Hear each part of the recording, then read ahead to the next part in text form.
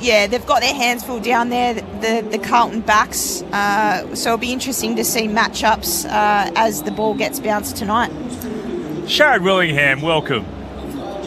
Good evening, everyone. Good evening, listeners. Madcap Dash across from Lathley. Mad Dash. It was the freeway was horrible, as it always is, as people try to. It's like it might take me 15 minutes. Might take me 15 minutes or so to get across. No. Good half an hour. Good half an hour to go 2 kilometres. You'd go quicker if you got on a penny farthing, I reckon. I know. I should have walked. Or if it won. Yeah. Well, exactly. If we had have won, might not have been down in the room so long post game. Yes, let's not talk about that 4-point loss. The Subiaco members of this broadcast box, they'll be happy. They're both happy.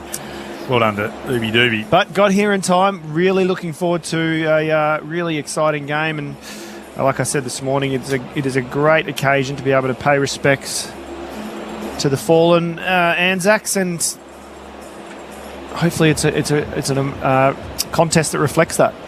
So the stadium goes dark as the focus is on the observance ceremony downstairs. Let's head down ourselves and join it here on ABC Sport. Catapult party! Slow!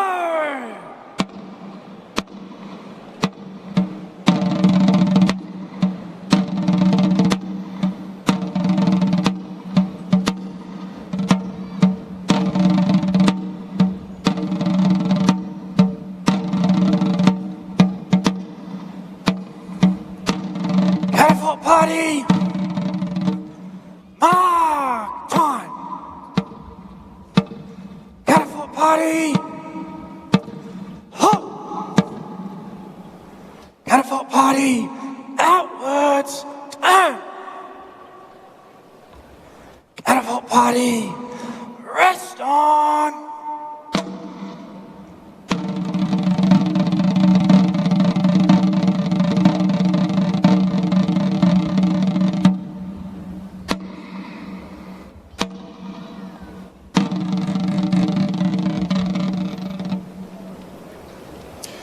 The Australian Football League and the Fremantle and Carlton football clubs invite you to join the coaches, players and umpires as we honour the Anzacs and all those people who gave their lives in the service of their country. Our thoughts too are with those currently on active service. If you can, would you now please stand and remove your hats for the Anzac observance. Tonight is the 29th annual Len Hall Tribute Game, which is named in honour of Western Australia's last Gallipoli veteran, Len Hall.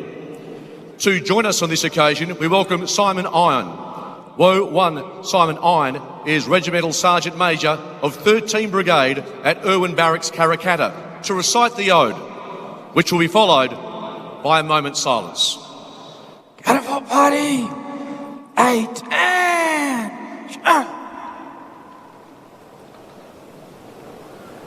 They went with song to battle.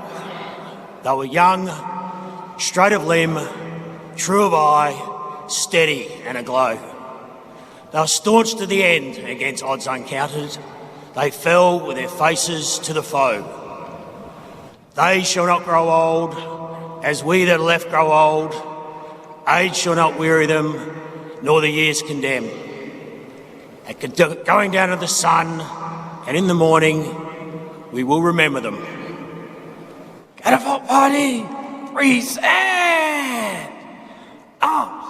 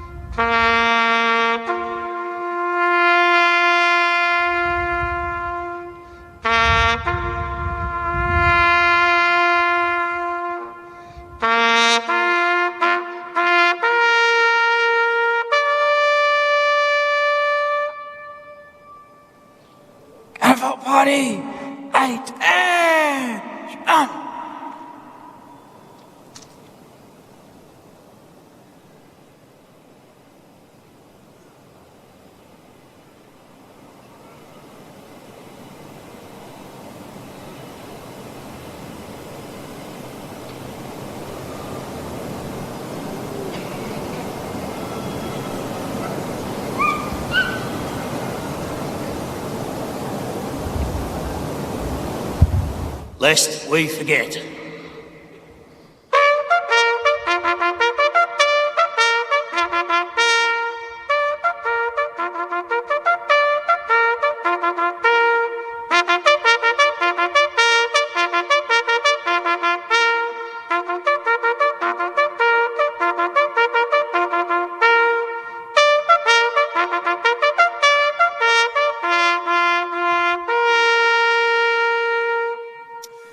We now ask the Fremantle Dockers and Carlton Football Club, along with our veterans, to stand together on Whadjuk country for the New Zealand National Anthem, sung by Paula Pearlray. Catapult party, freeze and on.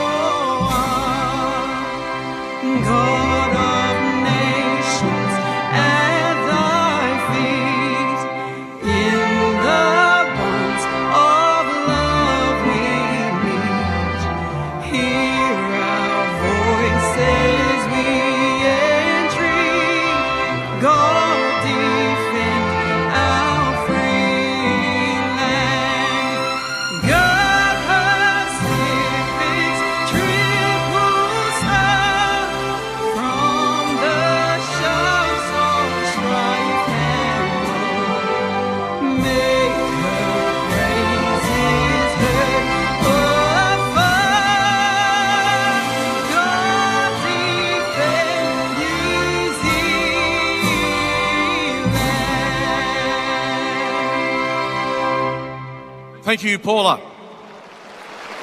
Now for the Australian National Anthem, to be performed by the Royal Australian Navy Band and sung by Petty Officer musician Nadine Starkey.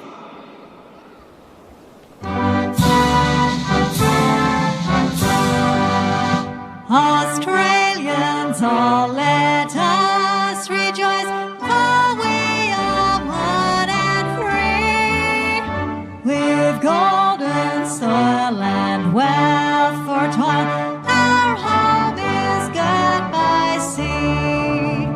Our land abounds in nature's gifts of beauty, rich and rare. In history's page, let every state advance Australia fair. In joyful strength, then let us sing, advance Australia fair. Catapult party, 8-10. Shot. Thank you, Nadine. Good luck to both teams for the upcoming game, and thank you for your attention. 8-10. Shot. Always a stunning sight downstairs. Beautifully observed as well. And the teams, after shaking hands with the veterans that they're standing alongside on the northern wing, will go their separate ways as the lights come back on. The Blues to the left, the Dockers to the right of our broadcast position. They run to the city end as the veterans leave the field. Mark Redding's our MC downstairs. And the sounding of the last post in the reveille from Petty Officer musician Nigel Barrett, the side drummer Warrant Officer Second Class Adam Corning. The other names that you need to know from the observance ceremony. Here on Anzac Day, the fourth of the four games. Results earlier today, the Hawks by 49 over Gold Coast, an 11th straight win at Launceston for Hawthorn. Collingwood way too good for the Bombers. The Magpies by 77 points at the MCG in the traditional Anzac Day game. There's a game underway. Still in the third quarter at Adelaide Oval. Nice touch from Michael Voss. He's made his way across to the side to shake hands with all the veterans as they walk by before he takes a seat on the bench for the Blues. Port Adelaide have a 20-point lead over Geelong, 8-9-57 to 6-1-37. That's early stages of the third term. Here in the West, it's the Dockers and the Blues. Final thoughts, Cara Antonio, Sharad Willingham on ABC Sport. Well, I'm obviously coming here late, so I'm not sure what you covered off, but I'm really excited. Obviously, Voss going out is a huge setback for Fremantle. Just watching some of the footage now of him doing some of his testing, it said illness, so it's a big out, but opportunity for the big cocks in Mason to stamp his presence and probably spend a little bit more time in that forward line. Last week we saw him really only come in off the interchange to play as that ruck, that kind of 40% probably as a ruck. So wouldn't be surprised to see him spend more time through the middle and more time forward. It's just a great occasion, isn't it? All Anzac Day games. I obviously caught up on the MCG result today. Scott Pendlebury wound back the clock by all accords. But yeah, very much looking forward to today's game. Last week we saw Fremantle really play a little bit of a slingshot game. I wouldn't be surprised if the ball spends a lot more time in the forward half tonight. Toss of the coin downstairs. Mitch Turner had his eye across it. Mitch. Jerry Bampton, of course, tossing the coin as we spoke about pre-game Clint's. It was Patrick Cripps from the Carlton Football Club who got the win. They will kick to the city end of the ground, the Dockers to the Graham Farmer Freeway end. But Jerry Bampton out there in the middle, who we spoke about earlier in the day, part of that tragedy back in Townsville 30 years ago, which we mark as well this year. So great to see Jerry Bampton out there, and great to see everyone embracing everyone who was a part of all the former and current service people out there tonight. What's it like downstairs? Akash Fodor joins us again. Akash. Hi, Clint. It's really hard to describe the kind of chills you get at ground level during that observance ceremony, and well done to both the clubs and all the fans in the way they observed it. Perfect night for football. It's about 18 degrees. There's no wind out here, and the stadium is absolutely packed. Looking at the bench for Fremantle, Carl Warner, Corey Wagner, Isaiah Dudley, Michael Frederick, and the late inclusion Jeremy Sharp starting on the bench. And for Carlton, Lockie Cowan, Adam Chera, Lewis Young, Taylor Byrne, and Ashton Moyer will start on the bench. Last one out of the gates on Anzac Day. It's the Dockers and the Blues from Perth Stadium. Big crowd in for the 29th Len Hall tribute match.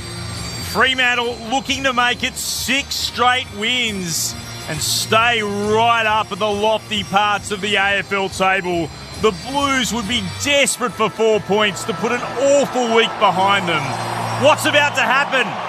Let's find out on ABC Sport. Here's Mitch Turner. As Cara Antonio said, Cooper Lord has gone to Caleb Sarong at the first bounce. It's Fremantle who get first possession through Hayden Young. Little kick backwards. Lands in the hands of Heath Chapman. So the tag might be on. And Mason Cox started forward as well. Kick out to the man who started in the middle of the Dockers in Jackson. Takes the mark on the broadcast wing. Handball to Clark. Spearing kick to Switkowski. Punched away from him by Williams, who jumps on top of him now. We'll have a ball up back inside the centre square. What an atmosphere we have already here at Perth Stadium. Up in the ruck, Reedy, the former Docker, against Jackson. Came the way of Brayshaw, though. Trying to crash through on the second effort again is Reedy. And he's wrapped up. Would have gone head-to-head at training a number of times, these two. They both reach up, Jackson and Reedy. Reedy, the more decisive touch, comes the way of the Dockers through Young to Brayshaw. Now Clark inside 50. Amos being held, free kick directly in front, 25 metres out. And there was a lot of Guernsey being held by Harry Dean, and the umpire spotted that one early. Just probably didn't need to do that as well, because Haynes read it really, really well. Could have either floated across to help, but ended up taking the mark. So, yeah, just didn't need to do that at all. Tell you what, talk about form. This man, Jai Amos, 5 goals last week. He's bounced back, and Jai Amos gets the Dockers off to the perfect start in the Len Hall tribute game. They goal within the first 2 minutes. Fremantle 1 straight 6. Carlton yet to score. Saturday night footy on ABC Sport. Anzac Day action. Jared Wellingham, Cara Antonio, our experts. The other player from Fremantle who's in great form is Clark. Already dashing, running from the back line, providing that run and carry that we know he does so well. But Amos, 2 touches already, but Clark, 87 metres gained from those 2 touches. Quite remarkable, isn't it? Jai Amos, question marks about how he was travelling. Booted 5 last week, now with 15 for the season. Had 9 marks inside 50 last week as well, the most ever by a Docker. You go like past the likes of Matthew Pavlich, who has the previous 4. That's an impressive performance. The Blues through Walsh will get the clearance away from the middle. They can't capitalise on it. Brayshaw's able to pick it up. Worked it out to McVie. Hand pass hit the deck. Here's Jackson. Gathered. Gave it off to Sarong. Ugly kick across half forward. Spilt though by Williams. Tracy coming the other way. Williams tries to get a hand pass out. Still in dispute. Picked up there by Walsh. Quick hand pass to Cripps. Now an opportunity to work it forward. Eventually comes to Hayward. Nicely worked through all of that through Lord. They almost turn it over here, the Blues. Ugly hand pass eventually wrapped up by Smith, and then he's taken to ground. It'll be a ball up on the Logo centre wing. Thrown up in the air. Reedy with the more telling tap. Umpire spotted a free kick. It's going the way of Fremantle here.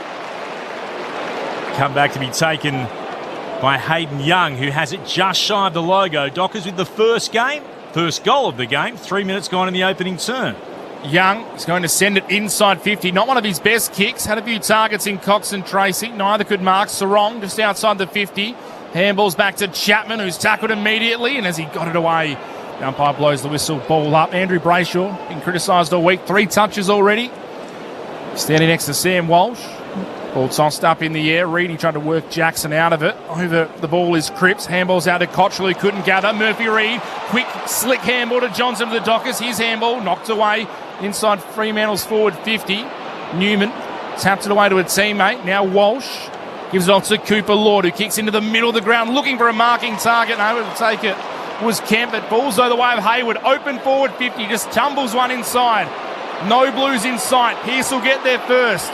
Big chase by Mitch McGovern, who did very well to make a contest and get the ball out of bounds in the left forward pocket. Terrific work rate by Mitch McGovern. It'll be tossed in about 35 metres around left forward pocket for the Blues. They're yet to score. It's the Dockers by a 6.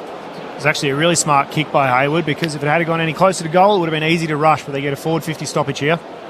Deep in the left forward pocket for the Blues. Jackson, though, won it down to Erasmus. Just got out of the tackle. Long hand pass to no one in particular, right half back. Tracy attacked the football, couldn't gather.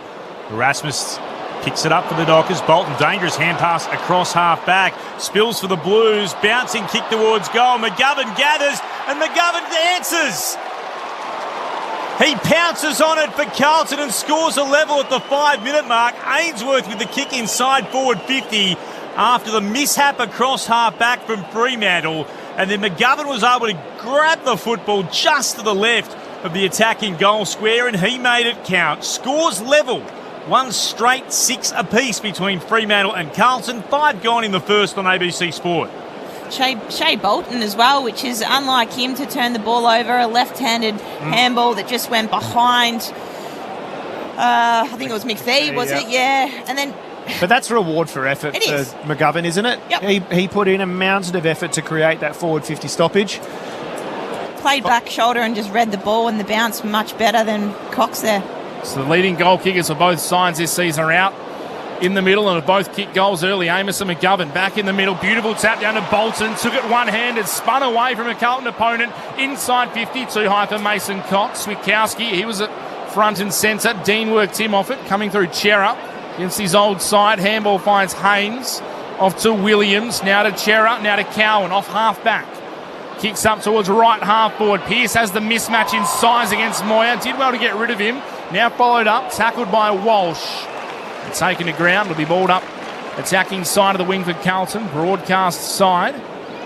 It's Jackson and Reedy slowly make their way over to the umpire. Ball tossed up in the air. Jackson tapped it down. Brayshaw first hands. Got it to Murphy Reid. Danced away from one. Handball back to Ryan. Put him in trouble. And then he slipped and stuttered as he tried to get away. He was caught high. Bailed out by Moyer. Lucky. He was in all sorts of trouble, Luke Ryan. It's a free kick to the Dockers. Goes short to Reid. Too short. Not 15. He'll retreat backwards inside defensive 50 to Chapman. Chapman kicks towards the commentary wing. Sharp, the late inclusion, is there and able to take the mark. Cowan closed him down. Got it away to Wagner. Hands it on to Bolton. Short hand pass to Reid. Pops a hand pass over the top. Switkowski left half forward. On the run is Bolton. Keeps going. Just can't get away. Despairing effort. Well done, Williams. Grabbed the back of his jumper that affected the kick. It means he missed to the left-hand side. And every blue in the vicinity quite rightly goes to say, well done, Zach Williams, for not giving up.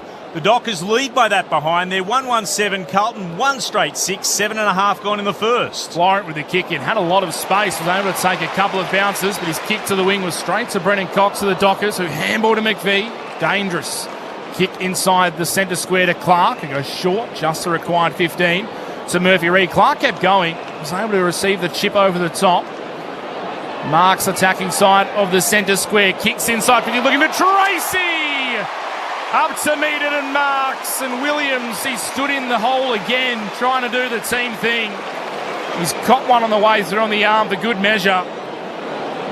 But Josh Tracy will get his first look at goal from about 40 metres out, pretty much directly in front. Is anyone attacking the ball at the moment as well as Tracy in the league? Nah, he's dangerous, isn't it? Especially when he's at full pelt. Great reach, and he's very hard to defend at full stretch. Josh Tracy directly in front. Makes the most of it. Loves his work, finishes it off, and Fremantle have it. 2 goals in the opening quarter. 2-1-13 the Dockers. The Blues are 1 straight 6. 8.5 minutes played in the first quarter. Saturday night footy on ABC Sport. The Len Hall tribute game. Sharrod Wellingham and Cara Antonio are experts.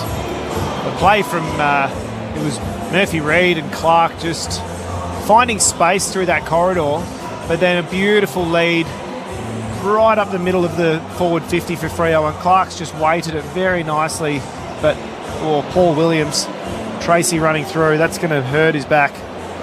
Carlton need to be better throughout the centre of the ground there, though. Yep. I saw 3 of them just standing there, hands on hips. Could have easily stopped that Clark second follow-up kick. Just poor. Needed to swivel their heads. Ball up in the middle again. One down by Reedy, but Murphy Reid sharks it. Out to Brayshaw. Here's Bolton. Breaks away from Chera. In the centre circles, kicks long inside forward 50. Amos flew. Tracy was there as well. Neither could mark. Williams with a clearing kick. Bounces its way towards centre half back. Scooped up by Lord. He's taken high. Umpire says play on. Ball jarred out. Reid got it. Kicked into Reedy. Ricocheted away. First off Sharp, then taken by Brayshaw. Now Chera. Forward to the wing. Back into the right forward pocket. Mason Cox went up. Couldn't mark. Here's Dudley gathering at the drop. Got a hand pass back in the direction of Tracy, who's hurt his arm trying to attack that football. Umpires spotted a free kick. It's going the way of the Blues, taken high. And this is bad news right now for Fremantle, because Tracy remains down holding the right elbow. In that contest before, stuck out the arms attempting to mark. Player coming through from the Blues. It's Matthew Carroll has hit him, and immediately the right arm of Josh Tracy is tucked in and he's in trouble. The doctors are out to speak to him. Takes a lot for him to stay down as well, so he must be in a bit of pain. You have to hope that is a real big stinger where he's absolutely had the nerve whacked, and it is just elbow, immediate pain of that kind of hyperextension of the elbow, wasn't it? Yeah. He stayed out there. It around, yeah. So there was a big cheer from the Dockers fans too when he shook off the trainers. So it's going to take a bit more to get me from the field. He's out there, Josh Tracy. It's a Carlton ball, deep in the back line. Handball to Williams, running across his own defensive goal square, looking for a target on the broadcast side. Haynes in front, takes the mark under pressure from Erasmus. Experience of Nick Haynes. Goes short, not 15 to Chera, called to play on. Handball's back to Haynes, off right half back, kicks into the centre square. Going back with the flight is Walsh, able to take it uncontested in the end. Trying to move it forward quickly, has a player on it, centre half forward in Hayward. Marks right on the 50, could almost go the journey. He rolls around, kicks towards the top of the goal square, and it goes too long and goes through over the top of Kemp and Pearce for a minor score. 1-1-7 Carlton. The Dockers 2-1-13. 6-point margin. 12 minutes played in the first term. Saturday night footy on ABC Sport. If you want to get in touch with us, 0437 774 774. If you want to send us a text, let us know where you're listening in from as the Dockers move it around their defensive 50. Leon and Renee listening in from Newman Rocks, 140 k's east of Norseman. They're on their way to South Australia. Big g'day to you listening in here on ABC Sport. Now Fremantle through Clark, beyond defensive 50, in the direction of Tracy, who did stick out the right arm, got a fist to it, spilled down to Walsh, almost run down by Dudley, got a ball away but intercepted by Murphy Reid. Short hand pass straight to Haynes, has it at right half forward for the Blues. Handing it off, it came again to Walsh, got it originally from Florent, and a great rundown tackle.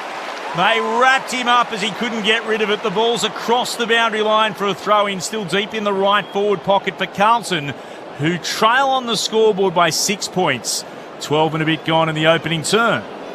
Ball spun back in. Cox v Reedy. Cox in front. Tapped it down to Erasmus. Straight into a brick wall. Liam Reedy knocked to his backside. Carlton rush in. Can't win the ball. Bolton can for the Dockers. He turns blind. Kicks it in the middle of the ground where Dean marks unopposed for Carlton. Can go out the southern side. Finds Carroll, who can kick inside 50, right on the paint. It's marked by Evans. Almost every Dockers player inside Carlton's forward 50, all bar one, are within the arc. Man on the mark stands right on the paint. Evans, looks like he might fancy himself here. Umpire's given him the full 30 seconds. In comes Francis Evans, arcs around, kicks from 55 metres out, gets good purchase right to the line. Cox, Brennan takes the mark for the Dockers. He almost had the journey, but it'll be a Fremantle ball deep in defence. They lead by 6 points over the Blues. Kel says, listening from the VFL game at Bellerive Oval. Hope you're enjoying that. Blues sticking around here at the moment. Ball's right half forward here, and Walsh is able to emerge with it. Kicks inside forward 50 for Carlton. Clark got a spoil on it. Here comes Brennan Cox. Looks to gather under pressure. Kemp's done really well to apply it. Evans there too, and the ball's across the boundary line for a throw-in at right full forward for the Blues. I think it's actually a free kick to Cox for a trip. Oh, he did get tripped. So we get the free kick. He takes it. Sends it to Chapman. Kicks beyond defensive 50. Will it be kept in play by Young? Just. Stolen away, though, by Lord. His hand pass was straight to an opponent. Gathering it there was Wagner. He was then tackled. Wrapped up by Williams. Ball up to call it right half back. 2-1-13 the Dockers. 1-1-7 the Blues. 14 gone in the opening turn. All tossed up. Mason Cox trying to tap it to Sarong. He's got Lord for company. Somehow got a kick forward. Scrambling up the southern side. Cowan over for the Blues. Trying to get it to Florent, who is harassed by a couple of Dockers. First Dudley, then Frederick. Now on hands and knees. Carlton slap it forward. Murphy Reid, he's dispossessed. Falls to Paddy Cripps, whose kick inside 50 lands on the chest of Alex Pearce. Brendan Cox is a bit sore after being tripped. He's got an issue with his right ankle here. So in that last contest where he went down, he's looking a little proppy as the trainers come out to see him. Meanwhile, his captain, Alex Pearce, goes up the southern side to Reid. Goes inboard to Brayshaw. Murphy Reid up to 9 disposals already. Brayshaw, number 7. His kick up the wing, looking for Wagner. Carroll worried him out of it for Carlton. Stops, props, sends it back up the southern side. Big fist from behind came from Evans. Cripps v Warner at the back. Cripps falls over. Warner jumps on top of him. Somehow got it out to Ainsworth.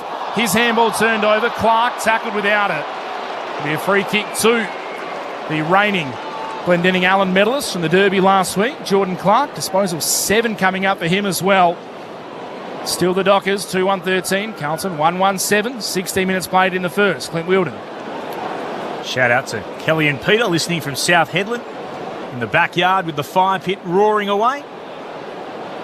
Kick down the outer side of the ground. Forward of The logo for the Dockers comes off hands. Wagner's there and sponsor Rasmus, who can mark uncontested.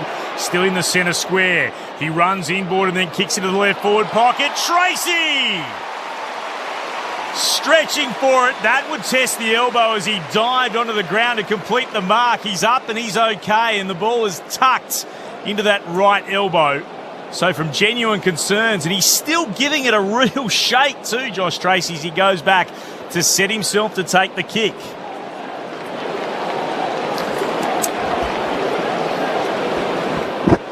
Already with one tonight. 45-degree angle to the left. He kicks from 35 out. It starts okay. It swings back between the big sticks, and Josh Tracy's got two. 3-1-19 the Dockers. The Blues are 1-1-7. And we've travelled all of 17 minutes into this opening term. Blues have got more than trouble with just Tracy. I know he's kicked a couple of goals, but it is 11-zip in the clearance front. And we know that Carlton, although they haven't got the wins so far this year, it's something that they've been able to regularly hold their chest up and hang their hat on to some regard, and getting an absolute lesson at the moment from the Fremantle midfielders. Akash Fodadar downstairs. Akash? I know he took the mark and goal, but Josh Tracy's definitely not 100% comfortable. The doctor's been out to him again. They've been looking at the elbow. He's taken some painkillers and continues to shake that right arm. I wish I was as uncomfortable as Josh Tracy. If that's how he looks when he's struggling. Ball in the middle, held to Chera. Before he get a clearing kick, he'll be balled up again. Of course, the problem for Fremantle, already without one of their big keys, with Voss out through illness at the start. Jackson taps it down to Sarong for the Dockers. Inside 50. Amos couldn't spoil it from behind. Good mark in front by Haynes. He's made a career out of intercept marking the ball. First of the Giants, now at the Blues. He goes short. Someone else who started his career in Sydney, Ollie Florent, handballs it back to Haynes. Kicks up the middle of the centre square. Too hot for Jagger Smith. Jackson out to meet it for the Dockers. Handball to Clark. He goes back by hand to Warner. Now at the southern side to Sharp. The late inclusion. The man replacing Patrick Voss. Takes a run, spears it. Up towards Amos. Too far out to score. Tucked up on the boundary. Attacking side of the wing. Wheels around on his left boot. Kicking in the Tracy direction. Coming across Dean. Spoiled his own man. It fell to Wiedering. Carlton have it through Cripps and now Chera. Kick into the middle of the ground, looking for a marking target in Kemp. Brennan Cox was there, knocked it away from him. Fell to McVie, back to Cox. Little fancy footwork, back to McVie by hand. Now to Chapman, short. Frederick or Dudley. Frederick comes in, takes the mark. And on the mark is 49 metres out. After a quiet week last week, Flippin' Freddie would like a goal early. Carlton's forwards just getting far too high. Coming out of their defensive 50, it was a 1v5 scenario. They were never going to win the ball, so really need to get their forward structure set ahead of the ball. Michael Frederick, second game for the year. Kicks from just outside 50. It's out to the right. It won't carry the journey. It's off the hands of the Carlton defenders. Through for a minor score. 3-2-20 the Dockers. 1-1-7 Carlton. 20 minutes gone in the first term, and of course, no Harry Mackay either. You can see them trying to play high and try and get them out the back, but Fremantle's defensive structure is really holding strong. Cox playing deep, but then Pearce as well. Blues with a kick in. Nicely worked. On towards Harry Dean. As we spoke to John Dorotich in the pre-game. Played alongside his father, Peter. He's kicked towards the wing. Wasn't what he was hoping for. Jackson with the intercept mark for the Dockers in front of the Blues interchange gates. He goes back to McVie and then stabs it short to the logo. Here is Murphy Reid. Nothing immediately on offer in front of him. We'll get told to play on. So he'll kick towards left half forward through the hands of Frederick. Forced to turn. He'll get it a second time as Young couldn't find a teammate with a hand pass. It's scooped up off the ground. Newman looked to work it away. Then Cowan, and he turns it over. Kicking towards the commentary wing once more. And it's in the hands of the Dockers captain, Alex Pearce, who's marked. Has that purple protection on the left arm as always. He runs around, plays on, kicks a low ball inside 50. Wasn't a great one. Favours Haynes, who takes another intercept mark. He started well tonight for Carlton, former All-Australian. Called to move it on. Kicks a bit of a wobbler outside defensive 50, but it falls into the arms of Hayward. You go inboard to Jagger Smith. So impressive already early on in his young career. Goes all the way back across his own defensive 50 to Wiedering. Out the far side now, southern side to Dean. Carlton have got the full switch going. Dean goes short to Haynes, who's run all the way across to centre wing. And they're going to come all the way back to the broadcast side. He goes back to centre half, back to Wiedering. All the Dockers in front of him. Chips one, tries to pinpoint a target up the middle. Good kick in the end. Able to find Chera. Runs around, plays on. Can kick Carlton inside the forward 50 at the back. Kemp flies and marks. Got a run at it, Brody Kemp. Able to take the mark, and he'll go back and have the shot from about 40 metres out. Side in the left pocket, he's thinking about going around the corner. That's what he's going to do. Love their patience. Sorry, Shaz. Carlton, you know, they've been known to go long down the line and just get numbers to contest, but love the switch in play there to open up the other side of the field. 2 goals, 1 last week. Brody Kemp runs around, snaps towards the goals and's got it. He's got the goal, Brody Kemp. Carlton with their second, 2-1-13. The Blues, the Dockers, a 3-2-20 margin back to 7 points. 22.5 played in the first term here at Perth Stadium. Sharrod Wellingham, who made his debut on Anzac Day at the MCG, and the former AFLW captain for the Dockers, Cara Antonio, in the box with us. Well, I thought what Kemp was doing was really not providing an option for the forwards. For the mids. And Cherry, as you said, had a little bit of patience. Ryan and Pearce were set up in really dangerous positions as backs, and Kemp, Chera just put it behind Kemp to be able to lead into a little dead pocket in the end. It was, as you said, a nice bit of patient play from Carlton. Blues don't mind heading west. They won 5 of their past 6 games at Perth Stadium. The restart, Jackson won it down, but it's the Blues with the clearance. Zach Williams kicks deep inside forward 50. Umpire spots a free kick going the Dockers' way. We'll come back to Alex Pearce. 3-quarter time in Adelaide between Port and the Cats. And the Power lead 9-15-69 to 7-3-45. Keep you across that. 1 quarter to come at Adelaide Oval. Dockers sent it towards the outer wing. There's a collision here that has left Wiedering a little worse for wear. Copped the knock to the leg, ball off hands and across the boundary line for a throw-in. The cash voted ours downstairs. Just on Brennan Cox a little bit earlier. He did come. He's on the bench now to have that right knee looked at from that earlier contest, but he's got the all clear and should resume shortly. Reedy palms it down for the Blues. They get an instant takeaway. Actually, it comes out towards Jagger Smith. Got it back to Cottrell. Wobbles a kick inside forward 50. Pearce is there, battling away against Kemp. Pearce for the Dockers put himself in the front position. Worked it out to McVie. Tumbles a kick towards Bolton. And he marched just shy of the wing, southern side of the ground. Has Jackson running forward, able to kick the ball ahead to him. Takes the mark just in from the boundary on that outer side here. The flags waving towards that Graham Farmer Freeway end on top of that southern stand here at Perth Stadium. Inboard to Wagner. Goes Jackson, dangerous kick in the middle. Pearce had to be good for the Dockers. Turns it over, have they? Moyer couldn't gather it for Carlton. Chapman good for the Dockers. Handball to Sarong. Checks the kick on the left foot nicely to Dudley, who takes the mark 45 metres out. He'll go back and have the set shot. Had a couple of options, but he'll take the responsibility. Thought he'd bitten off a little bit too much there. Wagner coming across the middle to Pearce. But they were able to, I suppose, once the ball went into contest again, maintain their composure, and as we've seen so many times with Sarong, a beautiful kick inside 50. Isaiah Dudley will take his very best, kicks from just inside 50, gets under it, it's out to the right, big pack on the line. Tracy knocks it back in. First one there was Williams, overran it. Dudley followed it up, he got first hands to it, tackled immediately, holding the ball. Umpire said he tried to break through. He was trying to make amends for the missed kick. It hasn't worked out. It's a free kick to Carlton, and Cottrell has it deep in defence. So Cottrell kicks towards left half back.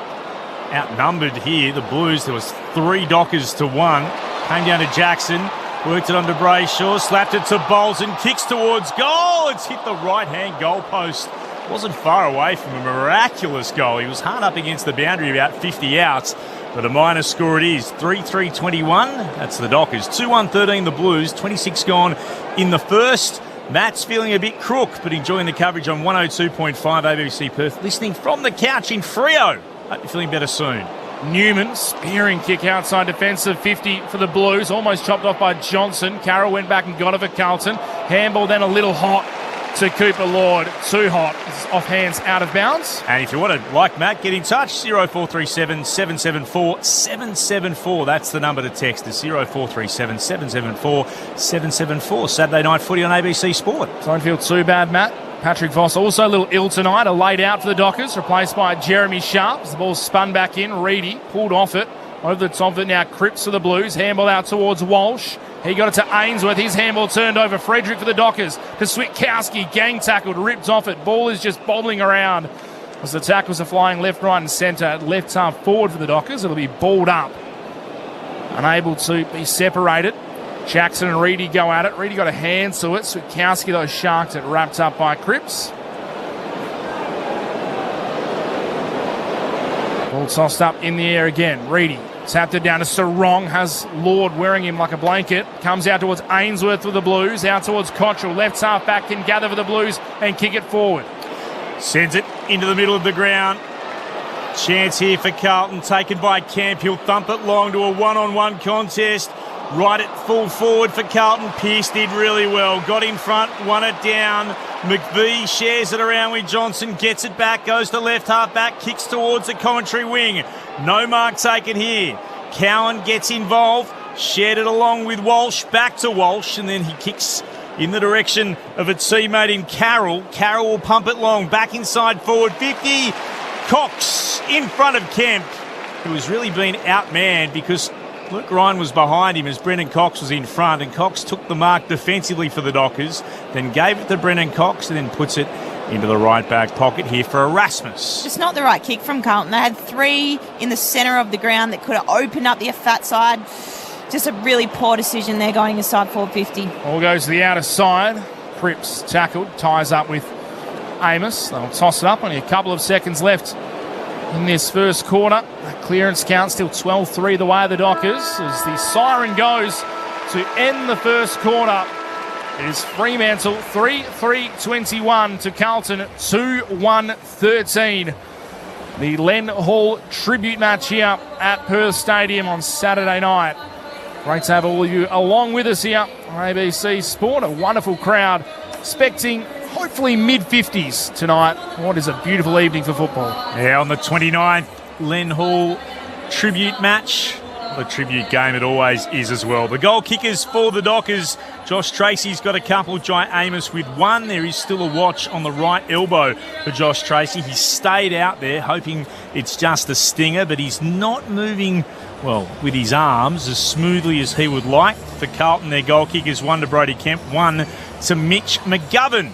Wherever you're listening, we'll get in touch with you in just a moment if you want to send us a message. 0437 774 774 is the number to do so. If you're listening on ABC Local Radio, 102.5 ABC Perth, ABC WA Sport Digital, and streaming on the ABC Listen app, look for the AFL Extra button. This is Saturday Night Footy on ABC Sport.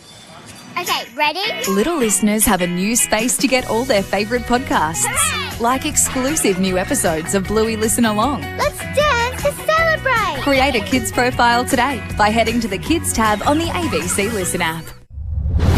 This is Anzac Day Footy with ABC Sport. Last one out of the gates on Anzac Day. It's the Dockers and the Blues from Perth Stadium. Comes the way though, the Dockers through Young to Brayshaw. Now Clark inside 50. Amos being held, free kick. He's bounced back and Jai Amos gets the Dockers off to the perfect start. Bolton, dangerous hand pass across half back. Spills for the Blues. Bouncing kick towards goal. McGovern gathers and McGovern dances. To Murphy Reid. Clark kept going. He was able to receive the chip over the top. Marks attacking side of the centre square. Kicks inside 50. Looking for Tracy. Makes the most of it. loves his work, finishes it off, and Fremantle have 2 goals in the opening quarter. Got a hand pass back in the direction of Tracy, who's hurt his arm trying to attack that football. You have to hope that is a real big stinger. He stayed out there. Moving it around, yeah. Sponsor Rasmus, who can mark uncontested, still in the centre square. He runs inboard and then kicks into the left forward pocket. Tracy! Stretching for it. That would test the elbow as he dived onto the ground to complete the mark. He's up and he's okay. He kicks from 35 out. It starts okay. It swings back between the big sticks and Josh Tracy's got 2. Able to find Chera. Runs around, plays on.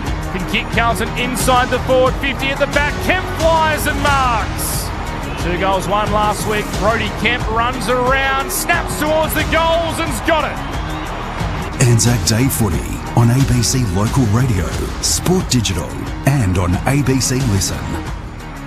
Calls from Torquay, restoring an old director's chair in the garage, listening to what's a very entertaining game so far. Great call, team. Pepper from Brisbane, listening to the Dockers game while travelling home from the Gold Coast on the Pacific Motorway. Welcome to you, Pepper. I like this from Paula. Watching from Block 108 here at Perth Stadium. If you look carefully, I'll be sharing the Anzac Bickies at half-time. Oh, any way you can get them up here? Yeah, send them up here. That's exactly right. They're good-looking Bickies too. She's sent us a photo. Thank you very much. I love an Anzac biscuit, even if it's not Anzac Day. Kerry's listening in from Darwin. I like this too, Sean. Go Freo. Listening from Vietnam. Do I remember a game where Kemp kicked a bag at Perth Stadium a few years back? Yeah, he booted 4 against West Coast here. 2024, near the end of 2024, the home and away season, he booted 4 here against the Eagles. At the moment, the Dockers are in front by 8 points over the Blues, 3-3-21 to 2-1-18. What are you made of things? Sharad Willingham and Cara Antonio, our experts on ABC Sport. Well, we kind of made mention of the stoppage dominance from Freo, but I don't think they really got much reward for it. They spent a bit of time inside forward 50, but didn't have too many more shots. They had 1 more shot. What is it? 3-6 at the moment. So for the amount of inside 50s that they were able to produce, which was twice as many as Carlton, I don't think that they'd be too happy with that conversion rate. Well, +9 in clearance and only the 1 goal, 1 from stoppage. So that for me is probably the message coming from JL at quarter time. They're set up really nice defensively, and Carlton, we mentioned throughout the quarter, just getting way too high up their forwards and then nothing to kick to. So they need to be a little bit more patient when they win the ball in the back half of the ground, hit a chest and then let your forwards reset, so then you can build from there. But for me, yeah, defensively, Fremantle dominating, just far too strong with their setup. But yeah, Fremantle probably just need to get a little bit more bang for buck with their dominance inside the contest. From their coaching, point of view, I reckon they'd probably be saying the exact same thing. We're getting the job done at the source, at the stoppage. We're getting supply into your forwards. Let's just either lock it in there. Whereas I think it came out if they weren't having a shot, it was coming out. So they'd want to maybe produce a few forward 50 stoppages, because like you said, Cara, the Fremantle defence is set up very well. But in saying that, I think Carlton did a reasonably good job of playing some pretty dour defence back there. I thought Haynes was pretty good for them in his ability to turn it over, but their mids need to get to work if they're going to give their forwards any chance of playing any territory in their forward half. Some of the numbers, the team stats first. Contested possessions, the Dockers are ahead in that category by 6. Clearances has just been adjusted now, so it's 10-4. As I look at that, the way of the Dockers still comfortably on top. Tackle count, Carlton's way, 20-17. The inside 50s, 16-12. Fremantle's way, the hit-outs, 11-6. The Dockers' way as well. Individually, Murphy Reid has 10 disposals, equal best on the ground. 8 for Jordan Clark, McVie and Bolton to the Dockers. Andrew Brayshaw with 7. For the Blues, Sam Walsh has 10 touches. Nick Haynes with 8, and then 6 for Cripps and Chera. But it's the Dockers at quarter time ahead of the second term, who lead by 8 points. Morgan in Victoria, in Inverloch. I'm cleaning out the garage, listening to the call. Love to hear more Carlton goals being kicked. Maybe the plan tonight is don't be well in front in the first half and run down Fremantle in the second half. Let's find out, Morgan. Wade in Bendigo asks a genuine question. Are Freo the real deal? We'll be a little bit more aware of that in the next couple of weeks. Let's find out how they continue on. The second term underway, and they get the first clearance, and surging forward, Jackson, who won it down, he gets it back. Switkowski, 51 out from goal. Jackson, what a start to the second quarter. He liked it as well. Gee whiz. Bursting out of the middle, shared it around with his teammates, just like he's now sharing around high fives. Points to those who helped with the clearance. That was a thing of absolute class. Winning it down in the middle, beautiful tap. Young slapped it forward. It came to Sarong. Jackson shared, as I said, with Switkowski, and he finished it off. What a goal, and what a way to start the second quarter. 4-3-27 the Dockers, 2-1-13 the Blues. Took just 40-odd seconds. 40-odd seconds. Also, I didn't mention that they had a lot of the hit-outs in the first quarter, but Jackson alone had 6 hit-outs to advantage, which obviously makes it very hard for the Carlton. That goal reminded me of the Draper one a few years ago. Very, very good. That was Liam Reedy was all at sea, trying to go with Jackson there. Back to the middle. Reedy wins the tap straight, though, to Hayden Young with the Dockers. Takes a bounce out of the middle, kicks on the right boot, cops some late contact. It's going to go downfield. I think there was a free kick paid before it I have to no Carlton. idea. What for? High contact. Yeah, so it was in the Fremantle forward line, high contact. Okay, free kick to Carlton. They go forward. Warner jumping in front of the Dockers. He's taken high. It's a free kick. That's confusing. What was it? They don't know. They just say free. Champion data. Dangerous kick from the Dockers into the middle. Knocked away from Clark. Pearce goes back in. Tackled by Walsh and Haywood. It's a ball up. Attacking side of the centre square for the Blues. I can't help you more. I just saw an umpire in the forward 50 signal high contact, but actually what it was for or where, that I don't know. Yeah, Champion data were a little confused as well. Lord was spun from the restart. Got it to Williams. Off to Cherrett. Back to Carroll for the Blues. High ball inside forward 50. Going back, getting a fist on it is Ryan. Falls to ground. McGovern throws a boot at it. Can't get there. Wagner back to rush it through for the Dockers. Takes it over the line. 2-2-14 the Blues, 4-3-27 the Dockers, down to a cash photo on the boundary.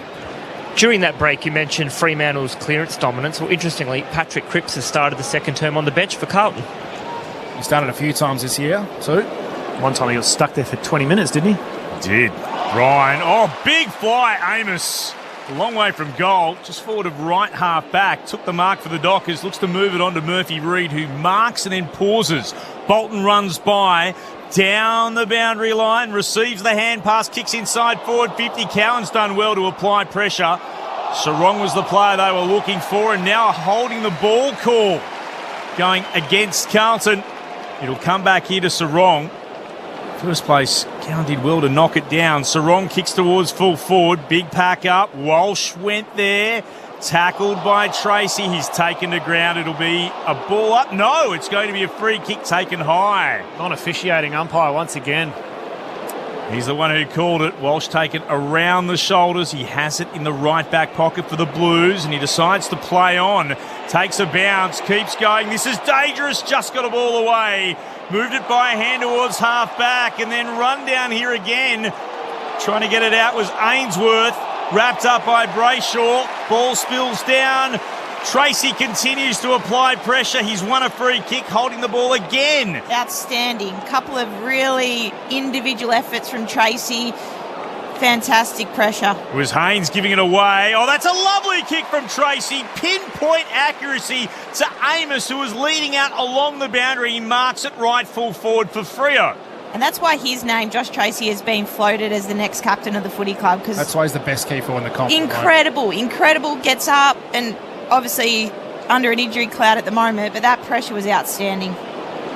Great pressure to win the free kick, and then not only to see the lead from Amos, but to deliver it.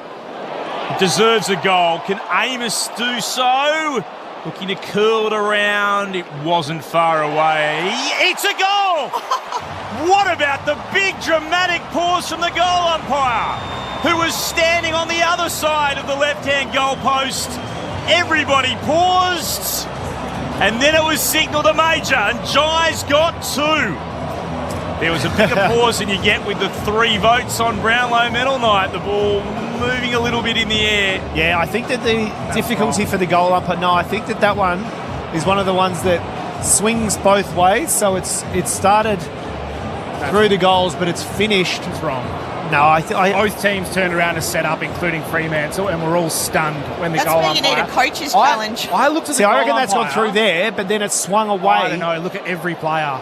He didn't react, and that's way delayed the replay of Jai celebrating. I saw the goal umpire walk to the middle, and I went, where are you going? I'm prepared to say the goal umpire, at least he has made a decision, because I'm not sure the arc would have been any more, let's say, precise on whether it had gone through. 5-3-33 the Dockers, 2-2-14 the Blues, 5 and a bit gone in the second term. Put lasers on the top and we might know more. Lasers. Chips in the ball, lasers on the post. Walsh with the footy in hand. Kicks it forward for Carlton. Tumbling ball. Pearce was the first one out to meet it. Took Ainsworth with him, not the footy though. Ball is going to come back the way of Carlton because of that reason. Non-officiating umpire again. Well, yeah, Pearce was coming through with a big head of steam, but did probably got him high. Elect him high, yes.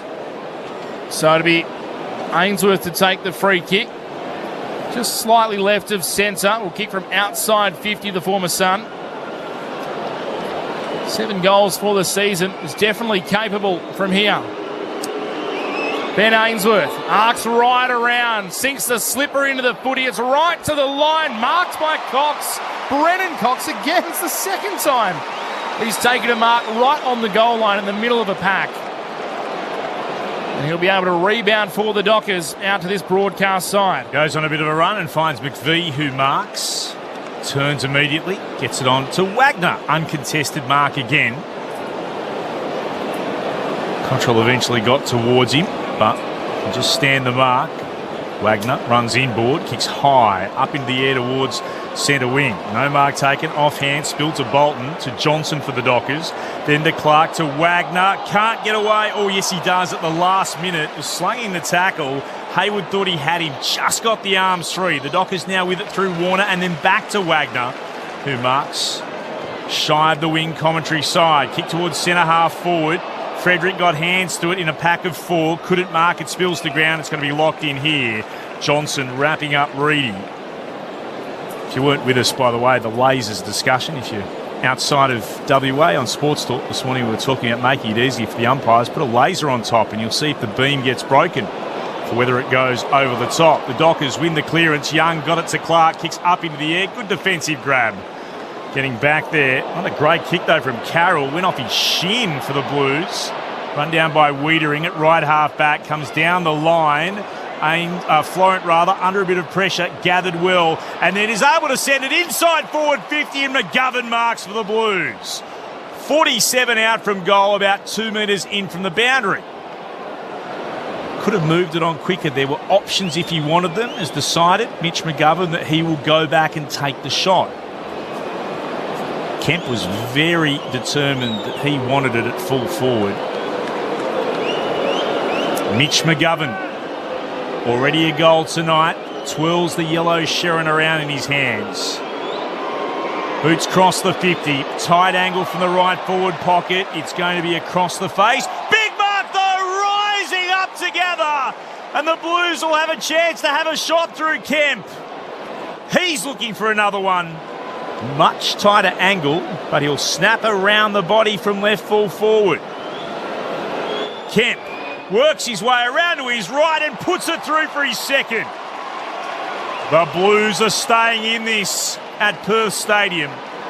Back to a 13-point margin in favour of the Dockers. 5-3-33, Carlton 3-2-20. 9 gone in the second term. Score update for you in Adelaide. 17 gone in the final term there. The Powers lead is out to 30 points.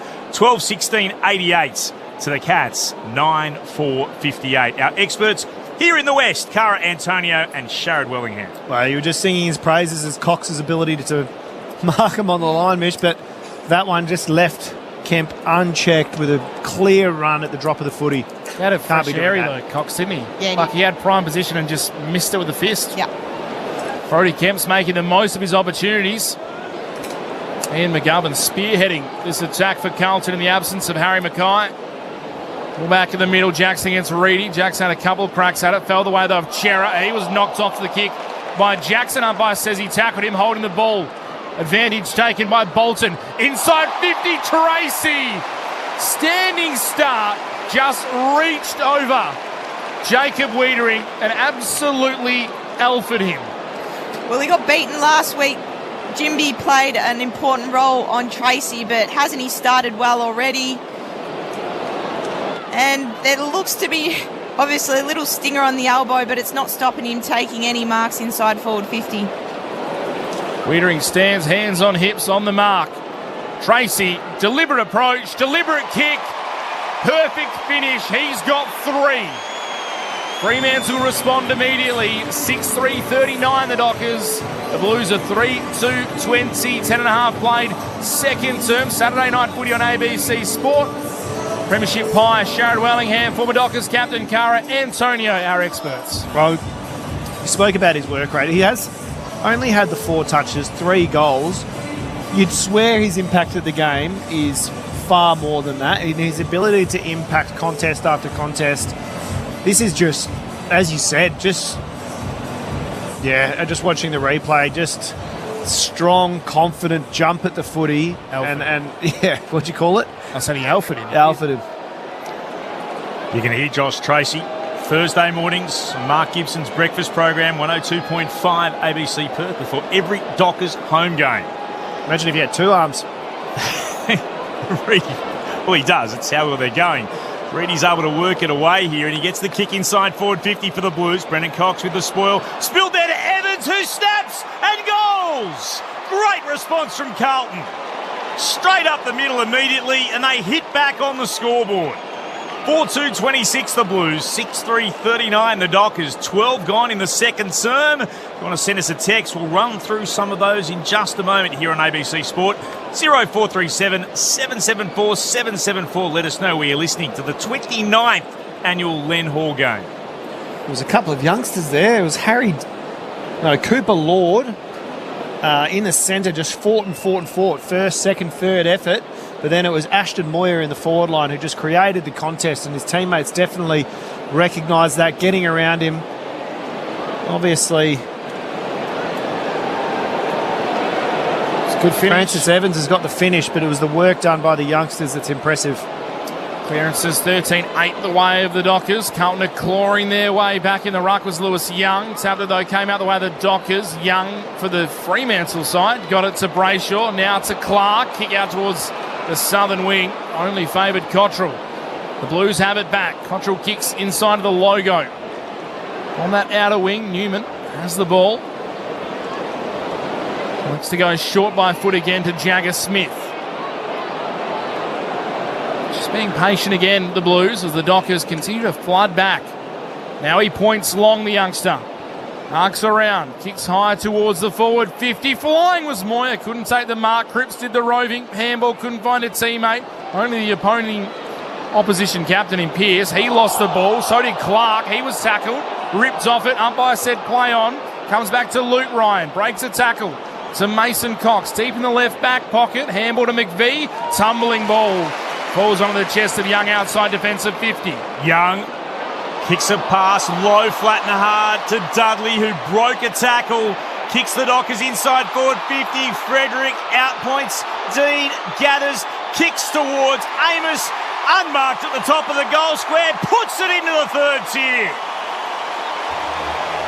He's got a third. And the Dockers, who somehow found a way outside of their defensive 50, despite some pretty good Carlton pressure, went coast to coast, but Amos to convert, and they've got their 7.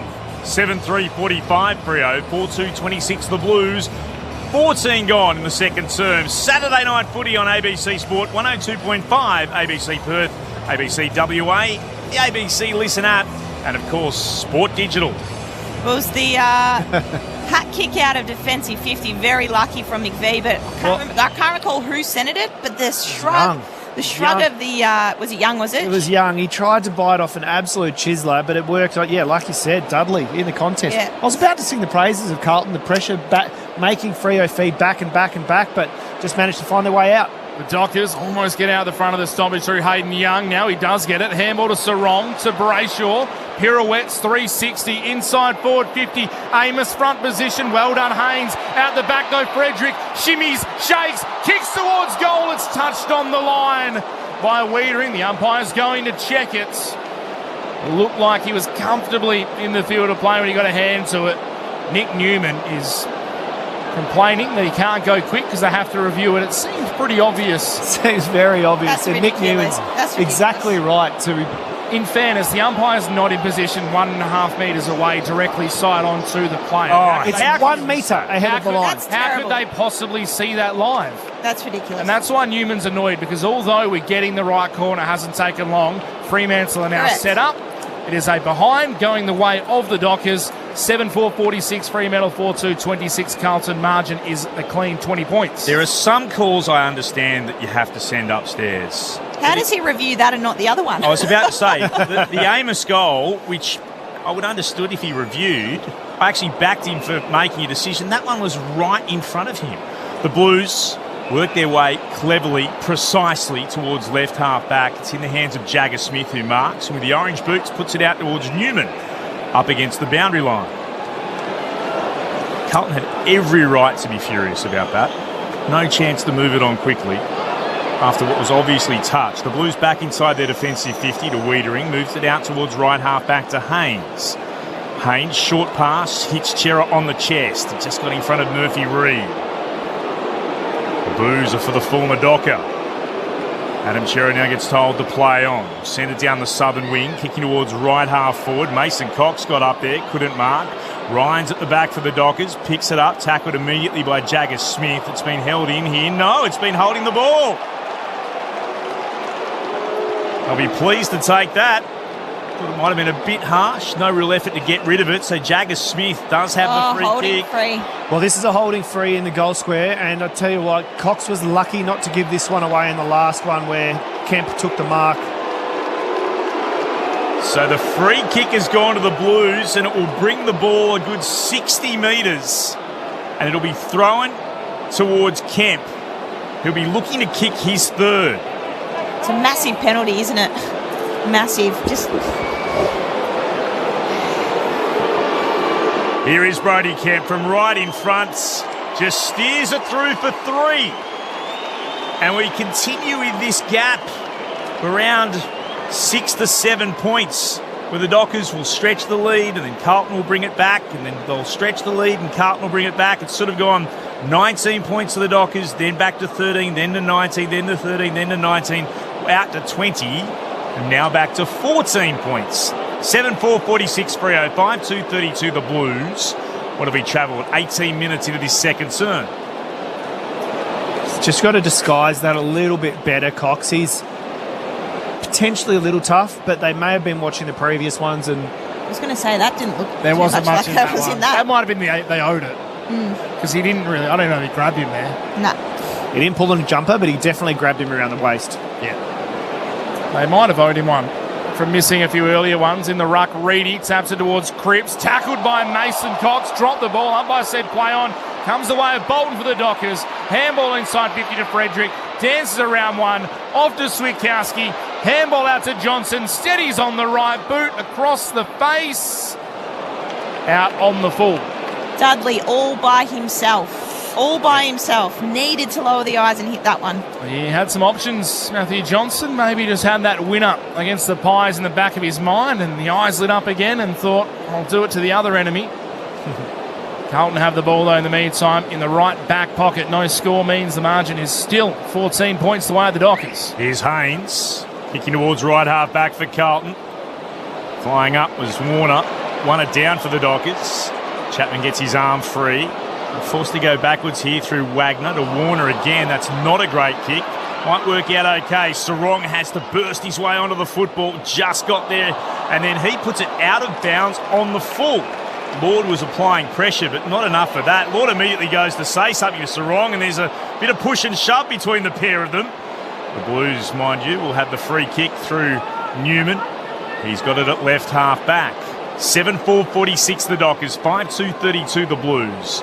We're about to go into time on in this, the second turn. Kick up the wing. Bolton tried to jump all the way over the top of Cripps. It was a high contact free kick to the Blues. Smith took the advantage. Handball to Carroll, who kicks a spearing ball a little too wide for Moyer, who had the company of Warner. Goes out of bounds. Left forward pocket for the Blues. That was audacious by Shea Bolton. That was putting your hands on the little brother and trying to jump on him in the backyard. Clear free kick. He had to try something. He was a little outsized against Patrick Cripps, his Origin teammate. Ball spun back inside Carlton's forward 50. Cox and Reedy went past it. Walsh trying to barrel through. He's tackled. And a good night. Sam Walsh, 13 disposals, leaving all comers on the ground. Sitting next to Neil Erasmus here as Cox got hands to it for the Dockers. Couldn't take it cleanly. In there is Wagner. Gets it to Johnson. He's tackled by Cripps. We'll have a ball up. Still inside Carlton's forward 50, about 40 metres out from goal. Blues kicking to the Farmer Freeway end, to the left of Perth Stadium from our vantage point on the northern wing. Dockers get the clearance. Erasmus kicks up and down in the lift sharp. They all go up. Sarong couldn't take the mark. Hit the pack hard, brought it to ground. Erasmus tried to work it out, comes eventually for the Blues. Carroll got it from Ainsworth, kicks towards full forward. No mark taken. Umpire spots a free kick. It's going Carlton's way. Against Mason Cox. Ruck infringement, the call. Luke Ryan can't believe it. He's almost laughing as he looks up to the big screen to see the replay, and it's Mitch McGovern who's going to have a shot at goal and try and kick his second. I need to see the replay of that because I'm a bit confused on what that was given for. You're not the Lone Ranger, Cara. But we'll have a look in a moment. Meantime, here comes McGovern from right in front, from 30 out, kicks the goal. Brings it back to a single-digit margin. Fremantle's lead cut to 8 points. McGovern's got 2. The Blues have got 6. 6-2-38. Fremantle 7-4-46. 22 gone in the second term at the 29th annual Len Hall Tribute Game here at Perth Stadium between Fremantle and Carlton. Our experts on ABC Sport, Cara Antonio and Sharad Wellingham. Well, watching the replay, it looks as though it was for Ryan infringing blocking. Yeah. So McGovern's tried to take a run up at the contest, and as he's jumped, Ryan's given him a shove in the front/side, and probably a little soft from the umpire from me, but it was there. Carlton, 2 in a row, finding their way back in after what's been a huge week. In the middle, Reedy, kick was smothered by Bolton. Goes back to Cripps, handball forward for the Blues from Reedy to Lord. Inside 50, looking for McGovern. Foot race with Luke Ryan, comes off the boot of McGovern, goes out of bounds. Umpire said it bounced after it hit the toe. It'll be a ball in just inside forward 50, about 45 metres out. Inside right half forward for Carlton. Sense a bit of energy here from the Blues. Looking to break this losing streak. Had a good record against the Dockers. Ball spun back in. Jackson in front of Reedy. Tapped it straight to Cripps. Somehow got a handball to Moyer. Back to Lord. Tucked up in the boundary line at right half forward. High kick. Erasmus underneath it for the Dockers. Takes the mark, not paid. Has to play on quickly to Warner. His handball on the ground towards Johnson, who arcs the back. Kicks it up the southern side. Wiedering held by Frederick, who was all over him. No debate about this one. Boo all you want, but the Carlton defender, rightfully so, wins the free kick. Goes back to Newman, who can go back up centre wing on the southern side to Jagger Smith. Freo's lead, 8 points, nearly 24 minutes gone. Jagger Smith gestures to the right forward pocket. That's where the kick goes. Warner won it down, spoiled at the back, bounced the way of Brayshaw, set upon immediately. Walsh got him one way, Evans the other. Ball up the call, right half forward for the Blues. 55 out from their attacking goal. Reedy, beautiful tap down to Cripps. Hand pass over the top to Evans from the right forward pocket. Across the face. Punched over the line there by Alex Pearce. It's going to be sort of throw in here. They're going to send it upstairs just to have a look.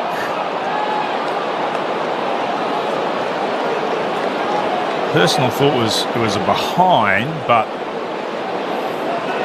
there's a little bit of conjecture. Looking, and it's core of a behind. It was I think Pearce hit the goal, but yeah, that's probably why then. Yeah, so Pearce has hit he's hit the behind post as he's punched the ball through. The reason for the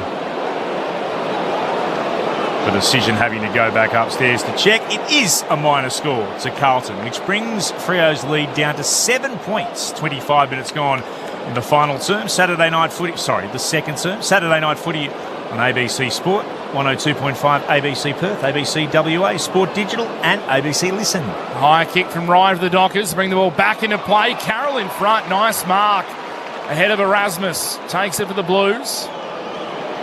Has the purple boots on. Kicks into the pocket. Leading target. Kemp over the top. Too hot for him. Bounces out of bounds. Will be a ball in. Left forward pocket. Bound jump, I was only a foot from that one and still couldn't see it though, so not too confident making the decisions. Reedy and Jackson stalking each other as the ball spun back into play. Goes over the top of both of them. Ainsworth tackled by Bolton, dropped it. Umpire said play on. Crashing in Erasmus, ripped it out for the Dockers. Handball to Wagner. High kick up the broadcast wing. Tracy and Wiedering wrestling it allowed Florent to come back and take the intercept mark for Carlton. Just below our broadcast position. And going down behind play is Patrick Cripps, who's blood rule? Caught one to the eye. So they haven't actually signalled blood rule. But I imagine that's what it is as we... Oh, he got a bit of friendly fire from, I think it was Liam Reedy. As Florent plays on, kicks inside the forward 50. No mark taken at ground level. Bolton danced through a couple, slipped the tackle, had to be good, was. Handball back to Chapman for the Dockers. His handball to Johnson, misses him, coming through Hayward. Tackled without the ball. And that's not a spot that's good for the Dockers. Almost identical to where David Swallow was tackled without the ball in last year's elimination final.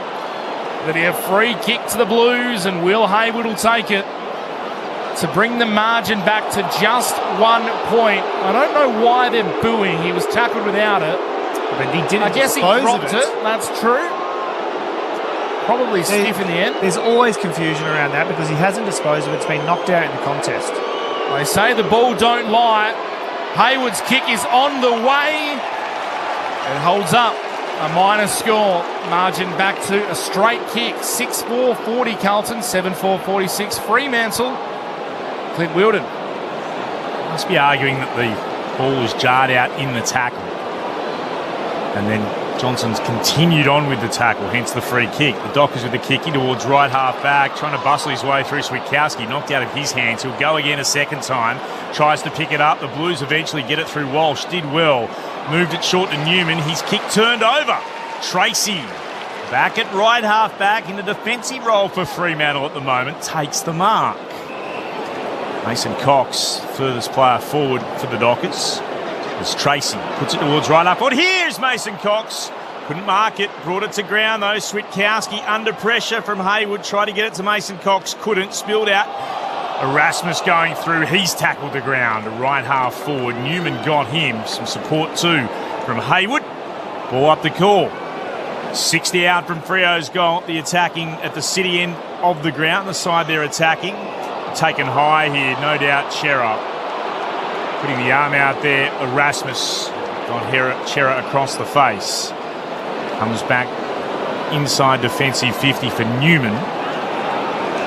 Wants an option, nothing immediately presents, so he goes on a bit of a trundle and then will kick towards the commentary wing. Jackson up against Reedy, good mark to the Docker, and he'll move it back to Ryan. Ryan has it just defensive side of the Anzac logo here at Perth Stadium on the broadcast wing. Carlton, plenty of numbers back. Eventually called to play on. Ryan kicks it towards the right half forward. Amos and Bolton both fly. Neither took it. Switkowski at ground level was good. To Sarong. Kicks into Mason Cox, who marks out in front of Jacob Wiedering on the lead. And will this be his first goal for his new club? It's a lovely kick inside forward 50 from Sarong. Just pulled it late. Outstretched Mason Cox, very hard to defend there. Nothing more Wiedering could have done. Mason Cox, the former Magpie, now a Docker. Set shot on the way. He's got the purple tinted goggles on now as he turns to the crowd, tugs on the Guernsey. and gets his first goal for the Fremantle Dockers. He debuted on Anzac Day for the Pies. He gets his first goal for the Dockers on Anzac Day here in the West. 8-4-52 Fremantle, Carlton 6-4-40. 12-point margin, 30 minutes gone in the second term. Sharad Wellingham, who also debuted on Anzac Day, in the box with us alongside Cara Antonio. It was great timing, but you mentioned it. It was such a good kick by Sarong across the body. Anticipated it nicely, and not much Wiedering can do when you've got a guy that's 211 centimetres and probably wingspan of exactly the same. But you know what I really liked? 16 players got to him.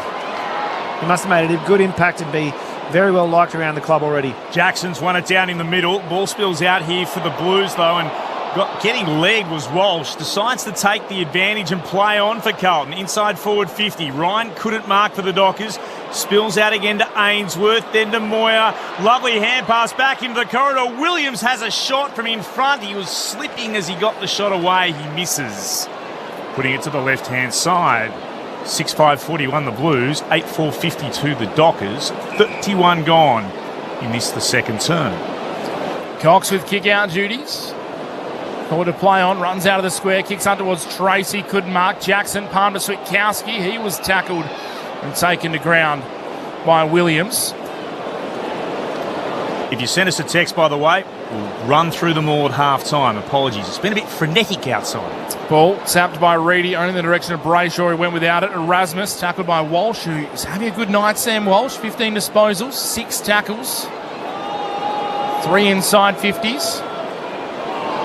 Reedy tapped it to Brayshaw again. His handball turned over straight to Byrne of the Blues. His handball back to the Dockers to Sarong, who gave it back to the Blues. McGovern, kick smothered. Ball ricochets inside the Blues forward 50. Wagner somehow got a handball free under pressure. There's a Docker down in the meantime as the Fremantle side take it outside defensive 50 on the far side through Cox, and now Sharp.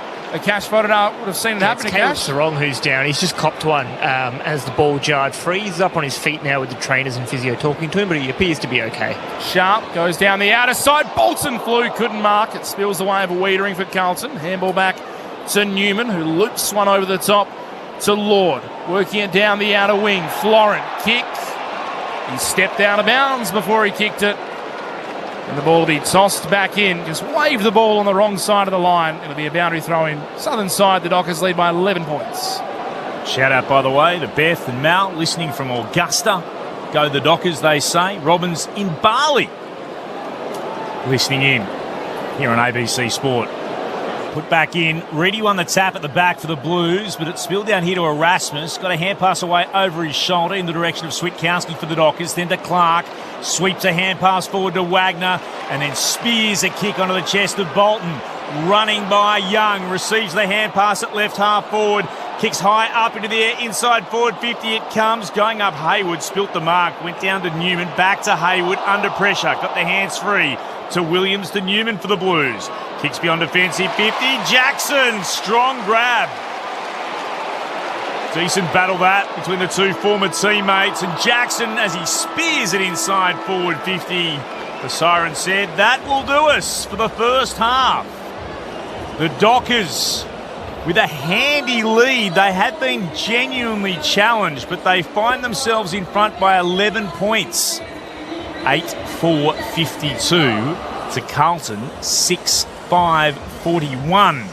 The goal kickers look like this. Josh Tracy's got 3. Jai Amos alongside him. Amos has got 3 as well. And then Mason Cox and Luke Jackson, the other goal kickers. While for Carlton, Brody Kemp with 3. Mitch McGovern's got a couple, and Francis Evans with 1 goal to his name. It was an 8-point lead. The Dockers at quarter time. It's now an 11-point lead at half time. They got out to a 19-point advantage on 3 different occasions and a 20-point advantage on 1 midway through that second term, but the Blues have been able to fight their way back. They are asking some serious questions so far of a side most of us rank as a genuine top 4 aspirant in 2026. to your text in just a moment. If you'd like to get in touch, ask a question, just say where you're listening in from. 0437 774 774. And a quick score check on the game in Adelaide. Full time. And Port have beaten Geelong by 30 points. 13-17-95 to the Cats. 10-5-65. I'm prepared to say I didn't tip that one. No. Sherry Willingham, Cara Antonio, what have you made of? I've found a really entertaining half of footy here at Perth Stadium. It has been entertaining, and I've been probably more so impressed by Carlton to remain in the contest. They definitely upped the ante through the stoppages and through the midfield, and were able to create more time in their forward half. I think for the quarter there, it was pretty neck and neck. Fremantle's still taking clearances. What have we got there? 11-8. But, you know, compared to the first quarter, they definitely were more competitive.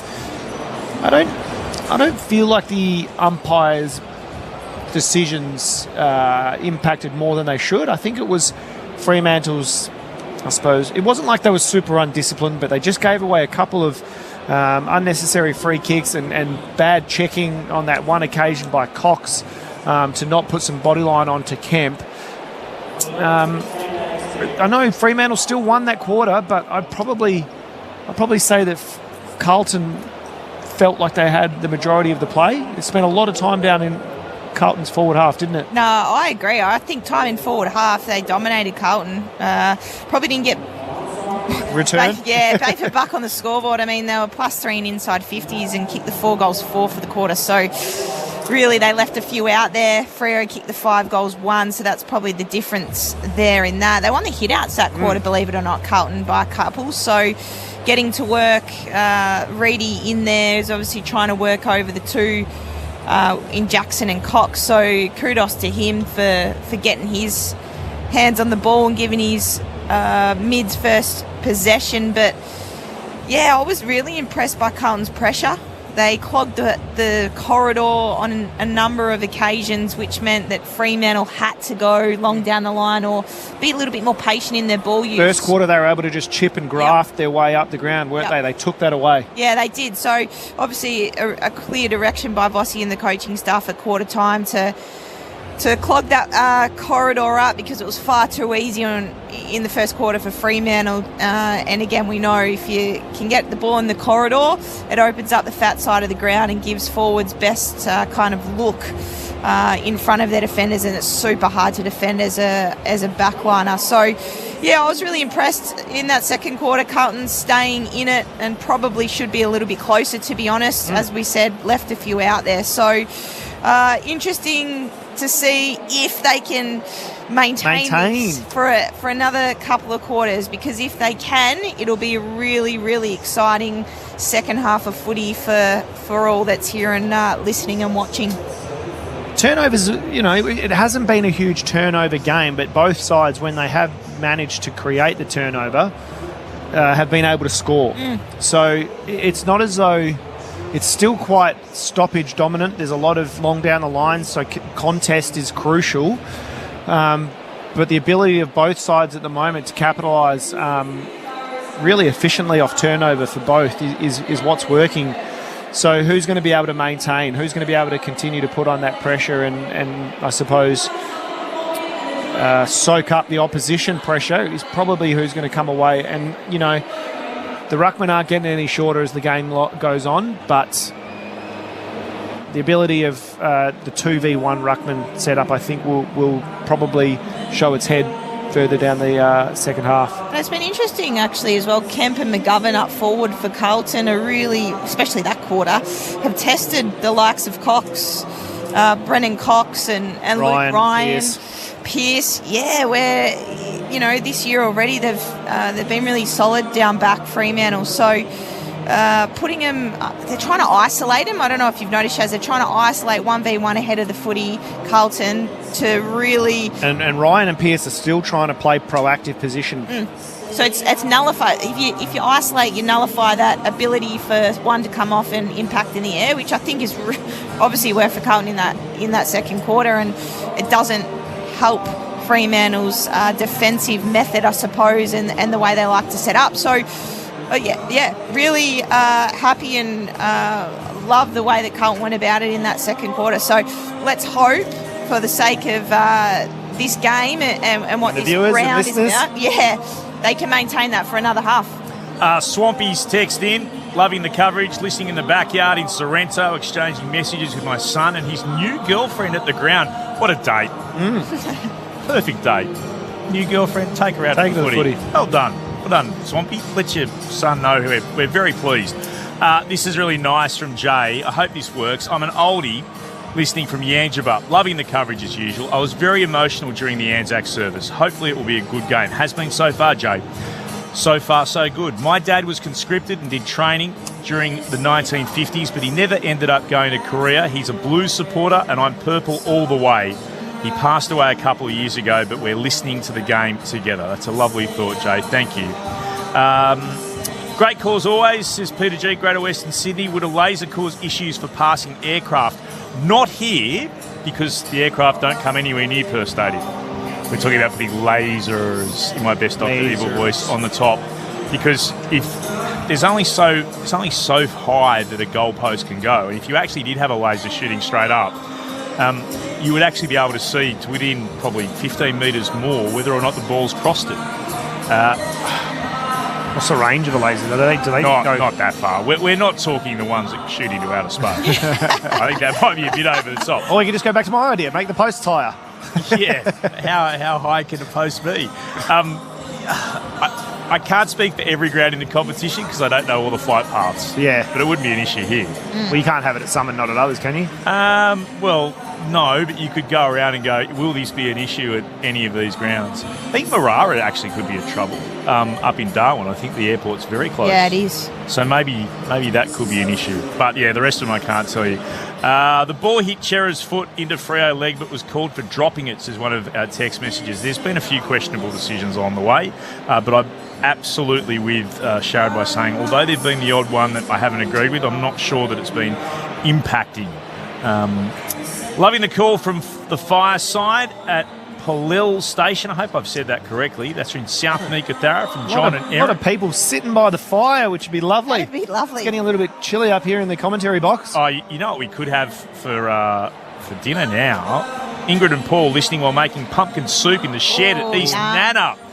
Go the Dockers. Brian and Vanessa listening from Ina Abba in WA. The start of a 10-day holiday. They're enjoying a couple of snags as the Dockers, they say, are kicking on towards September. So the goal umpire reviews the clear point and not the questionable goal. Disgraceful, the sort of thing Butters would get fined for from Ryan Greensborough. I'm absolutely... I was surprised that they didn't review. But then I'm also surprised that there was an obvious call in front of us that they did decide to review. I can't get any of some of those decisions. I find them very odd. Hi from Margot, a Freo supporter on holiday in Melbourne, listening in Brunswick with a 98-year-old Carlton supporter, Percy, both wearing the colours. Good luck to both of you. Rick Ensley from Margaret River got the headlamp on, the hearts faltering on the possible major damage to Tracy's injury. He's still out there though, Rick. Imagine Voss and Tracy being out. That would not be good for Freo, but we're told Voss is just feeling unwell. Any perennial Freo supporter realises the banana skin potential of this match. We live in hope and appreciation of the grandstand team. Good on you, Rick. And we understand why Fremantle supporters would see this as a potential banana skin. But at the moment, if you're a Docker, your side is in front by 11 points at half-time. If you're a Blue, maybe the second half this time is one as opposed to giving up a lead. Your side can storm home in. We'll find out soon enough. Second half not far away. But for everyone listening with us, wherever you are on local radio, 102.5 ABC Perth, ABC WA, Sport Digital and ABC Listen, let's pause here at Perth Stadium and take the latest from the ABC Newsroom.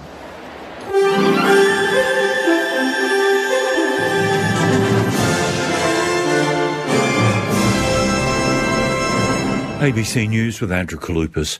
Thousands of Australians have spent Anzac Day at dawn services overseas, with large commemorations held in the UK, Turkey and France. From London, here's Europe correspondent Elias Kluwer. In Gallipoli, thousands of Australians died in one of the bloodiest battles of World War I. The battlefield was so perilous, many Australians knew they would die. It's been 111 years since that ill-fated battle at Anzac Cove. About 1,600 Australians marked Anzac Day there with a dawn service, led by a didgeridoo. There were also large services in northern France and in London. While many reflected on the loss of life at today's dawn services, it was also an opportunity to acknowledge that war is still very much a part of our current day. Australia's ambassador to Turkey has spoken of the cost of war while addressing the Anzac Day dawn service at Gallipoli.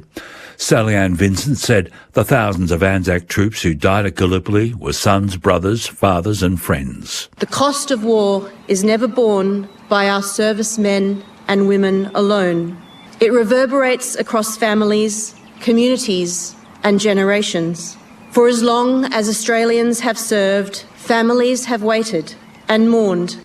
US Defence Secretary Pete Hegseth says Iran has a chance to make a good deal with the United States, but it remains unclear whether a second round of talks between American and Iranian negotiators will take place in Pakistan's capital, Islamabad. With the details, Larry Buttrose. Mr Hegseth says Iran knows it still has an open window to choose wisely, urging it to abandon any plans for a nuclear weapon. His comments come as President Donald Trump's special envoy Steve Witkoff and son-in-law Jared Kushner prepare to depart for Islamabad, despite Iran continuing to deny its Foreign Minister Abbas Araghchi will meet them for peace talks. Mr Araghchi is in Islamabad, but Iran says it prefers to communicate with the US through mediators, and Iranian state media say Pakistan can serve as a bridge to convey Iran's position on ending the war. Shadow Home Affairs Minister John O'Doonium says the federal government needs to be clear about what checks have been done on a group of so-called ISIS brides and their children attempting to return to Australia from Syria. 4 women with ties to the Islamic State group and 9 children have left the Al-Raj camp in Syria and are believed to be trying to return to Australia. A government spokesman says security agencies have been monitoring the situation in Syria, but Senator Doonium says he's concerned about the background checks. We don't know how old the children in this cohort are, how many of them were children when they went there, how many are adults now. Those sorts of questions remain unanswered, and until we have clarity and certainty and a guarantee from government there is no risk, and the opposition's belief is they should not be allowed back into Australia. Ukraine's President Volodymyr Zelensky says 4 people have been killed and more than 30 injured in the latest wave of Russian aerial attacks on his country. Residents in the capital, Kiev, took shelter early on Saturday as Russia launched a major attack. The Ukrainian Air Force says Russian forces launched more than 600 drones and nearly 50 missiles, and that it downed 580 of the drones and 30 missiles. Police in South Australia are working to identify a decomposed body found in bushland south of Adelaide. A bushwalker found the body in the Inman Valley Friday afternoon, and police have since declared the death a major crime. Detective Inspector Andrew McRae says work is underway to identify the victim. What we know now is that the remains are very decomposed and that they have likely been in this location for several years. The circumstances in which we found it make us very confident that the person was unfortunately murdered. The AFL has sacked its appeals board chair after a week of controversy. Here's Bridget MacArthur. The AFL's appeals board found itself in hot water after it reduced the sentence of Saints player Lance Collard, suspended for making homophobic comments.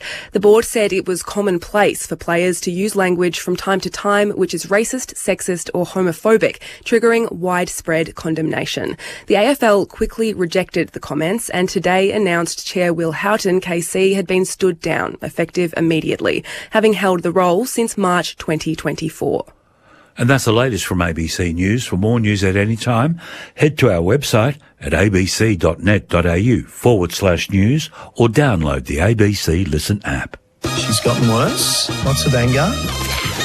Ursula Carlson, no filters, brand new comedy. She's contracted early onset Karen. Ursula starts Wednesday, April 29 on ABC TV and ABC iView. This is Anzac Day Footy with ABC Sport. On the second term underway, and they get the first clearance and surging forward. Jackson, who won it down, he gets it back. Sutkowski, 51 out from goal.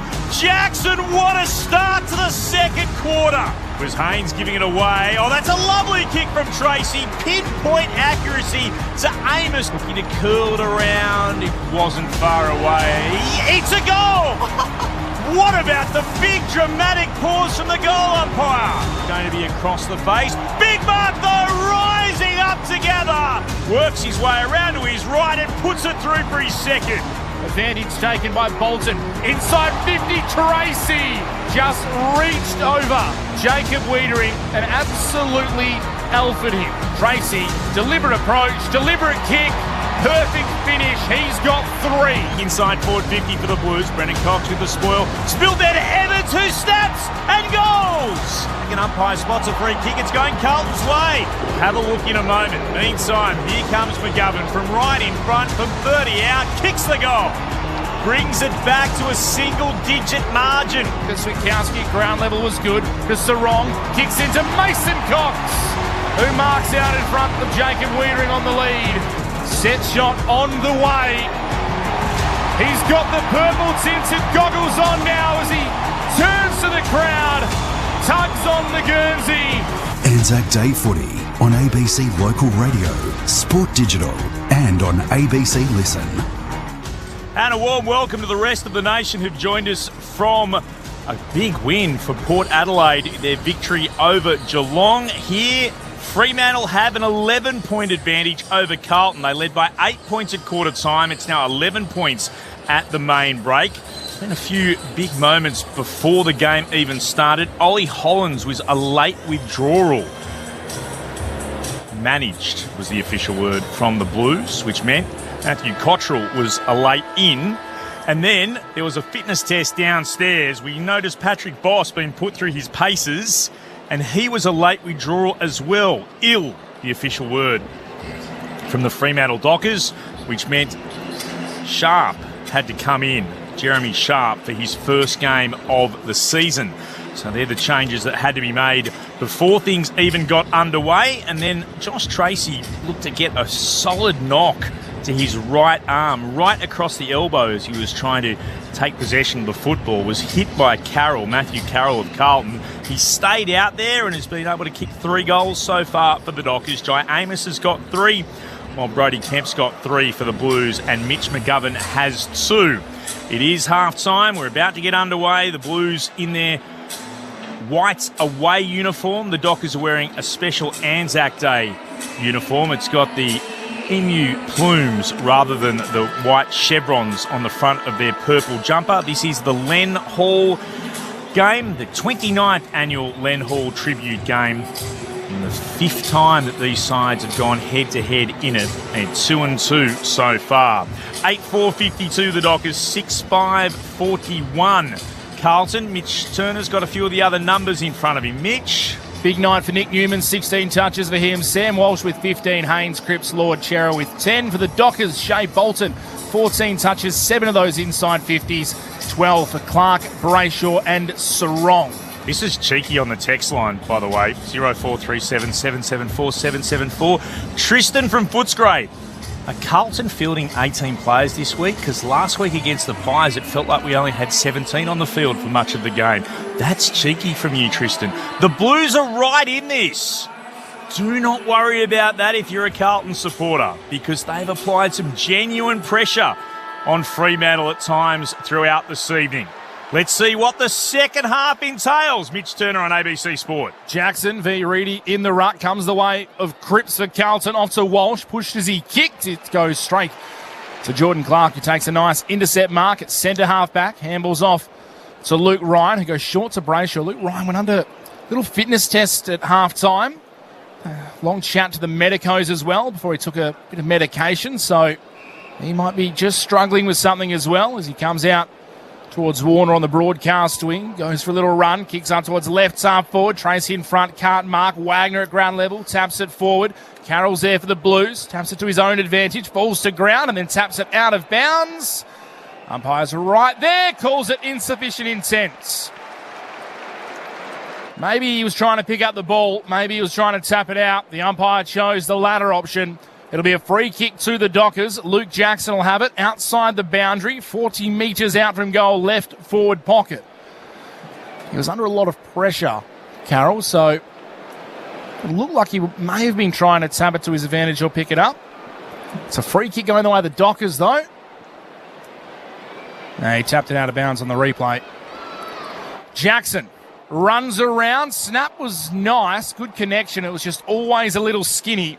And it's a minor score. 8-5-53 the Dockers. 6-5-41 Carlton. Margin is 12 points. If you're just joining us, kicked one of the goals of the year, Luke Jackson, earlier. Out of the middle, couple of involvements. Couldn't kick it on that occasion. It was an absolute ripper as the Blues with the kicking go right up the middle. Big punch at the back came from Jackson. Involved again. Cripps tried to dive on it. Couldn't gather. Sarong could for Fremantle to Murphy Reid. Kicks inside forward 50. Tracy had 3 to beat. Awkward bounce, but well read by Williams. Onto it quickly and spears a pass towards centre half back. Cripps again involved. Got the hand pass from Jagger Smith, who's involved a second time through the centre circles. Worked it onto Newman. Kicks inside forward 50. Great Mark Kemp. That was well worked by the Blues, and will end up with them having a shot on goal, 45-degree angle to the left and putting boots of ball from about 45 metres out. That's the risk with that proactive positioning that Fremantle defenders like to play. As soon as they get a little bit of a, I suppose, chain of possession through the midfield, it can really make them uncomfortable. And it was beautifully done by Cripps, Jagger Smith and Newman just to take the game on. Kicked 4 goals against West Coast here late in the 2024 season. Can he match that tonight? Not with that kick. That is a stinker. He missed everything to the left-hand side. Even he's got a wry grin. That's a shocking kick on goal. No change to that score. That sees Fremantle still lead by 12 points. 3 minutes into the third, the Dockers have the free kick at right full back. Clark goes long down the southern side. Big fly from behind from Cowan. Knocks it down into the path of Johnson. Was tackled. Dispossessed. Umpire said got rid of it illegally. Free kick going the way of the Blues. It'll go to Zach Williams, attacking side of the logo on the southern side of Perth Stadium. Goes short as Walsh leading, taking the mark. Disposal number 17 coming up for Sam Walsh. Off a step, kicks it inside the forward 50, looking for a mark. Untaken, out the back Pearce. Handball to Sarong. Dancing with the boundary line, under pressure. Great smother by Cripps. Sarong goes back and gets it. Gang tackled by Kemp and McGovern. Great work by the Blues skipper. Able to lock the ball in. It'll be tossed up, left forward pocket. About 25 metres around from the Blues attacking goal. Reedy with Jackson. Jackson tapped it down. Shark by Cripps. Sold the dummy. Went again on the second time. Couldn't get the kick away. Was tackled by Brayshaw. Holding the ball. Almost a big lift up by the Blues skipper. Not on this occasion. The Dockers win the free kick in the right back pocket. They still lead by 12 points. Brayshaw, fluoro yellow boots on. Stabs it to Young. Hard up against the boundary line, deep in the right back pocket.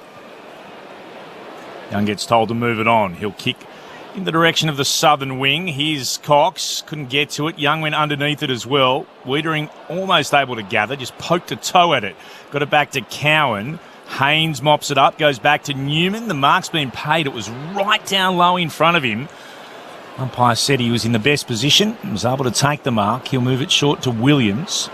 Kicks into the middle of the ground. Jagger Smith marked well under pressure. Gave it to Chera. Spears it up the corridor. Unable to take it cleanly then. Byrne got taken high. And he'll get the free kick. It'll come back to him. Dockers fans aren't happy, but it was there. Byrne moves it on. And to work it towards Walsh, who immediately kicks into the right forward pocket. Juggling! Not able to quite get there. Evans spilled out to Brennan Cox, to Warner, who turns it straight over. Diving out, Chera couldn't complete the mark. The Blues knock it inside forward 50. Young tries to gather. Got it on to Chapman, then to Warner, now to Wagner for the Dockers. Short pass finds Amos. They were able to hold the line, Fremantle. And Amos marks it left half back. Kick to Brayshaw wasn't great. Didn't get to him on the full. Goes back to Wagner. Back to Amos. Snap up the wing looking for Bolton. One-on-one over the back with Williams. Wiedering gathered, gave it back by hand to Williams. Steps inside, kicks up towards half forward. Warner nudged out of it by Evans. Did well. Young at the back for the Dockers. Handball to Ryan. Now Warner retreats to Cox. Dangerous kick over across his defensive 50. Looking to Pearce. Kemper's there. Able to tap it to Haynes. Haynes trying to step around Johnson. Caught holding the ball. They got away with another one, the Dockers. They're living dangerously as the Johnson kick into the middle was another dangerous one. Young made it good, took the mark, played on, ran into trouble. Looping handball to Clark, now to Brayshaw, running through the centre circle. Kick a little bit too hot for Tracy. One-handed mark by Wiedering. Kick favoured him and he made it good too. Nice grab from Jacob Wiedering. He can go into the left back pocket where Cowan can mark and looking for Cripps on the outer side. Receives it on the bounce, keeps the ball in, tucked up against the boundary line, inboard to Reedy. Looks to play on immediately. Here's a chance for the Blues to surge forward. Walsh, not a great kick, but well gathered.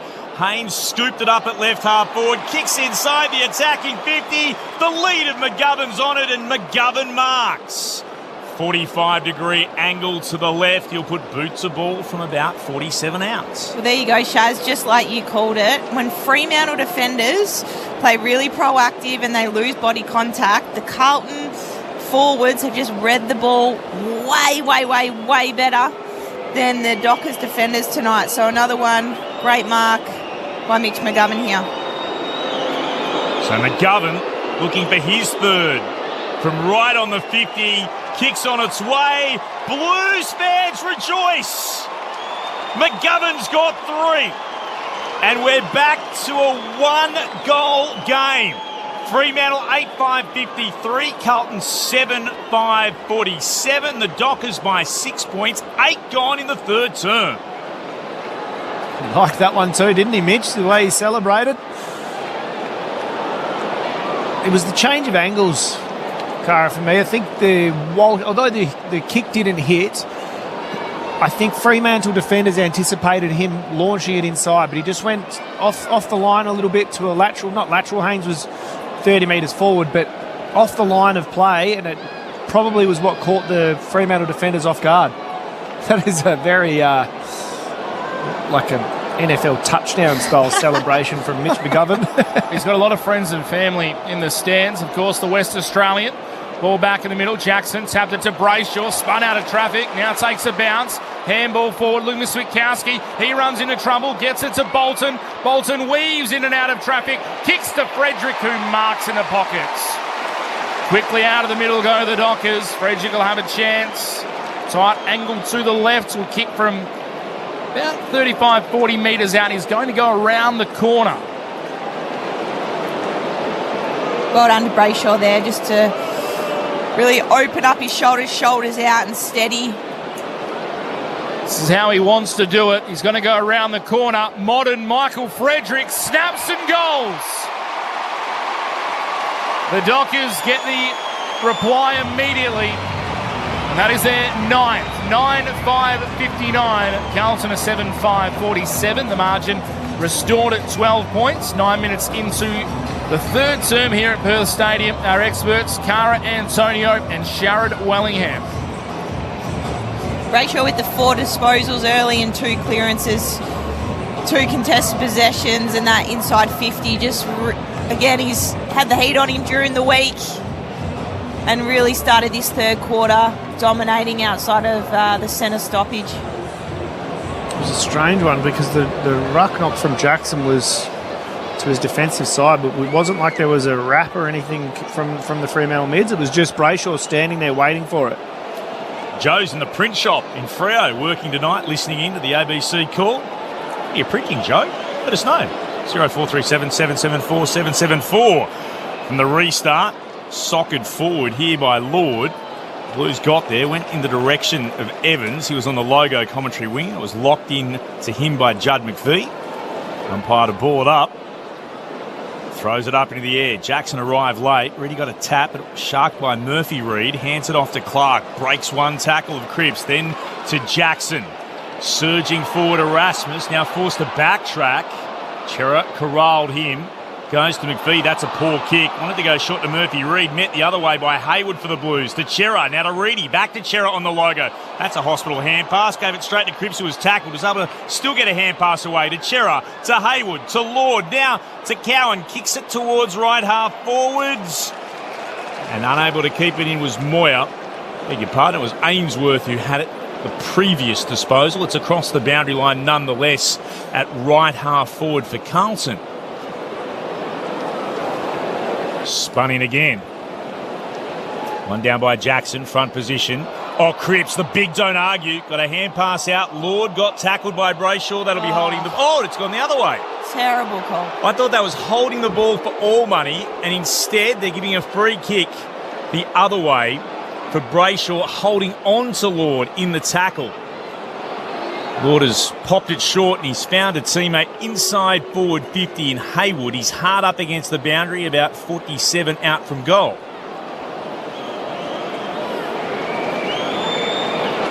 Two behinds tonight to Will Hayward. The margin is 12 points. He stands where Jack Newnes kicked that stunning goal a couple of years ago during the COVID years. Hayward, long kick towards the goal square. Jackson is up and he punches it through. Rushed behind. 7-6-48 the Blues, 9-5-59 the Dockers. 12 gone in the third. McVeigh will have kick-in duties. Called to play on. Runs his allotted measure. Bumped as he kicks. All fair though. Kicks up towards Tracy. Knocks it down. Brayshaw there couldn't get to it first. It was taken by Lord, who was taken by Brayshaw. Jackson up against Lewis Young in the ruck. Jackson reaches over, tapped it, couldn't get it to a teammate. Murphy Reid as he's tackled. Handball's out in front of Brayshaw. Has to stop and prop. Now a dangerous kick inboard. Looking for Dudley. Crunched. Coming the other way by Cottrell. Ball spills to Ainsworth. He spills it. Comes down to Hayward. To Young. To Ainsworth. 50 out. Lowers the eyes. Hits the target on the lead in Moyer. They've just stepped it up here, Carlton. Fremantle can't handle the pressure at the moment. The difference I think it was the call, wasn't it? Yeah. The break. Who was going to be able to withstand the pressure and create more scoring opportunities from turnovers? And hit skills. Disposal efficiency was massive. Had a goal of the year nomination here a couple of years ago. Did Moyer. Kick is on the way. Umpire shimmies, but that's all good. All clear given. Moyer gets the goal and Carlton are back within one straight kick. Margins 5 points. 8-6-54 Carlton. Fremantle 9-5-59. Approaching the 14-minute mark of the third term. Saturday night footy on ABC Sport. The pressure's been fantastic at the start of this quarter, Carlton. They're making Fremantle second-guess themselves, and 2 goals from turnover already in this quarter. Hitting skills, making the right decisions like they weren't in that first quarter, and you can tell Fremantle on the back foot a little bit at the start of this third. They absolutely are. Peter and Julie listening in from Montana. They're getting ready to visit Yellowstone National Park. It's 5:30 in the morning over there. Go the Dockers, they say. They're under pressure at the moment. And the Blues will get the clearance from the restart. Cripps shovels it out to Young. Sends it deep inside forward 50. Big pack up. No mark taken. Hacked away here by the Blues. It comes out in the direction of Lord, who snaps around the body. And it's bouncing through and missing to the right-hand side. For a moment then, the hand pass from Evans went to Lord. I thought he had time to steady. Snapped at it, missed. Minor score. 4-point ball game. 14 gone in the third. Long kick out from Ryan. Looking for Tracy. Has Wiedering for company. Couldn't mark. Sarong spilt it. Now falls to Young of Carlton. He's tackled.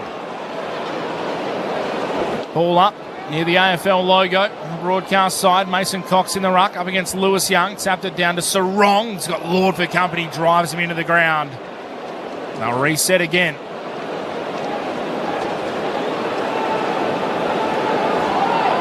Ball toss high into the night. Cox down, only the way of Lord. Handball to Carroll. Backwards for Carlton. Gives it to Cowan. Runs a couple of steps. Now kicks inside forward 50. Looking for Moyer. Punched away by Ryan. Hayward had a slip. Almost had position 1A. Erasmus gets it for the Dockers.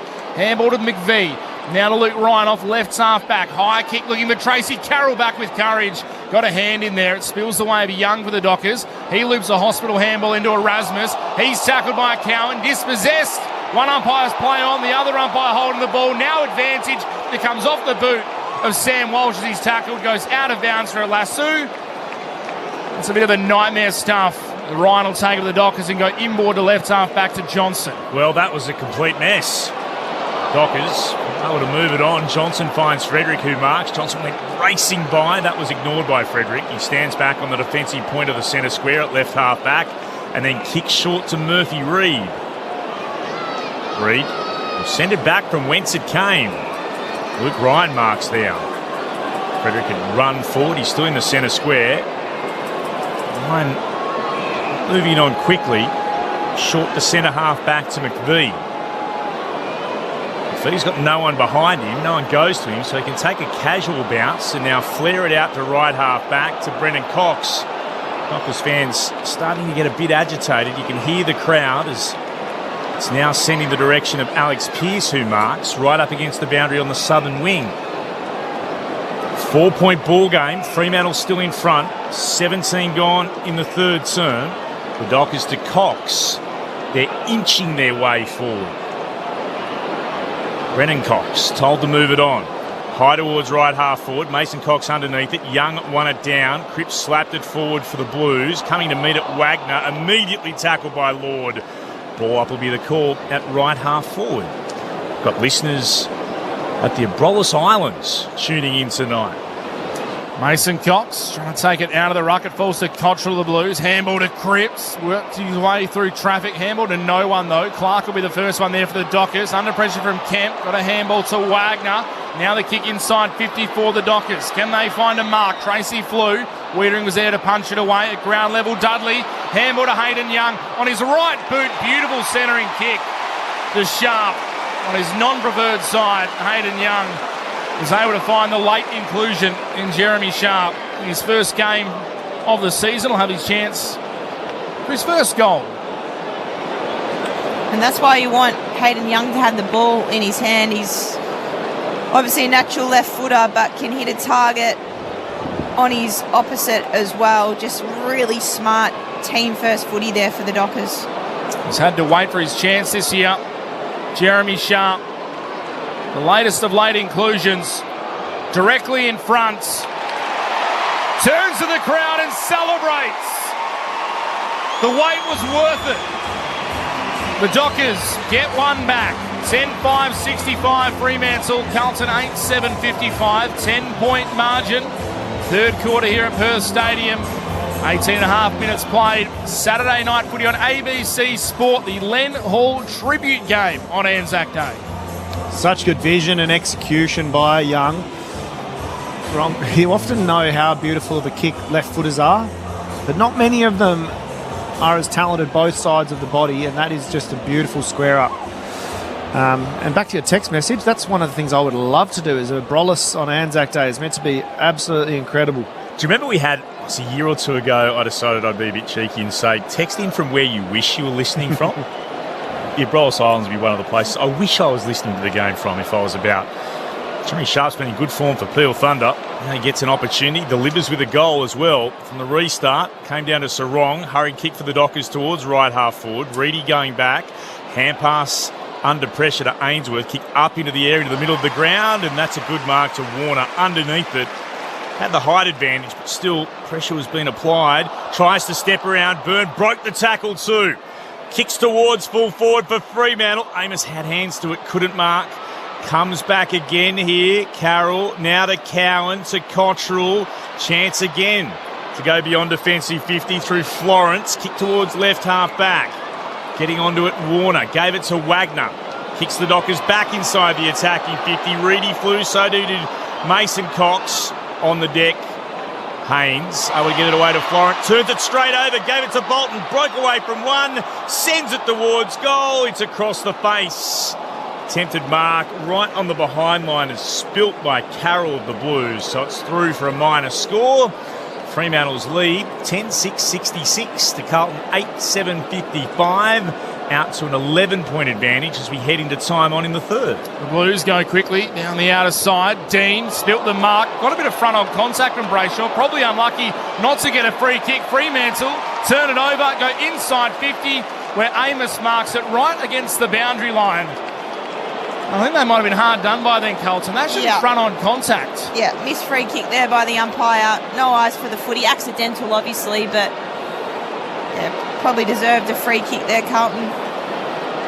It should have been obvious, like he just ran into him, Brayshaw. Meanwhile, Jai Amos just joining us, 3 goals. The chance for 4, kicked 5 last week.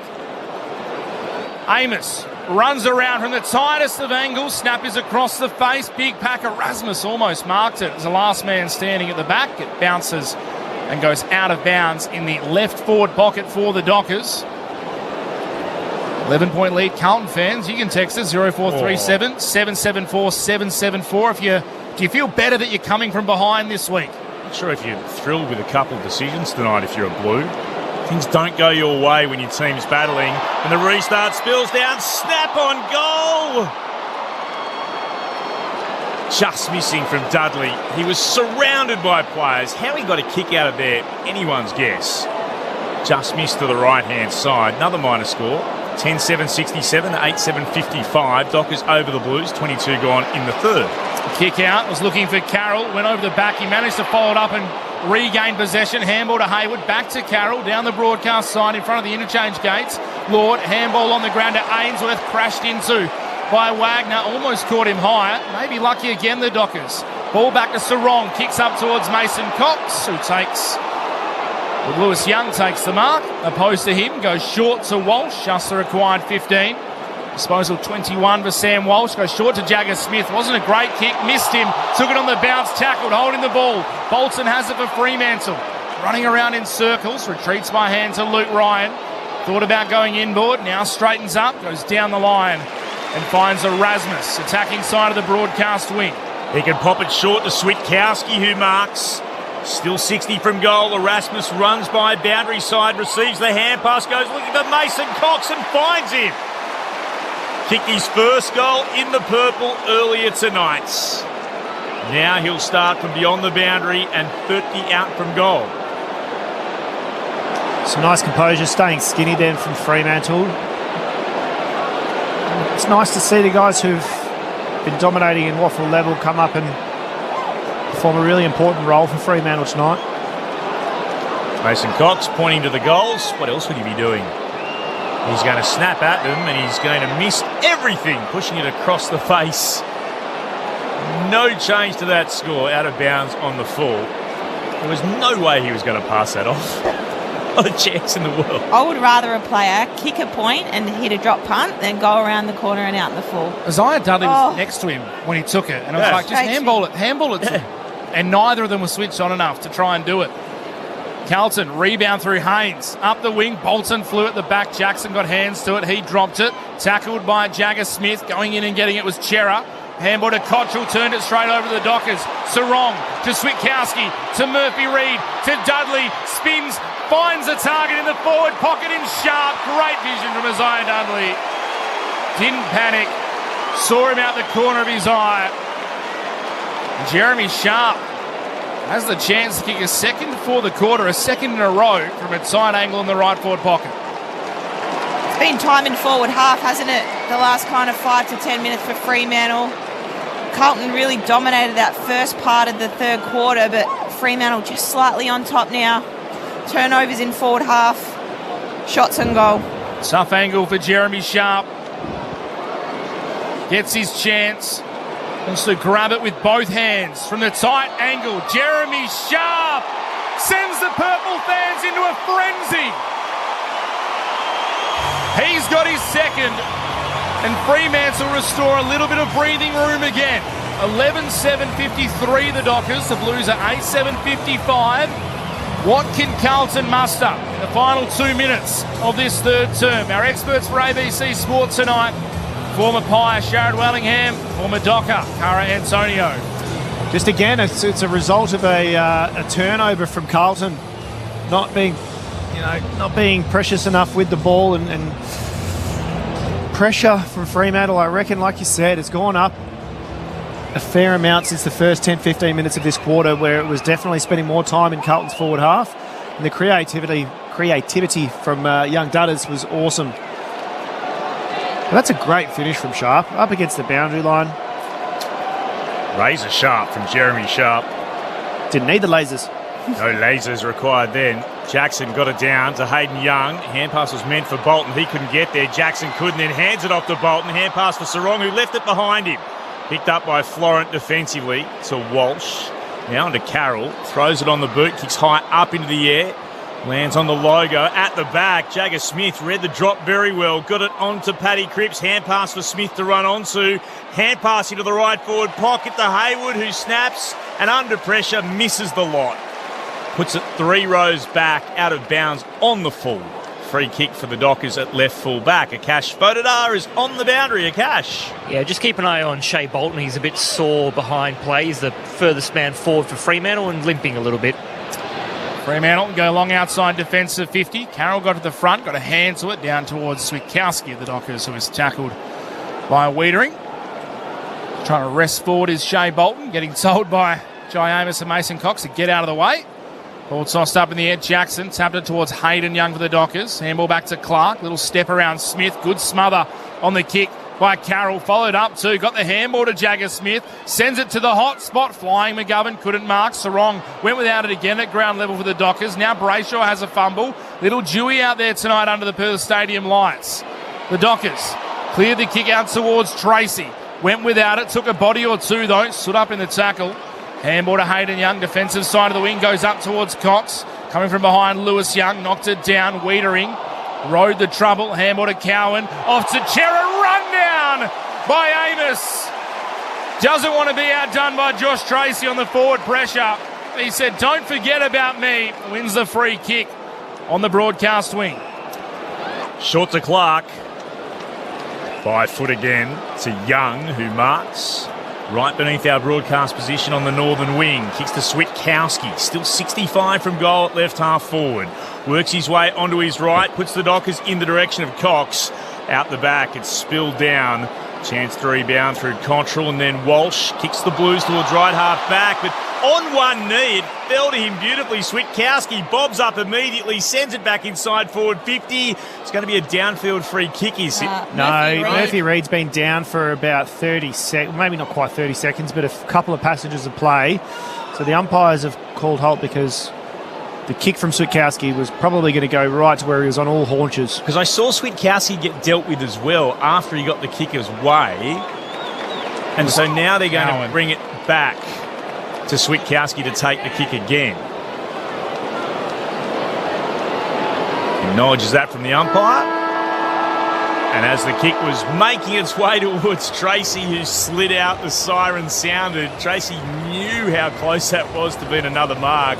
Actually laid on his back and stared at the heavens for a moment, as if to say, how close was that? Fremantle have the lead at three-quarter time, and they're out to an 18-point advantage. It was an 8-point lead to the Dockers at quarter time, 11 points at the main break. They've stretched that out to 3 goals at the final change. The goal kickers look like this. Josh Tracy's got 3, Jai Amos with 3, 2 to Jeremy Sharp. Back in the team as a late inclusion. Patrick Voss out due to illness just before the bounce. Luke Jackson, Mason Cox and Michael Frederick all with individual goals for Freo. For Carlton, Mitch McGovern's got 3, Brody Kemp has 3, Ashton Moyer and Francis Evans both with 1 apiece.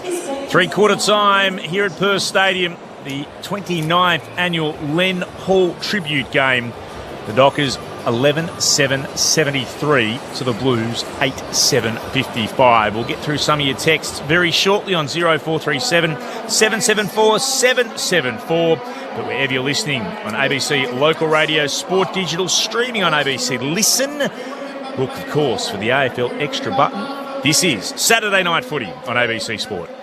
There's no doubt that country music is bigger than ever right now. Join me, Outback Tom, as I get you around the artists that are blazing a trail. Listen to country Sunday night at 6 on ABC Country or anytime you like on the ABC Listen app. This is Anzac Day Footy. With ABC Sport. Haynes scooped it up at left half forward, kicks inside the attacking 50. The lead of McGovern's on it, and McGovern marks. Looking for his third. From right on the 50, kicks on its way. Blues fans rejoice. Loomis Witkowski, he runs into trouble, gets it to Bolton. Bolton weaves in and out of traffic, kicks to Frederick, who marks in the pockets. This is how he wants to do it. He's going to go around the corner. Modern Michael Frederick snaps and goals. To Young, to Ainsworth, 50 out, lowers the eyes, hits the target on the lead in Moyer. Kick is on the way. Umpire shimmies, but that's all good. Handball to Hayden Young on his right boot. Beautiful centering kick. Was able to find the late inclusion in Jeremy Sharp. Directly in front. Turns to the crowd and celebrates. The wait was worth it. To Murphy Reid, to Dudley, spins, finds the target in the forward pocket in Sharp. Great vision from Isaiah Dudley. Gets his chance. Wants to grab it with both hands from the tight angle. Jeremy Sharp sends the purple fans into a frenzy. Anzac Day Footy on ABC Local Radio, Sport Digital and on ABC Listen. They've dimmed the big lights here at Perth Stadium. You can hear a little bit of Lee Kernahan in the background. He's serenading the crowd. Everyone's got their phones out, the lights on. It's a spectacular scene. The rest of the ground bathed in purple. It is three-quarter time. By the way, if you're wondering who Len Hall happens to be, if you've just joined us from the rest of the nation, he was the very last surviving West Australian who was on the shores of Gallipoli, passed away in 1999. And the Dockers named this Anzac Day match, usually on Anzac Day, certainly on the Anzac Day round, after him in 1996. This is the 29th time they've held it. Fremantle 11-7-73 to Carlton 8-7-55. Let's get the thoughts of our experts here on ABC Sport. Sharad Wellingham and Cara Antonio. Yeah, Shaz, I thought Carlton owned that first 5 to 10 minutes of that quarter. Their pressure was outstanding. They took the corridor away from Fremantle and really got the ball in as much as possible to their forwards. On the flip side, Fremantle probably owned the back half of that quarter. They were plus 8 in tackles, got on top of clearance and had a couple of more inside forward 50s. So I think really we spoke about it at half time. It would be the team to sustain the pressure and I suppose make the right decisions and hit the right targets and disposal efficiency, who would probably take the game by the scruff of the neck. And it was really a 50-50 quarter there, a couple of goals from each team, but probably makes for a really exciting last quarter coming up. It definitely makes for a exciting last quarter, but yeah, it has been an arm wrestle through each quarter. It was probably Carlton, like you said, Carlton had the ascendancy early on, but Fremantle were able to wrestle that back, but it was their ability to, as we've said a couple of times, capitalise on the opportunities that have presented themselves. And like we've said for most of the game, it's been a game that's been based off turnover. So neither team has really, I don't think, been able to really have too much ascendancy around stoppages. Fremantle are definitely getting more reward from their stoppages.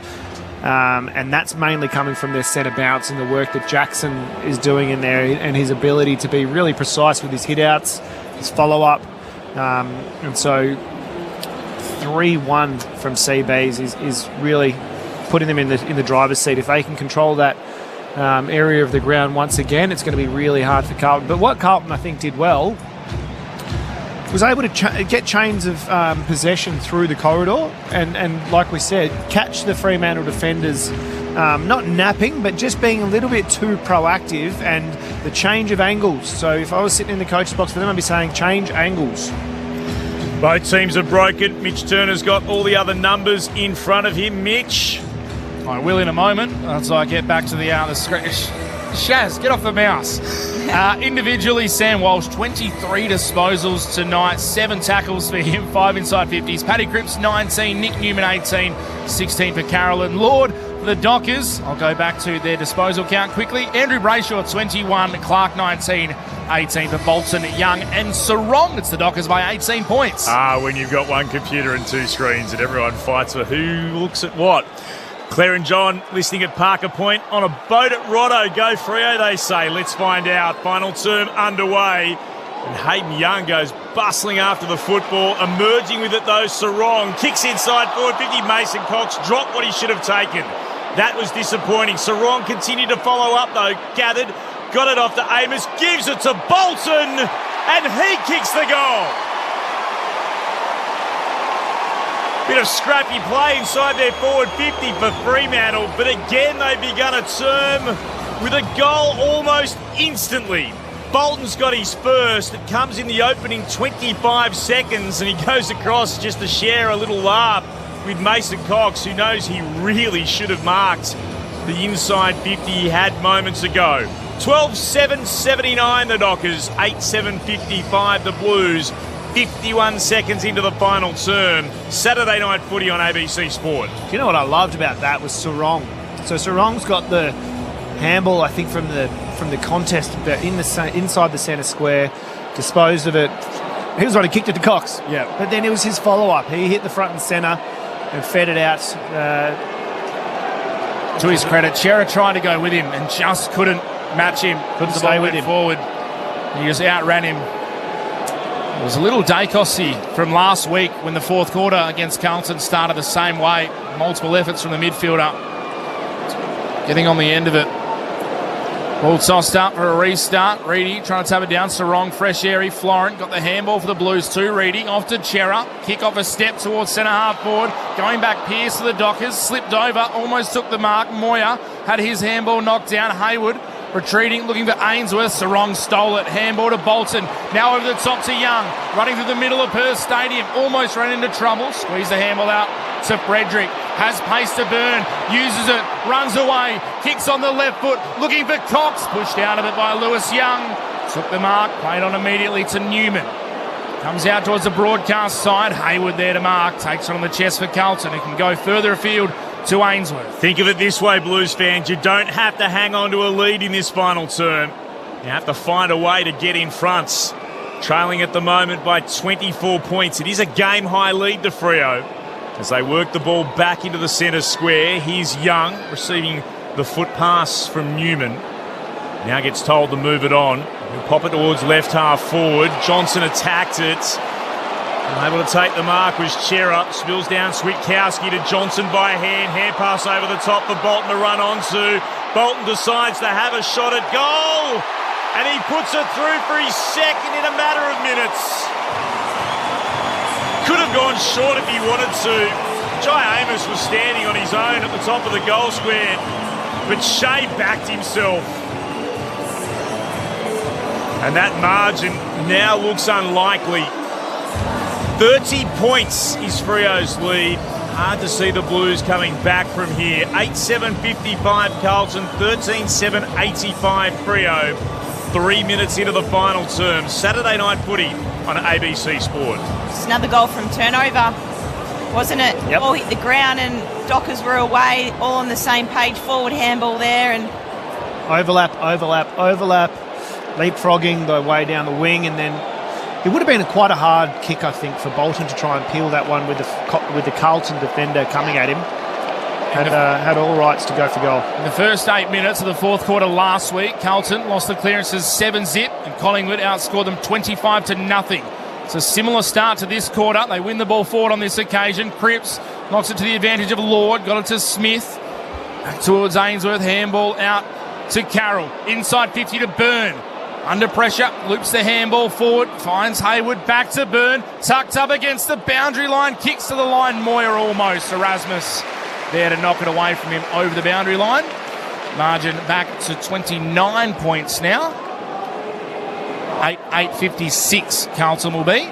Yep, Fremantle 13-7-85, 29-point margin in the 29th Len Hall tribute match. Phil from Victoria says, don't the Blues have a good track record with Freo? They do. They won 7 of their past 9. And also, they've won 5 of their past 6 here at Perth Stadium, but they're in strife now as the Dockers through hands and a strong work it to Young in the middle of the ground. To Bolton again. Frederick on his own, backing back, marking left forward pocket. Michael Frederick, he's already got 1 tonight. And once again, like so much of this season, a final term unravelling for Carlton. They weren't in a position where they were in front. Same as their opponents just waltz their way inside forward 50. Michael Frederick, 45-degree angle to the left from 49 metres out. The crowd tells the story. He's got a couple. And the Dockers have got 3 in this term alone, and we've only gone 5.5 minutes into the last quarter. That lead, which was 18 points and very gettable at three-quarter time, has ballooned out to be a 35-point advantage for those in the purple. 14-7-91, Carlton 8-8-56, 5 minutes and 46 seconds gone in the last. Again, use of corridor and Bolton, wasn't it? Bolton's effort. He's lighting it up in this last quarter. He was the one who, at the contest, at centre half back for Fremantle, won it at the ground, jumped to his feet, and then got the handball received from Hayden Young. We spoke about Frederick this morning, obviously making an impact. Yep. Great to see. Tapped back in the middle by Jackson to Brayshaw to Bolton. Handball to straight up in the air in the end. Comes to Murphy Reid. Handball to Jackson for another goal out of the middle. Luke Jackson on the left. Puts it through and takes off. They can't catch him. It was so nice he had to do it twice. A second goal for Luke Jackson in similar style to the first. And boy, did he like that. He took off running. It was like Shane Warne taking his 700th wicket. And the Dockers stamped their authority on this game. 41-point margin, 15-7-97 to Carlton, 8-8-56. The crowd is in as well. 54,100 here for the Len Hall Tribute Game, edition number 29. Shea Bolton again from the centre. Involved. 6 disposals early, couple of goals in this quarter. Just clean and quick. I know he was a bit sore in that last quarter, Cash said downstairs, but he's clearly run off whatever he was he had in that third. They're both premiership players with other clubs, but they're both having career best seasons this year. They've been incredible. The restart, the Blues look to take it away. Walsh wrapped up. Guess who? Bolton got him. Took him to ground. Ball up the cool. Fingertips from Reedy. Down towards Walsh. Got it to Cripps. Quick kick. Down the throat, though, of McVie, who was strong next to the pressure of Byrne. Plays it for Fremantle by hand passing it onto the run of Clark. Here's Bolton again. Playing on immediately to Wagner. Just forward of the wing. Not a great kick. Gathered well by Sharp, gets away from Newman, goes back to Wagner. With the right boot, sends it inside forward 50. Walsh dropped the mark he could have taken, had time to regather, worked it out to Dean, then on to Haynes, kicks up into the air, out towards the southern wing. Brennan Cox got a fist to it, comes out the side. Cripps looking to work it out to Walsh. Eventually they'll look to move it forward here, the Blues, in the direction of right half forward. Warner running there. Was able to intercept the Carroll kick. Keeps going, gives it to Murphy Reid. Inboard pass finds Bolton, who marks. He's everywhere. Shea Bolton goes for a long looping switch kick. Good one in the end to Erasmus. Attacking side of the centre square. Sees a lead he likes. That's not the option. He kicked it straight to Liam Reedy. Peel Thunder Premiership teammates thinking they're still out there together. On this ground, they won that medal. Time has to tell Neil that Liam was traded. It goes short. Brody Kemp has it. Plays on. Almost run down by Tracy's. He goes out the southern side. Carroll front position. Wagner got a fist in. McVie went with an awkward little soccer. Couldn't get it in the end. Diving in. Freo players on top of Jagger Smith. I'll have a ball up. Sherrod Wellingham voting on the Arthur Leggett medal tonight. How you feeling, Sherrod? Comfortable at the moment? Few nerves early doors? Few nerves early doors. That's a tongue twister. I can feel the sweat dripping off him from here, and it's a cold night here in Perth. Warner for the Dockers, off to Wagner, so often working together. Kick up the wing was taken by Newman. Handball inboard to Liam Reedy. Kicks inside forward 50. Moyer the target, punched away from him. Hayward had his handball stolen. Ryan trying to handball it to his own advantage. Turns it over the Blues way. Carroll to Hayward, driven by McVie. Handball back to Carroll. They're just working a phone box at right half forward, the Blues, and the Dockers come away with it from Murphy Reid, who can chip short. to Sharp, who goes back to Murphy Reid. And Reid gives it back to Sharp. They're waxing around with it on the outer side to Bolton. He's run down. Good tackle came from Florent. The ball jarred out. The Blues can mop it up. They'll look to move it back into the middle of the ground. It comes now towards Jagger Smith. Lays it off to the run of Cripps. 51 out from goal. It's an open goal square. He's missed everything. The Carlton skipper. It's going to be a free kick to the Dockers. They'll have it at left full back. 15-7-97 Fremantle. 8-8-56 Carlton. 11 minutes into the final term. Long kick up the southern side. In front, Mark taken. Well done in the end by Wiedering. Tracy started on fire. Wiedering's done incredibly well since then. It's just the 3 goals to Josh Tracy. Kicked them in the first half. Hasn't kicked one since. Ball goes inside 50 for Carlton. Hayward flew from behind. Couldn't take the mark off hands. McVie read it best for the Dockers. Spearing kick outside defensive 50. And on cue, Tracy got a little separation from Wiedering. Now kicks up the wing. Over the back with a bit of space is Sharp. Needs the ball to sit. It does. Takes possession. Hugged up against the boundary line. Sells a bit of candy. Steps inside. Long kick towards Hayden Young. Can't take the mark in front. Dean. Carlton have the numbers. They usher it out of bounds. Left forward pocket for the Dockers. The appreciation, a 2-on-1 against Young. The Dockers fans enjoyed the work as they learn of the crowd themselves. 54,100. Another terrific crowd on Anzac Day. Bad news for Christopher and Harry listening from Osaka. They're flying back to Oz tomorrow. They're both Blues supporters. Stick with them, guys. Tough watching at the moment, I understand. Again, another disappointing final term. What have they got left? Cottrell gathered in the right back pocket, then turns it over with a kick to the southern wing. Alex Pearce, he's given away the free kick. That won't make the Dockers fans happy. Didn't see much in that. Free kick, though, has been given away of Hayward for the Blues. He moves it short by foot to Chera. They'll boo again, the Dockers fans. And the kick into the middle of the ground, taken here by Florence. Former Swan on a bit of a run. Heads towards the centre circles, goes up the corridor. Cox won it down in front of Newman. Spilled out though to Walsh, and Walsh for the Blues sends it towards goal and he misses. They've spurned a couple of opportunities in front of goal, Carlton, even in the last 70 seconds or so. 2 minor scores. They could have both been goals. 8-9-57 the Blues, 15-7-97 the Dockers. 12 and a bit gone in the last. You heard a bit of a cheer through the effects, Mike. That was Shea Bolton coming off for a rest and got a rousing round of applause from the Freo faithful behind the interchange bench. As they got some space out here, the Dockers. Ryan, big kick towards left half back. McVie all on his own. Handball to Wagner. Ran into a little bit of trouble. Had to steady. Back inside the centre square to Frederick. Takes the mark. Keeps his feet. Little look inboard. Decided instead to send it inside the forward 50. Sets it up. Haynes in front. Takes the intercept mark. He's been good tonight, Nick Haynes. He chips it beyond defensive 50. Back into the centre square to Smith. He goes a little further afield towards the centre circle. Mark taken down low by Evans. Has players streaming forward. Cripps, the first recipient. Takes the mark. Inside 50. Looking for the lead of Kemp. Can't take the mark under pressure from Carl Warner. The Dockers win it back. Handballs to Ryan. He has all the time in the world and eventually, as he often does, just pumps the ball long to the wing. Over the back, it's taken by Carlton as Florent wins it inside to Williams. And Williams towards centre half forward. Clark won it down though for the Dockers. Lord had it pinged.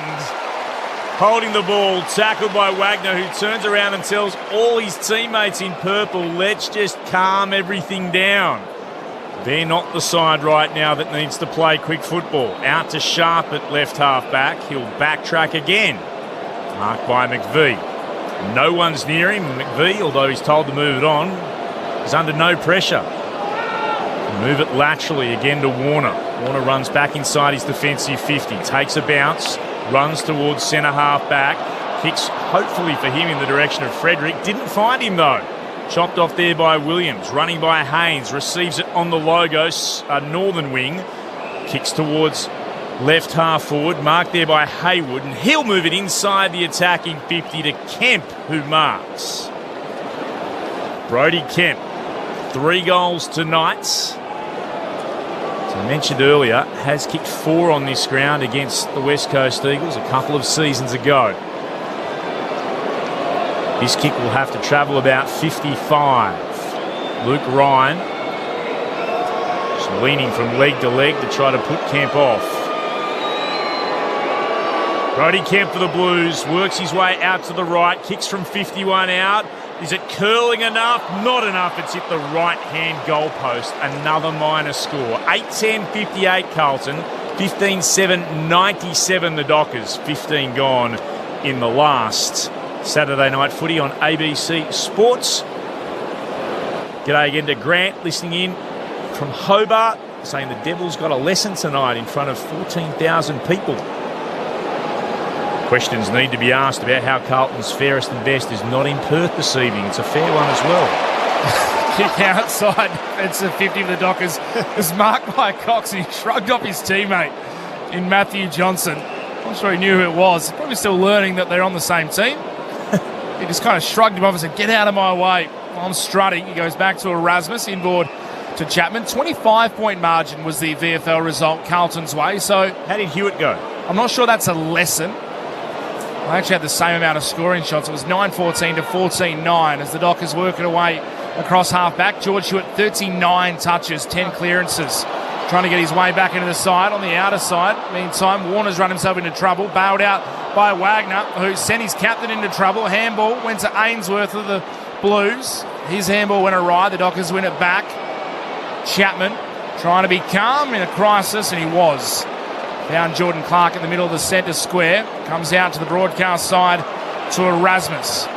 Takes the mark on the Anzac logo. Kicks towards half forward. Dean, favoured by the kick, takes the mark.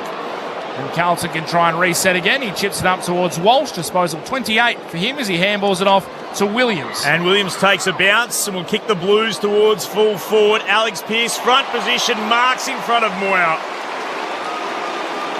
You can hear the appreciation around the ground, the calls of Moose. Their big skipper slowly starting to get some credit beyond the state of WA.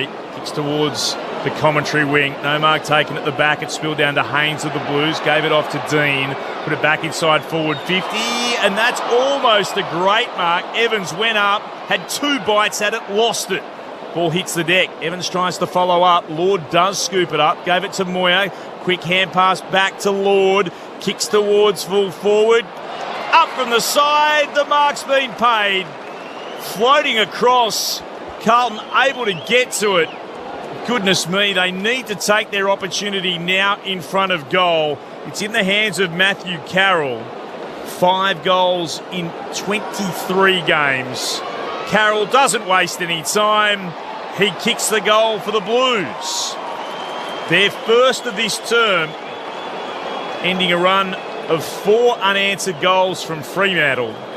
9-10-64 Carlton, 15-7, 97 the Dockers, 18 gone in the last. Freo's lead back to 33 points. Our experts here on ABC Sport on Saturday Night Footy. Anzac round, Sharad Willingham and Cara Antonio.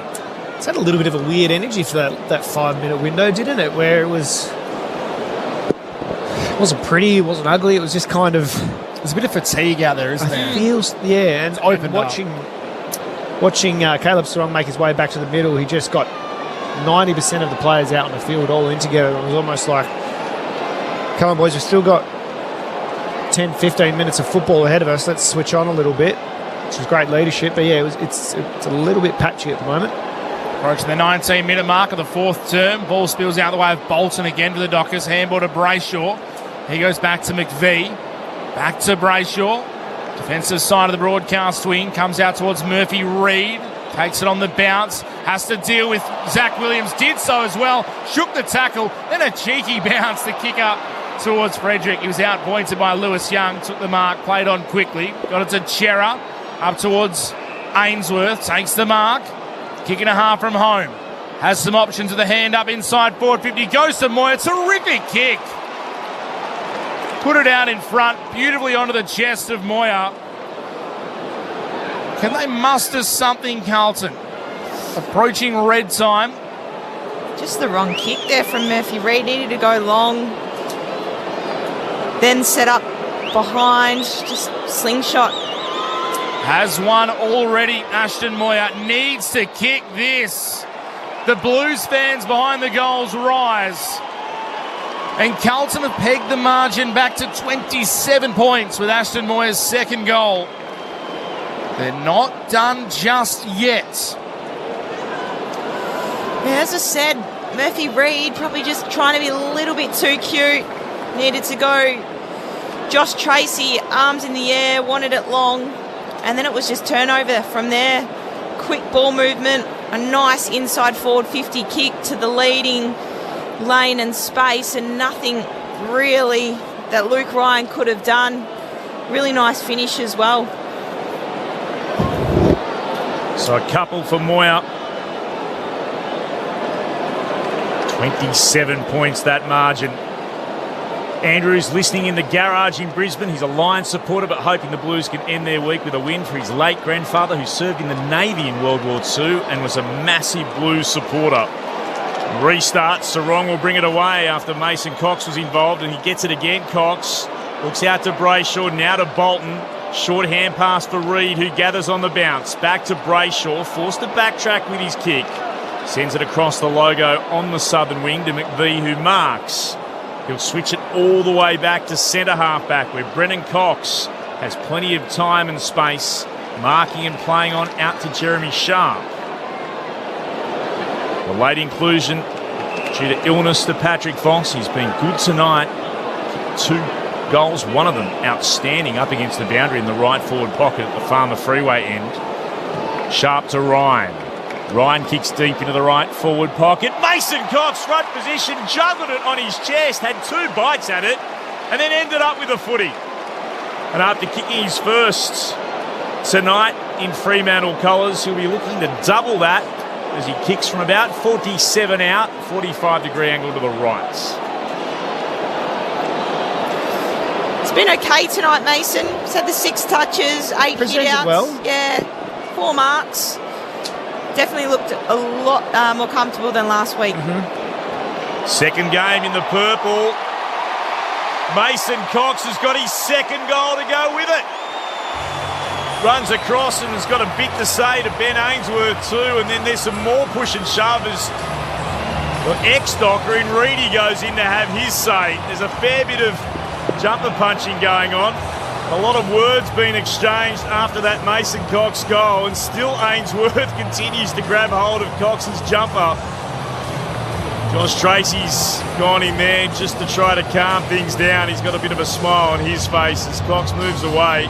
Can't help with one more push on Cowan as he goes by. And the Dockers have got their 16th. 16-7, 103 to 10, 10-70 the Blues. 23 gone in the last.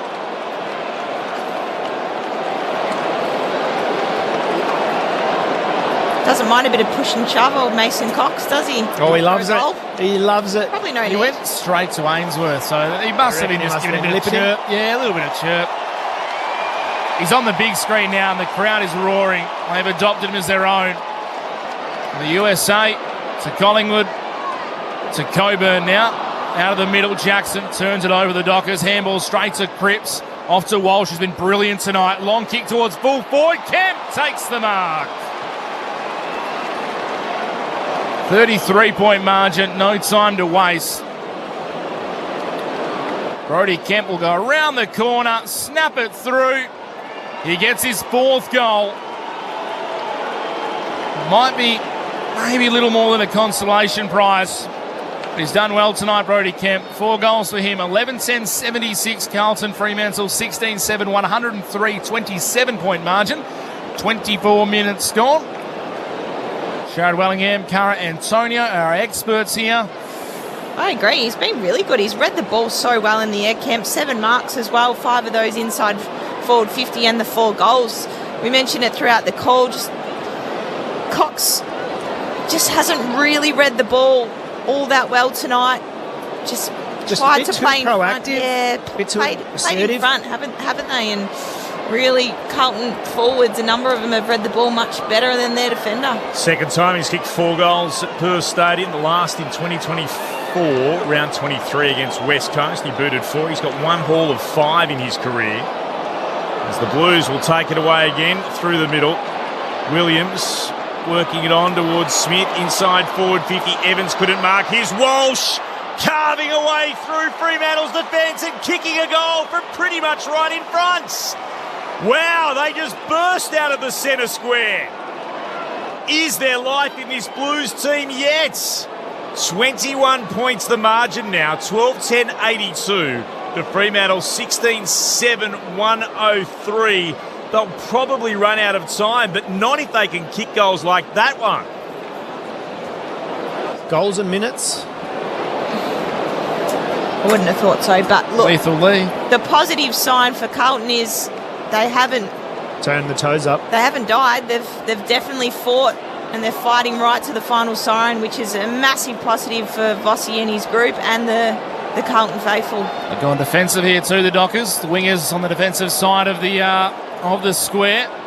A run on for Carlton, 2 goals in a row in quick succession. Ball back in the middle. Jackson the first one to it. Handball out into the path of Matthew Johnson. Handball back to Luke Jackson.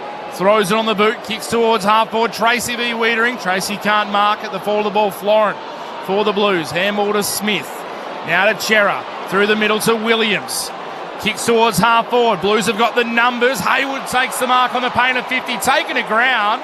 This could be a 50-metre penalty. No. Gee, might have been lucky, Carl Warner. Haywood had the chance to handball it forward to a teammate then. He might have gotten away with one. Haywood has the ball. Kicks inside the forward 50. Big pack flies. Player goes down in front with Cripps. He'll win the free kick. The Carlton skipper will win the free kick. The clock's been stopped. 26 and a half gone. Paddy Cripps, the Carlton captain, will go on the left boot. Runs around, snaps, misses. Might have just shaved the post. It did. Why are you going on your opposite foot around the corner? And rushing. That might have been the last punch thrown. 20 points the margin. It just brushed the post on the way through. And the Dockers have the ball back. 20-point lead as Clark goes up towards Tracy. Can't mark. It's down to Young. Johnson, now Warner. And Carlton have committed plenty forward. Can they go quickly the other way? The Dockers. Warner goes in the direction of Mason Cox. Up against Young. Ball hits the deck. Young gathers for the Blues. Pops it up in the air. Evans flies, coming the other way. Punched down by Johnson of the Dockers. Got it to Warner. Here's Chapman. Going back dangerously, wanted McVie. It was almost chopped off. Quick hand pass to Clark. Sweeps it back inside his defensive 50. 2 Dockers there with plenty of time and space. Brennan Cox then shares it out to the right back pocket where it's marked there by Luke Ryan. They had a couple of chances, 2 to their captain as well, the Blues, and they haven't taken them. Dockers come towards the northern wing. Can't find a target. Wiedering brought it to ground. Smith gathered, got dealt with after he got the kick away. Downfield free kick here. It'll come to McGovern. Dockers fans don't like it, but it was there. McGovern kicks towards full forward, stretching. Haywood couldn't gather. Cripps at the back! At right full forward, he runs it through for another Carlton goal. 13-11-89 now the Blues. 16-7-103 the Dockers. 29 minutes gone in the last. It's a 14-point lead to Freo. Surely not. They couldn't do it, could they? Have they got time, Carlton? There's definitely time. 90 seconds. Couple of goals. Well, we've seen a couple of goals direct from centre bounce. Centre ball ups. Centre bounce works. This would be flipping the script. Flip the They script. have choked away leads almost every week this year. Carlton are now coming from behind. Out of the middle. Walsh again wins the clearance for Carlton. Kicks inside towards Chera. Can't take the mark. Ground level. McVie's over the top. Wrapped up. Almost again for Carlton. Ball up, forward 50 stoppage. Approaching the 30-minute mark. Carlton trail by 14 points. They need to be quick. Cripps doing the ruck work against Jackson. Tap down to Ainsworth. Tackled by the Fremantle ruckman. They'll go again. Tossed up 40 metres out from the Carlton goal. Cripps did the ruck work, tried to win the ball, couldn't. It comes out to Bolton, clearing kick. Amos in front in the middle of the ground, ran into a couple of Blues, rode the tackle, did well. Handballed out towards Wagner, now to Clark. The Dockers should be able to control this now. Chapman goes wide, and Sharp can take the mark out on the southern wing. And that'll do it for Carlton.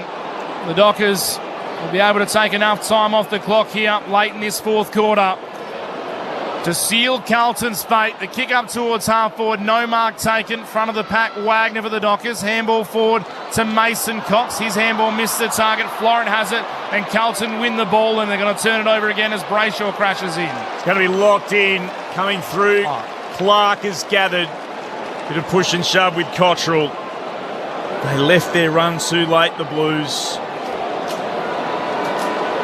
Slap forward out of the middle here.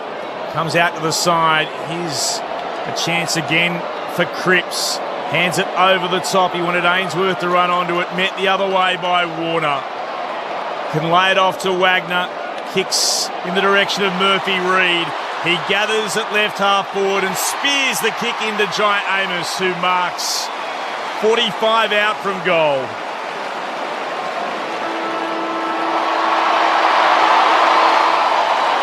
It's only a matter of the margin. It's been a dire week for the Carlton Football Club, but the Blues tonight showed some fourth quarter fights. But they're still going to lose a fifth straight game. For Fremantle, it's a sixth win in a row. And it's just about how much do they celebrate by. Jai Amos has 3 goals tonight. This kick is going to land shorts. It'll roll through. And Fremantle, they win by 14 points. 16-7, 103. To Carlton, 13-11, 89. We are the Rio Dockers. Rio, way to go. Get a real hot, take them down. Oh, Rio, give us the old Rio. We are the Rio Dockers. We're the rollers, we're the rockers. We're the mighty Rio Dockers. We're gonna roll them and we'll rock them. We're gonna send them to the bottom. And if they get up, we'll do it again. The Dockers stop at nothing, nothing. Rio, way to go. Get a real hot, send them down. Oh, Rio, give us the old Rio. We are the Rio Dockers. Rio, way to go. Get a real hot, send them down. Oh, Rio, give us the old Rio. We are the Rio Dockers. So the Blues challenge them late, but Fremantle hang on for another victory in 2026. Josh Tracy with 3, Jai Amos with 3, Mason Cox with 2, his first goals in Dockers colours. Jeremy Sharp, the late inclusion for the Patrick Voss with a couple. Shea Bolton kicked 2, Luke Jackson got 2, Michael Frederick with 1. While for Carlton, Mitch McGovern with 3, Brody Kemp finished with 4, Ashton Moyer with a couple as well. Paddy Cripps got 1 late, he could have had 3. Sam Walsh and Francis Evans, the other goal kickers for the Carlton Football Club. Fremantle, they did enough. But goodness me, it must be said they got an almighty fright late, hanging on to win by 14 points. Impressive performances by a number of the Dockers players tonight. Luke Jackson kicking 2 simply stunning goals. And again, Shea Bolton continues to impress. 33 disposals and 2 goals too for him tonight. Apologies to Michael Frederick. I pinched a goal off him. He did finish with 2 for the evening as well. 16-7, 103 the Dockers. Carlton 13-11, 89. We'll head downstairs for the presentation and the announcement of the Arthur Leggett Medal for the best on grounds. Again, well-respected West Australian veteran. Let's get a few immediate thoughts of our experts, Sharad Willingham and Cara Antonio on ABC Sport.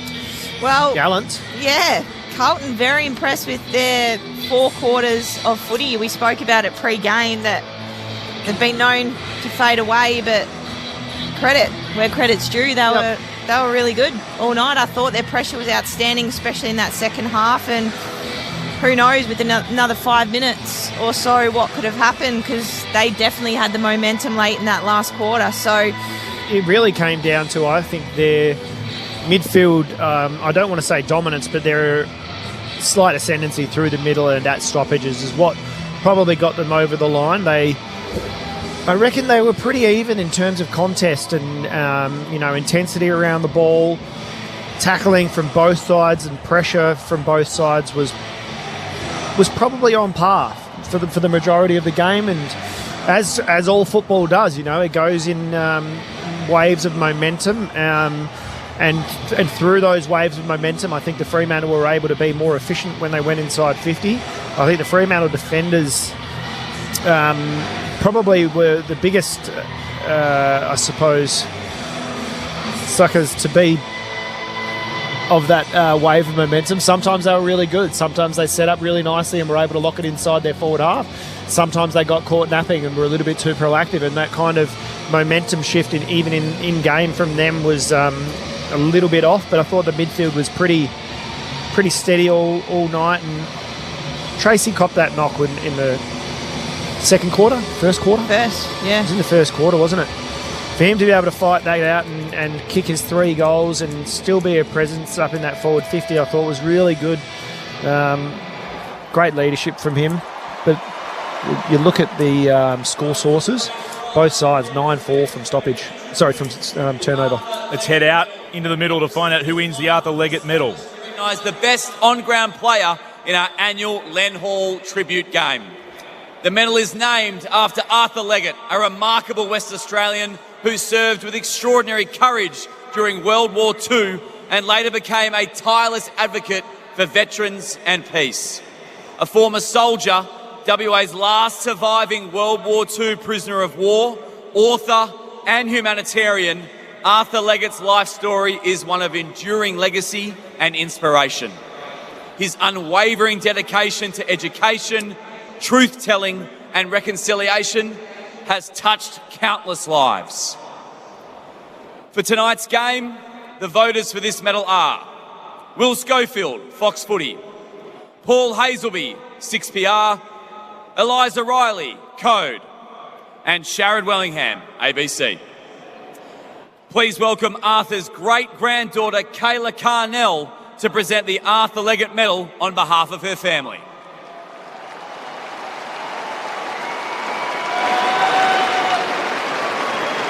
The winner of the 2026 Arthur Leggett Medal is from the Fremantle Dockers with 11 votes, Shea Bolton. 33 disposals tonight, 11 contested, 23 uncontested, 4 clearances, 7 ground ball gets, 9 inside 50s and 2 goals. It was a period of time he was everywhere tonight. First off, congratulations. How does it feel adding to the history by winning the Arthur Leggett Medal, Shane? I'd just like to say thanks to the Carlton boys, to our boys on a good win, and it's an honour to play in this game, and I just want to thank all the soldiers that obviously served for us, and appreciate it. Mate, walk us through what it was like with that pre-game ceremony, the feelings that were running through. It was a pretty incredible experience. Yeah, it was. Like I said, I love playing in these games, and it's obviously special, and thanks to all the fans coming out. Yeah. The club has such a strong tradition with this game. Do the players thrive playing in these types of big games on Anzac Day? Yeah, it is. I think we bring out the best out of us boys, and that's all I got. I love it. Your 2026 Arthur Leggett medalist, Shea Bolton.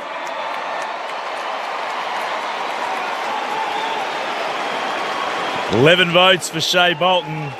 Didn't have a lot to say downstairs, but certainly did some talking out on the field. What a season he's having. And that ends the presentations out in the middle. The Arthur Leggett medal passed away at the age of 106, Arthur Leggett. Twice actually read the ode in the build-up, part of the commemoration service before Len Hall games in the past. It's an incredible story. Was actually honoured with a state funeral a couple of years ago too. So he goes alongside Andrew Brayshaw, who won that medal last year. Shea Bolton, what a performance he had this evening. We'll try and get the votes for you officially, the 3-2-1s from everybody who voted. Sharad Wellingham, you can tell us now, which way did you go? I went Bolton 3, Jackson 2, and Carlton Walsh 1. I reckon you I probably thought that he made a really good impact throughout the whole 4 quarters. Sam Walsh or Bolton? Sam Walsh. Yeah, I agree. Just quickly, it's interesting to note after all that happened and Fremantle were gathering, Alex Pearce ran all the way over to Paddy Cripps by himself and just walked with him for about 25 metres, kind of arm around him, tapping him, just having a chat. Pretty tough week for Carlton with everything that's happened, the Elijah Holland situation, another loss for them on a tough year, but he kind of went out of his way, ran about 30-40 metres over and just had a bit of a long chat to Paddy Cripps, captain to captain, maybe just offering a bit of support for what's been a tough week for the club.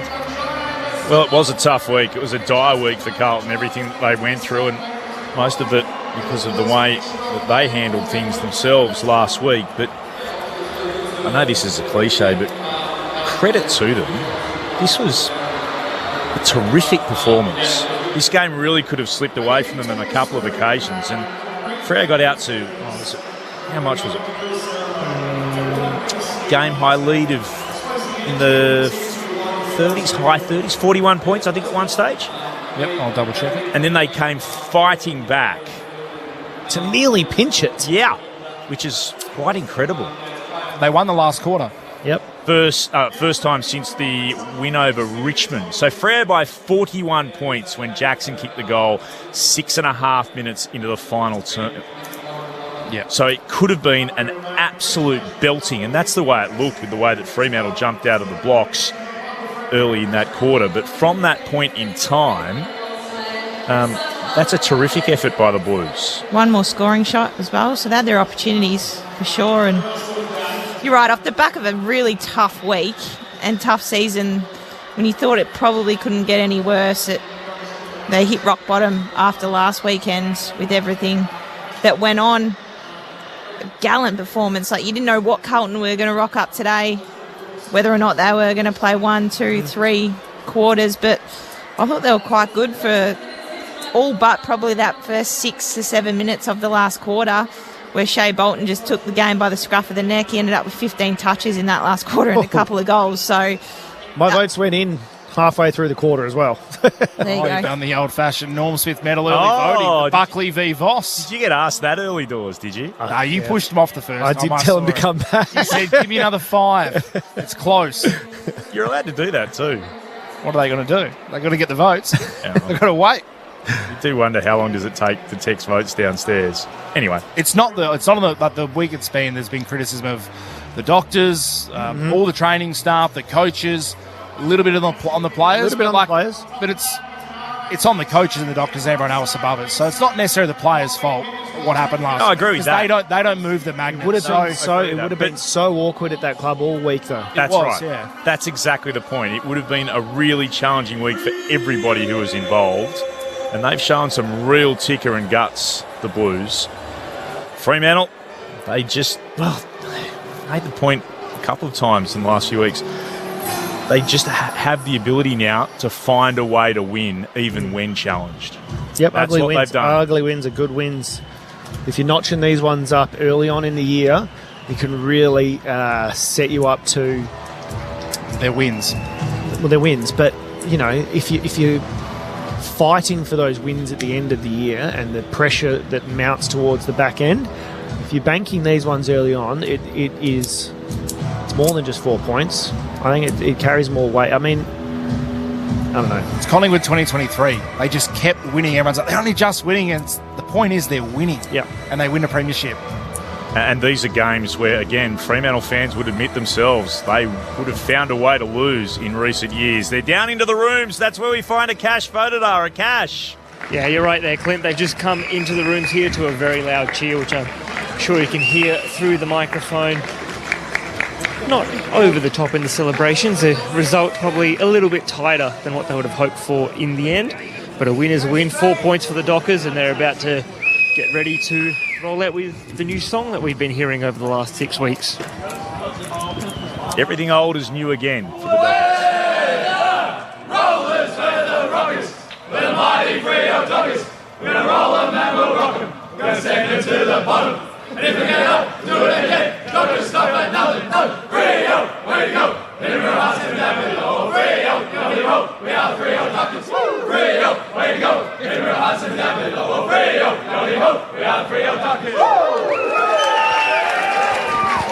As expected, pretty happy group down here, and we should have a Dockers player join us fairly shortly. That's a business-like singing of the club song again from Fremantle.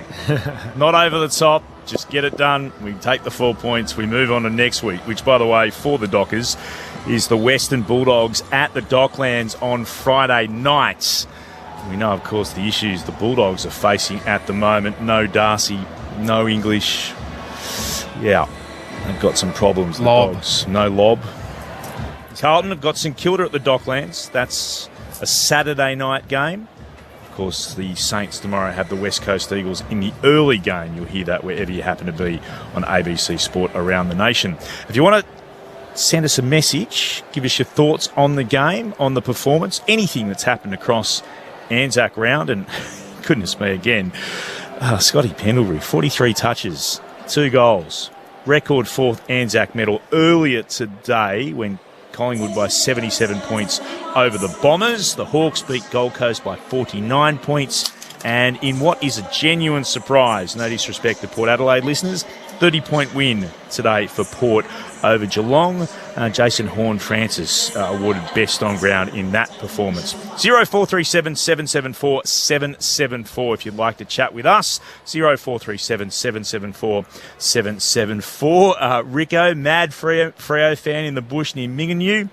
Well done on the respect paid to our Anzacs. We've won this, but if anyone could make it look like hard work, it's us. Go Freo and a couple of purple hearts. Paula was texting in earlier, had all the Anzac biscuits down in block, I think it was 108. Even better than the Bickies, the lady in block 107 next to us was celebrating her 90th birthday today. And the Bickies are all gone, which we received none here in the ABC Sport Box, unfortunately. You see Scott Pendlebury also after that 4th Anzac Day medal kicked one on Archie Roberts, who he used to coach at Haileybury, and just said he'll never let that one down. The coach got one on the youngster on the one of the biggest stages in football. And some other news, Jai Cully confirmed ACL at Melbourne, which is absolutely devastating, given he did an ACL at the Eagles after being a mid-season pick. Yep. They delisted him, the Eagles, and didn't want to continue after about a year and a half there, and got his chance at Melbourne, really impressed them. Had shown a fair bit at the Demons, and innocuously, not the knee he had done previously, the other knee last night buckling under him, and scans confirming today an ACL. Just looked like an ACL, didn't it? Yeah. And he knew it straight away, which is really disappointing. So sad. Really tough news for Jai Cully, that update kind of coming through this evening. Jenny said, I was struggling to stay awake here in Melbourne. Last thing I knew, it was close. Woke up and now it's not. And then it was again. Freo. They finished it off. Can we get Tracy some ice on that arm? Grant responds to you. Mitch, you talk about the score. Believe me, it was a lesson. I think the whole Carlton VFL team should be the AFL team next week. Well, they finished well here, Grant, to be fair. Marcus, we know, is a frustrated Docker listening in South Melbourne. Freo have been outplayed in 3 of their matches and still won. Is this good or bad, guys? I would argue it's a good thing when you get played for chunks of games and still find a way to win, because we've seen enough of those in purple when they can outplay the opposition and lose. So if you're getting the results, that's a good thing. We're still, 7 rounds into the season? It's not a bad thing. You only need to be in 3rd gear now, but if you keep picking up points, you build your chance to finish as high up the ladder as you can.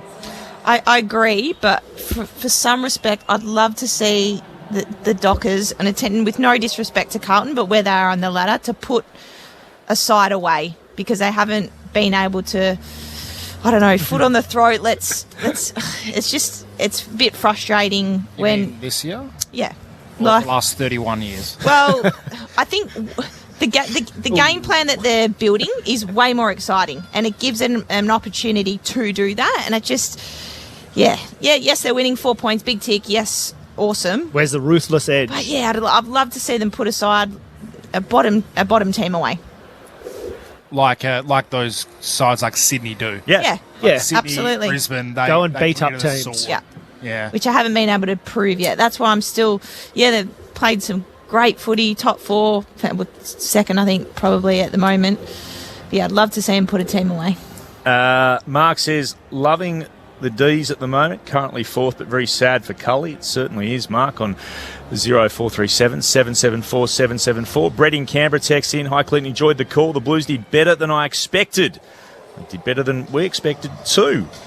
Who won the medal in the Hawthorn game today, asks Anita. I'll have to find that out for you, Anita. I'm not actually sure what they were awarding down there. It was on very early, and I'll be honest, my attention was pretty much on Collingwood versus Essendon. But we'll do our best to try and find out for you.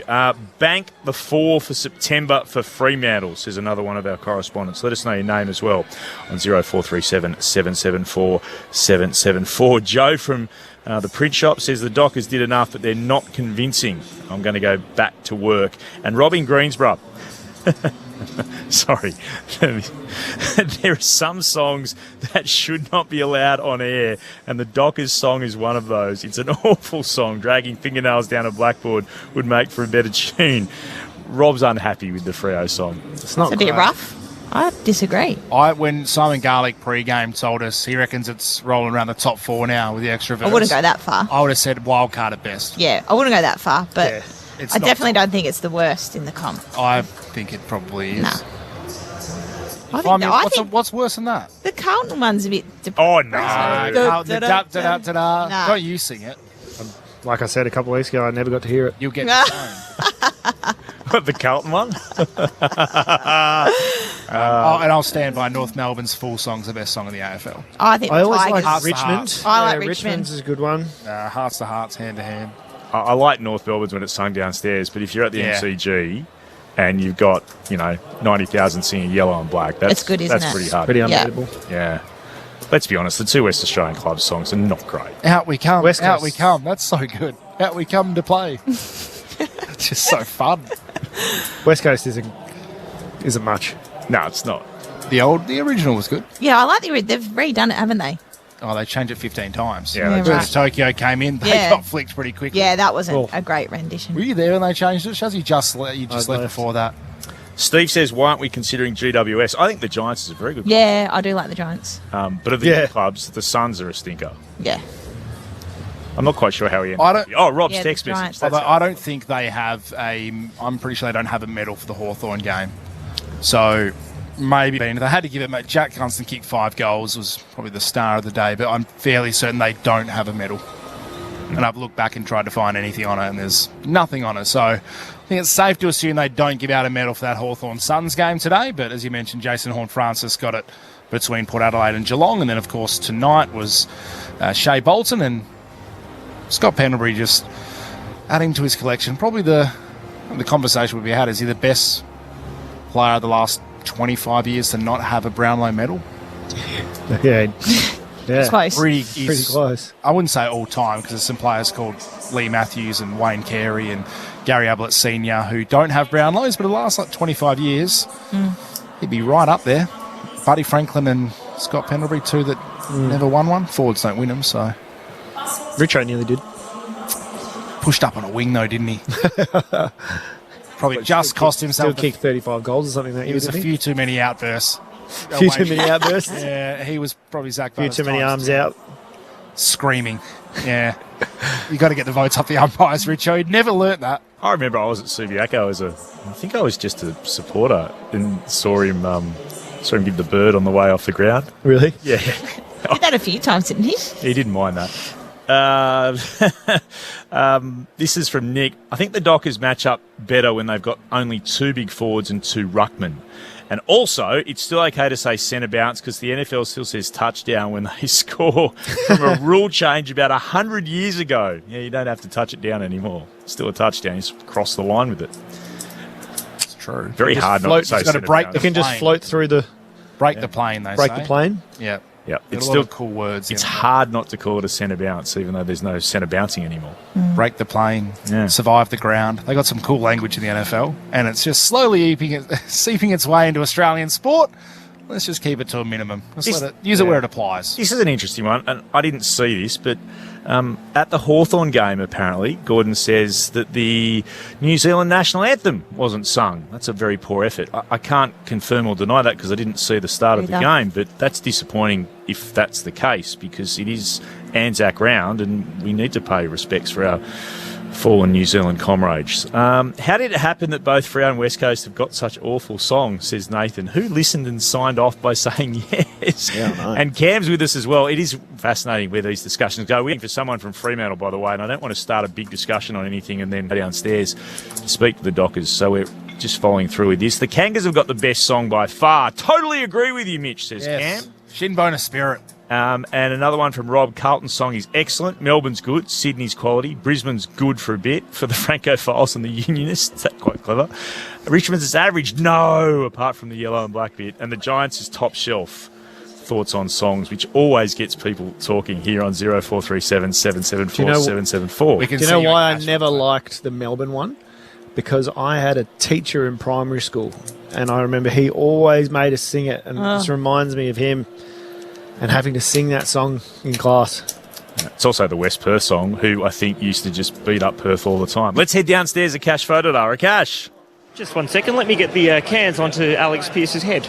Then we can let him finish eating his food too. That's right, too. He's just having a post-game nourishment. I'm sorry, Cash. I'll keep talking. I got told to go downstairs, but you weren't ready, so I apologise for that. I'm going to blame Tristan, our tech, who's just gone a little bit prematurely. Alex has just grabbed the screen. We can see them in the background on the TV Alex coverage. has grabbed the iPad setup selfie stick, setting it up himself. Cash, what are you doing down there? We've made a complete mess of this, but Cash is downstairs nonetheless. G'day, Cash. We are ready as Alex just finishes his post-game dinner, but thanks, guys. I've got the Docker skipper with me.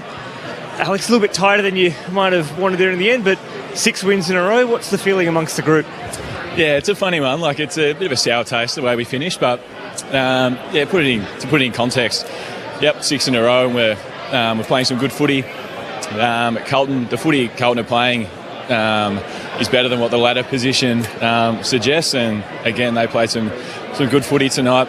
I think we did a good job of sort of sticking to the way we wanted to play, and in that second half got on top in the contest and got the ball in our front half and defended better. That second half looked a lot like how we want to play and how we want the game to look. And then obviously the last 15 minutes got a bit unpredictable and just allow them to get close. And we'd love to finish the game off better, obviously, but all in all, we'll definitely take that win and happy with the majority of the performance. What was the messaging around the group when they started coming at you late in the game? I felt like we lost our predictability a bit with the ball. We did a good job of sort of building the ball up and then getting some deep entries, and I feel like when we do that, we can really lock it in our front half, whereas turn the ball over through the middle of the ground, and they were in a mode where they were getting really aggressive, obviously because they were behind, and turn the ball over in unpredictable spots, and then they come back at us really, really quickly, and a few things go their way, and it's not how we want to look, and a lot of the message out there was trying to be predictable, get back to playing in role when we've got the ball, and make the game feel and look a bit safer. Now, we all know it's been a pretty big week for Carlton coming in.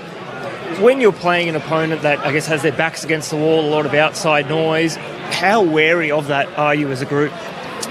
To be honest, I feel it's a trap to worry too much about the opposition and what they're going through. That can take you away what's important, because all we can control is the way we act and and how we perform as individuals and as a team and how we play. So really try not to worry about that. As I said, we knew that Carlton have been playing some really good footy throughout the year, really good at stoppage, good contested team. So that's what we focused on.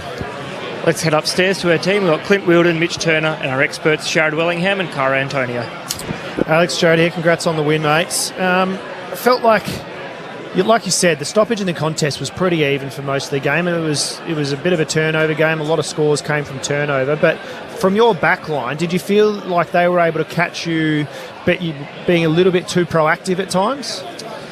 Yeah, they definitely scored a bit easier than what we would have liked. They felt like they were going really quick off turnover, and they're holding some lengths with their forwards, which test you out as a backline when they hold length and they turn it over and they get a handball receive, and then all of a sudden you get caught in front and they're getting it over the back. So again, that comes off turning the ball over in some unpredictable spots. But they credit to some of their forwards. They took some good grabs inside forward 50. But it's definitely one that we'll review as a defence, because we weren't. I don't think we were quite at our best today. The last couple of weeks, it's felt like you've got wins probably a little bit dirty, let's say. How important and how much weight do you put on that early on in the season as a way you can really bolster, the points in later position going into the back half of the year? Or do you not even think about it or talk about it? I think we only talk about the actions and how we're playing. Clearly the results are great, because you want to be higher on the ladder, and all that counts towards the end of the year. But I personally don't look at the ladder, and it's not something we talk about. It's about how we're playing, and to win a few close games, I think it's been on the back of how we're performing under pressure, and it's something we've spoken a lot about trying to be more mature when the game's at its hottest, and it just requires you to just keep sticking to the process, play your role, play how we want to play. So I think that's been a real positive of the year. Clearly it required something different towards the end of this game when we're up and we need to just control the ball a little bit and take some sting out of it, and we didn't execute. So that's something we'll review and work on through the week. Probably leads nicely into the next one. I've gone through the list of everyone who played, and I've probably got 95% you'd give a tick. How good is it being able to, I suppose, not rely on too few and have everybody contributing nice and evenly at the moment? Yeah, absolutely. I think it's the sort of game we want to play. We don't rely on superstar performances, and we really talk a lot about how we defend as a team and how we pressure, and really bringing our teammates into the game and making each other better. The way we use the ball, we're trying to use our hands and just give it to the best option. And we've got a lot of guys in good form. I finished most games having no idea who our best player was, because I feel like a majority are executing their role. Just on that as well, shout out Jeremy Sharp, who was a late in. He's been playing some really, really good footy for Peel, playing a bit more inside. Got his chances as an emergency and really deserved it, and got lucky before the game with Vossi pulling out, and he just executed his role fantastically. Had some good moments, kicked a couple of goals, and finished off. But super proud of him and the way he prepared and the way he executed for us. Alex, Cara, Antonio here, congrats on the win. Just a question about, I suppose, there's a bit from us in the box, and no doubt the supporters and fans in the stands have noticed some changes in your game plan and the way you want to move the ball. In your, I suppose, words, can you give us a little spiel on what Fremantle's best footy looks like? It can depend a little bit. I think when we're at our best, we're accessing the corridor. We're using our hands. I think you've sort of seen that when we can, when our midfielders are breaking from stoppage and we're driving corridor, and we get like Murphy Reid on the end of it. We're accessing Switkowski, Shea. But I think at different times throughout the season, it's required different things. I think the last couple of weeks we've been better at moving the ball in slow play, which is something we historically haven't been good at. So the game requires different things depending on the opposition and depending on the moment. So we've spoken last season. We were a lot better in the chaos when the game was fast, and we struggled a little bit when the game was slowed down. So we want to find a bit more balance and be able to score from our back half and be able to build the ball. So hopefully it's a balance. I don't know. What do you think? What do you think's going well for us? No, I've made mention the last couple of games that I've been up here. I've loved the way that you guys can move the ball really fast and I suppose break the lines, as you've mentioned, and give your forwards the best opportunity. I think your kind of mid to forward link has been a lot better than last year. So I was just really curious to know the work that's been done in the off-season. I think I said it this morning, Clint. What's impressed me is the ability of Freo to be able to change gears at the moment when it's been required. He did say that this morning too, Alex. Yeah, and that's what I really reckon is taking you guys to the next level so far this year. Yeah, I think there's some truth there, and I think, to be honest, just the way our forward line are working together, but historically they've been young the last few years. Like our keys are quite young, and they're working out their own role within the AFL world, and it's a really tough position playing key forward. And I feel like obviously Bossy wasn't out there today, but we had Dogger and Coxie down there a bit more. But just the way they're working together, they're super unselfish. It's very, very rare, to be honest, to have a forward line like ours that work together so well, and they really don't care. Jai, JT, they really don't care who gets on the end of it, and they pressure like no key forwards I've ever seen. And I think that's one of the great strengths of our team at the moment, and it's something I'm really proud of, is how unselfish we're being. And as you sort of touched on at the start, it's a real team effort. And just last one from me, how important is it to have a ruckman that's so mobile at ground level as well as Luke Jackson? I thought he was fantastic across the 4 quarters. I suppose his ruck work in the air giving mids first use, but his follow-up work at ground level and then his ability to hit the scoreboard. Yeah, he's playing some great footy, Jacko. We know that's one of his strengths, and clearly he's a part-time midfielder as well. So to have 6'6" midfielder that can take big marks and can use the ball well, and he finished in front of goal really well for us today. He was definitely had a good game. He's in good form, and it's a real challenge for opposition sides, I'm sure, when they're preparing for us, because you've got Sarong, Brayshaw, Jackson, Young, Bolton, who can all really hurt you. And I'm sure it's a bit of a nightmare what time they're putting into everyone and how they're going to stop them. Fremantle Dockers captain Alex Pearce joining us here on ABC Sport after their 14-point win over Carlton here at Perth Stadium. Alex, Mitch Turner here. Saw you have a conversation with Patrick Cripps post-game. Just ran over and had a bit of a chat to him before Carlton left the field. Was that captain to captain a bit of support after a tough week for Carlton? I won't go into the details, but just lending the support of myself and our footy club. They've had a tough week and a very public week, and it can be, I know how difficult it is at times when you're leading a footy club and when you're dealing with those sort of issues. So it's just a couple of words of support, and he's a great leader, Cripper, and they've got some really good people in that footy club, so I'm sure they're doing a good job. And you've always seemed to fly under the radar, Alex, even though you're the captain of a football club. It seems this year you are finally getting the recognition that you deserve for just how good a defender you are, how good a leader you are. Have you appreciated, I guess, a bit of recognition around the league from a lot of people that are finally saying, you know what, Alex Pearce is a bloody good footballer and a bloody good leader? I try not to look at it, to be honest. I do see it a bit. Family or friends will send some stuff through. I guess it's better that people are saying good things and bad things about you. But I think there's a skill with being able to take on positive feedback and not get caught up in it, and it can be very easy to get caught up in your own publicity. And I'm very conscious of trying to make sure that I'm staying grounded and committed and putting my time into how we're going to be a good footy club, and making sure that my teammates and myself are preparing as best as we can, and we come out here and playing as good a footy as we can. And Alex, it's maybe a difficult one to finish, but you've been great at the Dockers. We talked with Simon Garlick pre-game of inclusion, driving culture, driving standards. Were you a bit disappointed about what played out over the past 48 hours with the AFL Appeals Board and everything that came with that? Were you a little shocked and disappointed?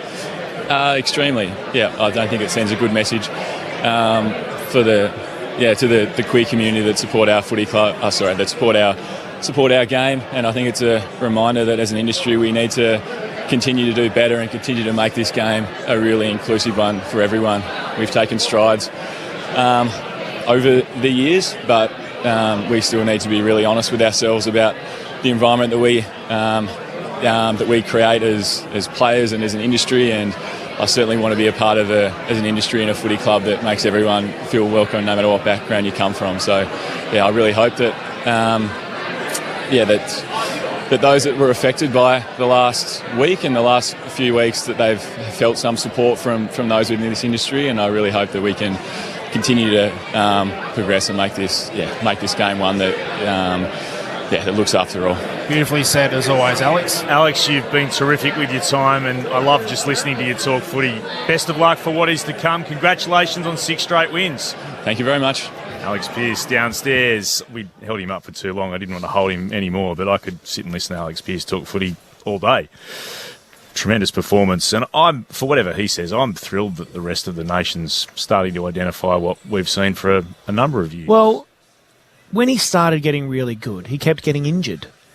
So it was kind of the situation where, we know Alex is a really good footballer, but he just isn't able to stay on the park. And he had a couple of bad leg injuries. Leg injuries that held him out for a long time. And then obviously, was it last year that the arm kept him out for a little bit? He came back early and then it broke again. But a consistent run has been tremendous. It's been awesome, and it's, I think, really settled the back line. And I think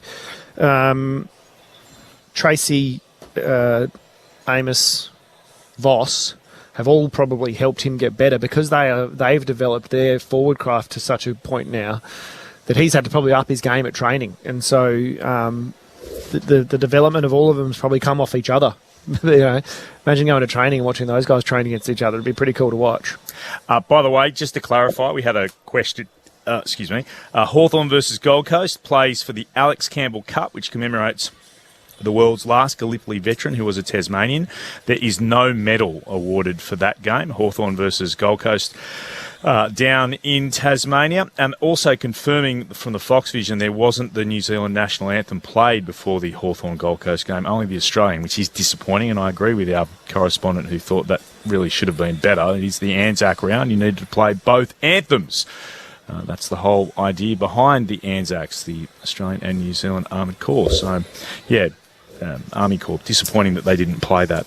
Any reason Freo versus Carlton didn't have a Welcome to Country, says Luke. There's a Welcome to Country that's played every Fremantle game. Yep. It's not done live, but there is a big production that's been filmed and put on the screen. So, Luke, every single Fremantle game, and indeed every West Coast game as well on the big screen, has a Welcome to Country as such, but it's not done only if it's the live. Doug Nicholls round. Yes. Which is obviously for obvious reasons, but they have it, It was on the screen tonight, can confirm. Yeah, I watched it. So, yeah, every single game they have one.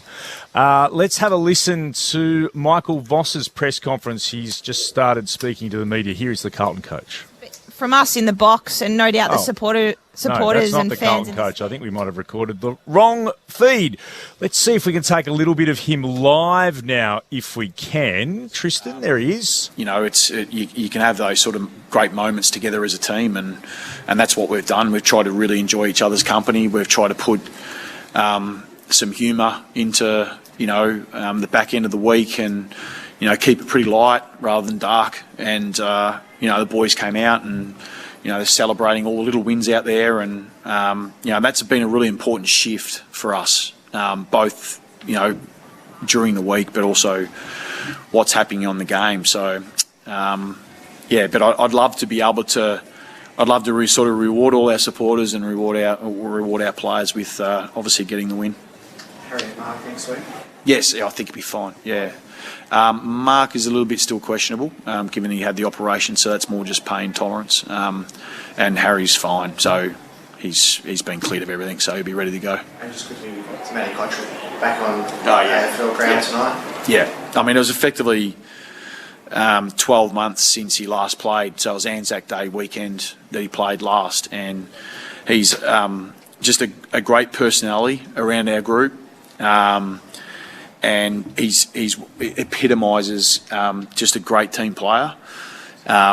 He's the type of player that we'd like more of. He's got speed on the outside, and he's got footy smarts, and he uses the ball well. And so to have him back in the team, and obviously come at the expense of losing Ollie, but to have him back into the team and seeing him out there, I know personally, I have said that he's one of my favourites, and that's okay. I can say that. So players rib him for that, but.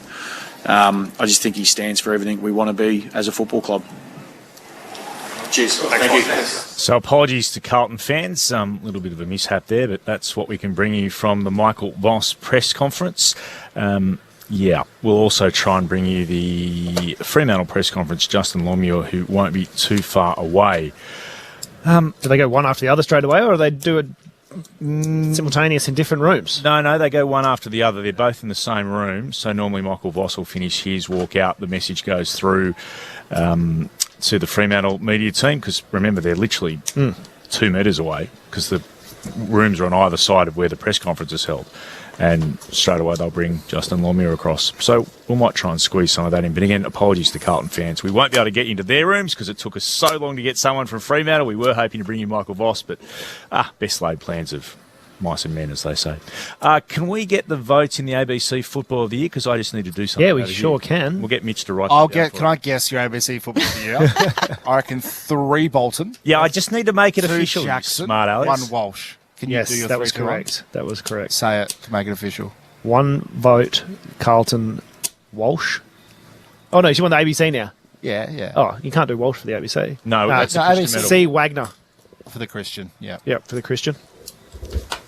Bolton 3, Jackson 2, Wagner 1 for the Christian. Yep. And Bolton 3, Jackson 2, Walsh 1 for the ABC Football of the Year. Oh, yeah, sorry, yes.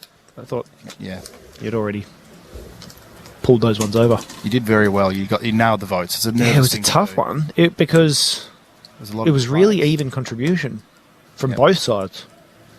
What would you have done if Bolton had come out? Well, it would have been Jackson. Jackson Bolton. That first 6 minutes of that quarter was unbelievable. How nervous were you when they said, from Fremantle? Were you sweating? You just don't want to be the odd one out, do you? Until you match the coaches 3 days later and you're like, you're all idiots. Look what I did. Nailed it. Yeah. We do like to check the ABC. We do like to compare votes them. against Clint coaches. always sends them through and lets us know if we've got them right. So does Chris Waterman last week when Jai Amos got a 10 and he predicted him for the medal and he didn't win it. Chris Waterman, Muddy, was very quick to send in the group chat and say, I told you Amos 10, the coaches agreed with me. But that was a prediction. That wasn't a judgment of the game. To the game. Yeah. That's how well he's going. They don't even need to play for him to know who's going to be best on. I know there was a lot of talk about Jai Amos playing his role and not getting his lick of the ice cream because his role didn't really read into it much because his confidence looks so different now, doesn't it? Like he looks like a different player. He was lining up from 10 metres out 4 weeks ago and you sat there and went, he won't kick it. And he was missing them because he looked so bereft of confidence. So they can talk about how he was playing his role for him. Yeah, but that kind of thing is you can come off a game and still not be confident, but know that you've still executed your role. Yeah, but he had no confidence. But that's just the set shot. The rest of his game, he's probably he's more confident than ever, potentially. We don't know. No, he looked terrible before, I reckon. Well, no, honestly, first sorry, game, Shat, I'm with Mitch on this one. First game he of the year, was stinking it up early on, which He is had why a it was shot. so good that he turned it around. First game of the year, had a shot from 10 metres out. You were calling it, Clinton. I turned to Shaz and said he'll miss it. And he missed it. And he couldn't miss it as a key forward. You say that every time, though, so one of them's going to be right. But now I think he's going to kick him from everywhere because he just looks like he's so confident. What about that? He took it off Pat Voss, Space Jam style. He stole his swagger. Did you see Wagner did that to Jackson for the snap that he did in the corner here? He's like, no, you take it. Yeah, that was pretty good. I think he stole the Space Jam style talent. Not talent, swagger. I've got the official votes, by the way, in the Arthur Leggett medal. Oh, yeah. So, believe it or not, Sharad Willingham voted Bolton, Jackson and Walsh. Just thought I'd mention that again. Eliza Riley from Code Sports voted Bolton, Jackson and Walsh. Paul Hazelby from our friends over the road. Shea Bolton, Luke Jackson, and then Shea Bolton. I don't know how that works, but there you go. Typo. That's what it says. I'm prepared to say that he probably had Sam Walsh there as well. And Will Schofield of Fox, Jackson, Bolton, and Brayshaw, and he was the panel chair. Oh, Andy Brayshaw. He had it. We were just talking about that. He had well. a good first half. Yeah. Reports of his demise were greatly exaggerated. Yeah, I agree with that. I He thought had one or two low games. but he also Where he played was a different playing a role. Yeah, playing correct. a defensive role. And everyone wanted to jump off and say, look, he's not the player he was. Like, averaged 30 plus last year. I don't think he's lost all his talent in the space of 4 months, has he? No. And Sarong got tagged tonight early by Cooper Lord. And Brayshaw got off the chain, and then they dropped the tag on Sarong a little bit, and Brayshaw went a little quieter, And playing that role again. Hayden Young wasn't He was okay. He was okay. He ended up deep, what we spoke about, deep forward in that last quarter. Yep, because there was room for it. What's wrong? It's late. The collar. It's late. I feel like I've been here for 7 hours. You're listening in the eastern states. It's 20 to midnight. Everyone's in bed. I have been on air for 7.5 hours today. It's public holiday here too. Is it really? Yeah, today's a public holiday. Yeah, everything was shut. There's two. It's Saturday. Saturday and Monday. All the shops were shut today. They added a new public holiday. I'm certain of it. No, I think you're right. Yeah, they did. Roger Cook, the Premier, added another public holiday for Anzac Day, and it fell on Saturday today. All the shops were shut. That shouldn't be a thing, though. It is a public holiday on the weekend? Public holiday rates, I hope. No, it's... I went to a large shopping centre today, and as I pulled in... Green one or red one? Someone on the phone said to me, like a big one in Booragoon, and someone said, you know, it's a public holiday, it won't be open. Pulled in and all the gates were closed. Drive into the car park. It's a public holiday today. No, I'm on the same page as you. I agree. That's why we're losing it a bit. At 20 to 10 on a public holiday and a long weekend. Oh, dear. Fremantle have beaten Carlton here by 14 points, 16-7, 103. You just went, like I had an epiphany. And said nothing. Like it's Anzac Day. Oh, wow. Sam's working, so she will get penalty rates. Oh, no. That's your partner, of course. 13-11-89. Well done to the Blues, though. Although it's another loss, and it is their 5th straight loss in a row, they really did show some fight in that last quarter against the Dockers. Fremantle leading at one stage by 41 points. That was around about the 7-minute mark of the final term. And the Blues able to fight back to lose by just 14 points. Fremantle winning 6 straight games now, and they jump back to second on the ladder, which is where they were as the evening began. The other results today, Essendon by 77 points in the traditional Anzac Day game against Collingwood. Hawthorn by 49 points against Gold Coast down in Launceston. That's 11 straight wins now for the Hawks in Launceston. And Port Adelaide beat Geelong by 30 points. That was a shock. Now, our listeners around WA haven't heard this, but let's hear from one of Port's players after their big win over the Cats in Adelaide Oval. Mitch Georgiades was speaking to Braden Ingram, and he started by asking Georgiades about the win by Jason Horne-Francis, about being the best player on ground. Well, Mitch, congratulations on the win. Jason Horne-Francis won the medal. Have you said to him that should be around your neck, possibly? No, certainly not. He played a splendid game. He was on fire. When he gets like that mood, he's pretty hard to stop. But yeah, certainly I probably should have kicked a little bit straighter. Talk to us about that. You slotted that one in the pocket at the end of the game. You put that one through, but when they were much closer, it seemed to be much more challenging for you. Yeah, Kenny said it before. I do the hard easy and the easy hard. So. I'm somehow kicking from 50 on the boundary, but 20 metres out in front, I can sometimes miss that one. But, I mean, I'm happy with getting shots. I've got a solid routine. You've got to keep working on it. But, it was a great performance when the ball's coming down like that. At certain stages, it's certainly fun as a forward. It was almost like, for you, sometimes the ball had soap on it, but not for anyone else. Was there a reason why that just weren't sticking for you? Yes and no. I think you put yourself in some good positions to get it. And I know I'm not going to take them all, but it just shows there's growth still to be had in my game and in the team in general as well. But like you said, when the ball's coming down like that, it's certainly nice to get on the end of a couple. Talk to us about the team performance. Not many people gave you hope, even after that performance where you had that chance to win the game yourself against Hawthorn last week. So how did this come together tonight?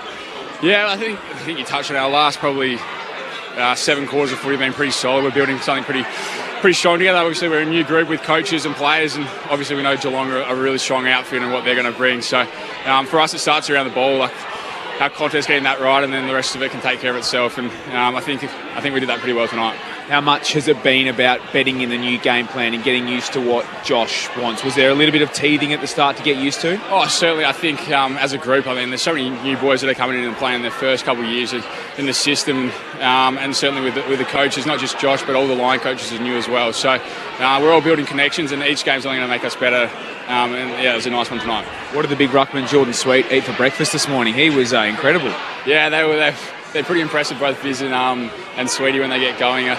they're contested beasts and they're pretty big boys. So we certainly like it. And I know the mids love it when they get on top. Last time before we go upstairs, obviously the showdown on Friday night. It's a home showdown for the Crows. They're always close no matter where you are on the table. But given the fact they've only got a 5-day break, you guys seem to be flying now. Do you give yourself an absolute red-hot crack to upset them?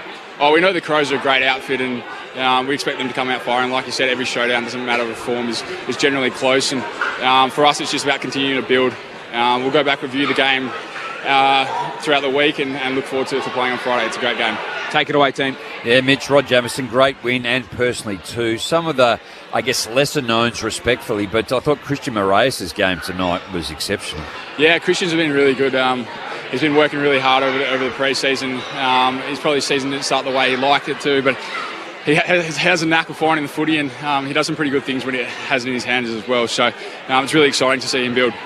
Mitch, Ebony Marinoff here. Congratulations, your game. I just want to get your insights of the game of Zach Butters. Obviously, he's been challenged before when playing Geelong against Mullen. How did you see him work through that tag? Yeah, he said to go into the game. Mullen's got the better of him a couple of times. He admitted that, but he wanted to really go out there. He's a competitive beast, and one thing with Zach, he's not going to give up. So he went out there and he played a great game as well. Mitch, game 100 in a showdown. Tell us what that'll mean to you. Yeah, it's amazing. It goes pretty quickly. 100 games it's really exciting, and to play in a showdown where that means so much to this town and to this club, it's going to be exciting. I want to look forward to it. Forgive me for asking as well, but want to give you the right to reply. Chad Corns stirred up trouble by saying you were thinking about going back west. Any truth to that, or is your heart at Alberton? Heart's at Alberton. Let's just focus one game at a time. How much do you chat to Chad? Because I think Josh, your coach, said he'd have no idea. I haven't spoken to Chad for a bit, not just because of that, but just in general. Really close with Chad. Worked with him for the last 7 years of my career, and I get on really well with him. So, but he's throwing me under the bus there for one. In terms of the relationship with Josh Carr as well, Mitch, he'd obviously be overjoyed with what happened tonight, but can you just walk us through, I guess, the tumultuous start to the year and the bit of pressure that came early and how you've been able to get through it? Yeah, one thing with Carr, he's been really calm throughout the whole start of the season. Obviously, there's been a few ups and downs, and for him, to stay level-headed and to reiterate the game plan's going to work, we just got to keep sticking at it. So we've loved working with him so far. Mitch, thank you so much for your time. Congratulations on the performance, and maybe we'll see 10 from you next week. Let's hope so. Thanks, guys. Mitch Georgiades speaking to the ABC Sport team in Adelaide, and despite him playing a very straight bat there, I wouldn't be surprised at all if he does at some stage end up back here in WA, certainly in West Coast colours. The rumours continue to swirl around on that front. Fremantle beating Carlton here tonight by 14 points, 16-7, 103 to the Blues, 13-11, 89. Quickly, some other scores to let you know about before we head downstairs and hear a little bit from the Fremantle coach. The Roosters have smashed the Dragons today in the NRL, 62 points to 16, so a 46-point win to the Roosters. So the Dragons sacking their coach has made no change whatsoever to their form. They continue to lose their way into the season. The Warriors have beaten the Dolphins 20-18. The Rabbitohs have smashed the Melbourne Storm. That was the Storm's home ground too. 48 points to 6, or 42-point win to the Storm. In the A-League, Perth have beaten Brisbane 2-1. Josh Risdon's last ever game for Perth. So a nice way to wrap up the season for the Glory, who are not playing finals again. The Victory defeated the Wanderers 2-0, and the Newcastle Jets, the Premier's Plate winners, have beaten the Central Coast Mariners 4-0. In the Super Netball, the Swifts down the Giants 72-59, and the Thunderbirds defeated the Sunshine Coast Lightning 61-60. Super Rugby, the Hurricanes too good for the Brumbies, 45-12, and the Blues beat the Reds 36-33 in Super Point. Let's have a listen to the coach of the Fremantle Dockers. Here is Justin Longmuir downstairs. Thought it was pretty even contest throughout the night. Thought we jumped out of the gates pretty well. Thought contest was a pretty good battle all night in terms of around the ball. I thought we pressured well. And when we got the game looking the way we wanted to, we scored pretty well. Sloppy finish, which was disappointing and took the gloss off. What was a good night all round. When you look at the start, 12 clearances to nil at the start, and you did a 5-minute patch in the last quarter where you let it go. And you feel like the ability to just dominate in different patches of the game is what's setting you apart. All year we've been able to win in different ways. Different parts of our game in different games has held up and flourished. Some games we've won on front half scoring. Sometimes we've had to do it from our back half, and tonight like centre bounce and our stoppage was good at times. So I feel like we've got a few strings to our bow. The attacking threat of Jackson in the ruck, just the way spin sports for the first goals. How much of a weapon is that, and what goes through your mind to see? It's unique. He's a good aerial player and a good tap ruckman, but he's just as good at ground level. And to have him, because once he hits the deck, he becomes another midfielder, right? So, hence why at times we like to put him through the midfield and use him as a midfielder. So, thought he did a great job, and it's pretty electric when he gets up and about like that. It wasn't a huge game, but just to get from 2 goals, how important do you think that is? Just to get? I think his ruck work is strong as well. So clearly they're different. They're different players, but I thought Coxie's second efforts were strong. Clearly took a few more marks than what he did last week, and with Vossi going out, we needed a bit more of an aerial presence down there. So thought he did his job. And with Voss, he was crook. So the communication this morning was that he was feeling better, and then when he did his warm up, he just didn't feel right. And to his credit, he went out there and did another warm up and felt a little bit better. And in the end, we just had to make the call for him because he's such a competitor and he wanted to go out there, and it was hard for him to say, "I'm not right." So the docs made the call for him. And I thought Sharpie came in and played his role as well. And Sharpie's it's been well documented. His form in the waffle has been really strong. He came in and that form held up at AFL level. So it's a good reminder to our waffle players if they're playing above the level at waffle, when they come in they'll fit in seamlessly. Just back on Luke's game in the ruck, how do you reckon the pre-season he had as a midfielder is helping him? He's being able to flick between the roles once the... it feels a lot more familiar to him. He knows. He's worked with his team. He's worked with the other midfielders. He understands some of the intricacies of midfield play. We threw him there probably last year on the run a little bit, and clearly we've educated him, but he didn't get the reps in over the pre-season like he probably needed. So that's held him in good stead. So he played mainly ruck tonight though. I don't think he was in there as a midfielder much at all, if at all. So, like I said, his follow-up strong. And it's probably the part of his pre-season is probably more like he's become fitter with his running.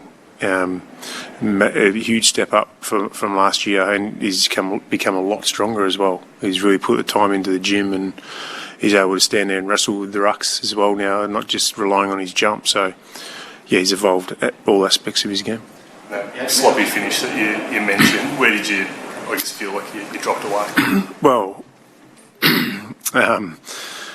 We just lacked a bit of dare to take the game forward, in my opinion. And when we do that and we don't have intent to take the game forward, we just go lateral and nowhere and become unpredictable, and just invited a front half game for Carlton. So, that intent changed pretty quickly after probably the Jackson goal. The players are really frustrated with it, and to be honest, rather it not happen, but maybe it keeps us on edge a little bit. You had 2 medals handed out in the last 2 weeks, and the 2 best players last week were different than the 2 best players this week. In the past, it was the same guys who tended to be your match winners.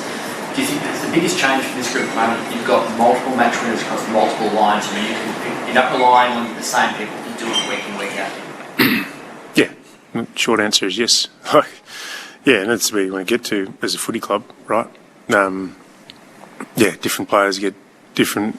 They get a lick of the ice cream in different weeks. It's a bit like when we talk about our forwards and who kicks the goals. we want to share the load, but then sometimes the ball bounces to one person a little bit more. And that's where we end it downstairs. The press conference with Justin Longmuir speaking to the assembled media. We've got about 5 minutes before we wrap things up.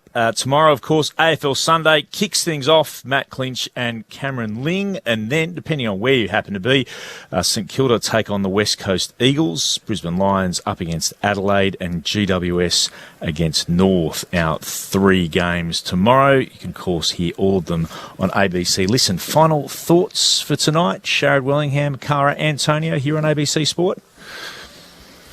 Well, I rocked up to the game, thinking that it might be completely one-sided, and I was really impressed with what I witnessed from Carlton, especially after the week that they had. So, and another professional win by Fremantle. Did we go through whether it was workmanlike last week? Was that workmanlike? Yeah, it was workmanlike. Yeah, so I think... In fact, by the end of it, it wasn't workmanlike. It was a bit scrappy. Is it scrappy? Blue-collar workmanlike. That's workmanlike. There's no pictures on a scorecard, kind of par, that one, wasn't it? Yeah. I just like the fact that they're going out there, getting the job done pretty ugly. You know, doesn't matter. They're just finding a way to get it done. I said it before, but I just think it'll bode really well for them through the middle and back half of the year. And the best thing about them, though, is that they do show that they have everything required to go deep into September. What Bolton did today, a couple of the moments from Jackson, Tracy and Amos, they've been able to kick goals when it matters. They did it without Voss. I just still think that Fremantle, although they haven't been as clinical as you would like them to be, they're still assembling a solid amount of work, and on top of everything else, they're picking up 4 points over and over again, and they'll put themselves in a position where you can have a red-hot dip. Yep.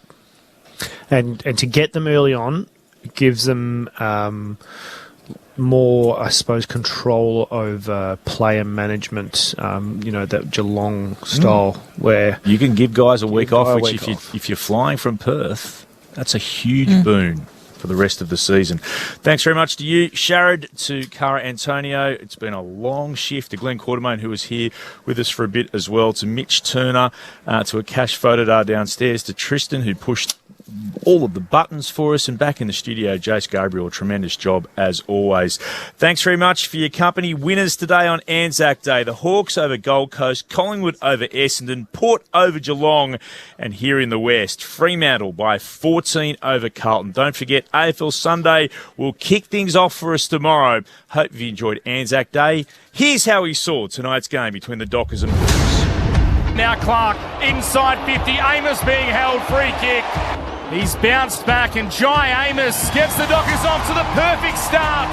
Spills for the Blues, bouncing kick towards goal. McGovern gathers, and McGovern answers. Clark kept going, kicks inside 50, looking for Tracy. Makes the most of it, loves his work, finishes it off, and Fremantle have it. 2 goals in the opening quarter. Able to find Chera. Runs around, plays on. Can kick Carlton inside the forward 50 at the back. Kemp flies and marks. 2 goals, 1 last week. Brody Kemp runs around, snaps towards the goals and's got it. The second term underway, and they get the first clearance, and surging forward, Jackson, who won it down, he gets it back. Switkowski, 51 out from goal. Jackson, what a start to the second quarter. Bursting out of the middle, shared it around with his teammates, just like he's now sharing around high fives. Inside 50, Tracy. Standing start, just reached over Jacob Wiedering and absolutely alphaed him. Perfect finish, he's got 3. Reedy's able to work it away here, and he gets the kick inside forward 50 for the Blues. Brennan Cox with the spoil. Spilled there to Evans, who snaps and goals! Great response from Carlton. From Ainsworth, kicks towards full forward. No mark taken. Umpire spots a free kick. It's going Carlton's way. But we'll have a look in a moment. Meantime, here comes McGovern from right in front, from 30 out, kicks the goal. Brings it back to a single-digit margin. Sarong kicks into Mason Cox. He's got the purple tinted goggles on now as he turns to the crowd, tugs on the Guernsey. Kicks inside the attacking 50, McGovern marks.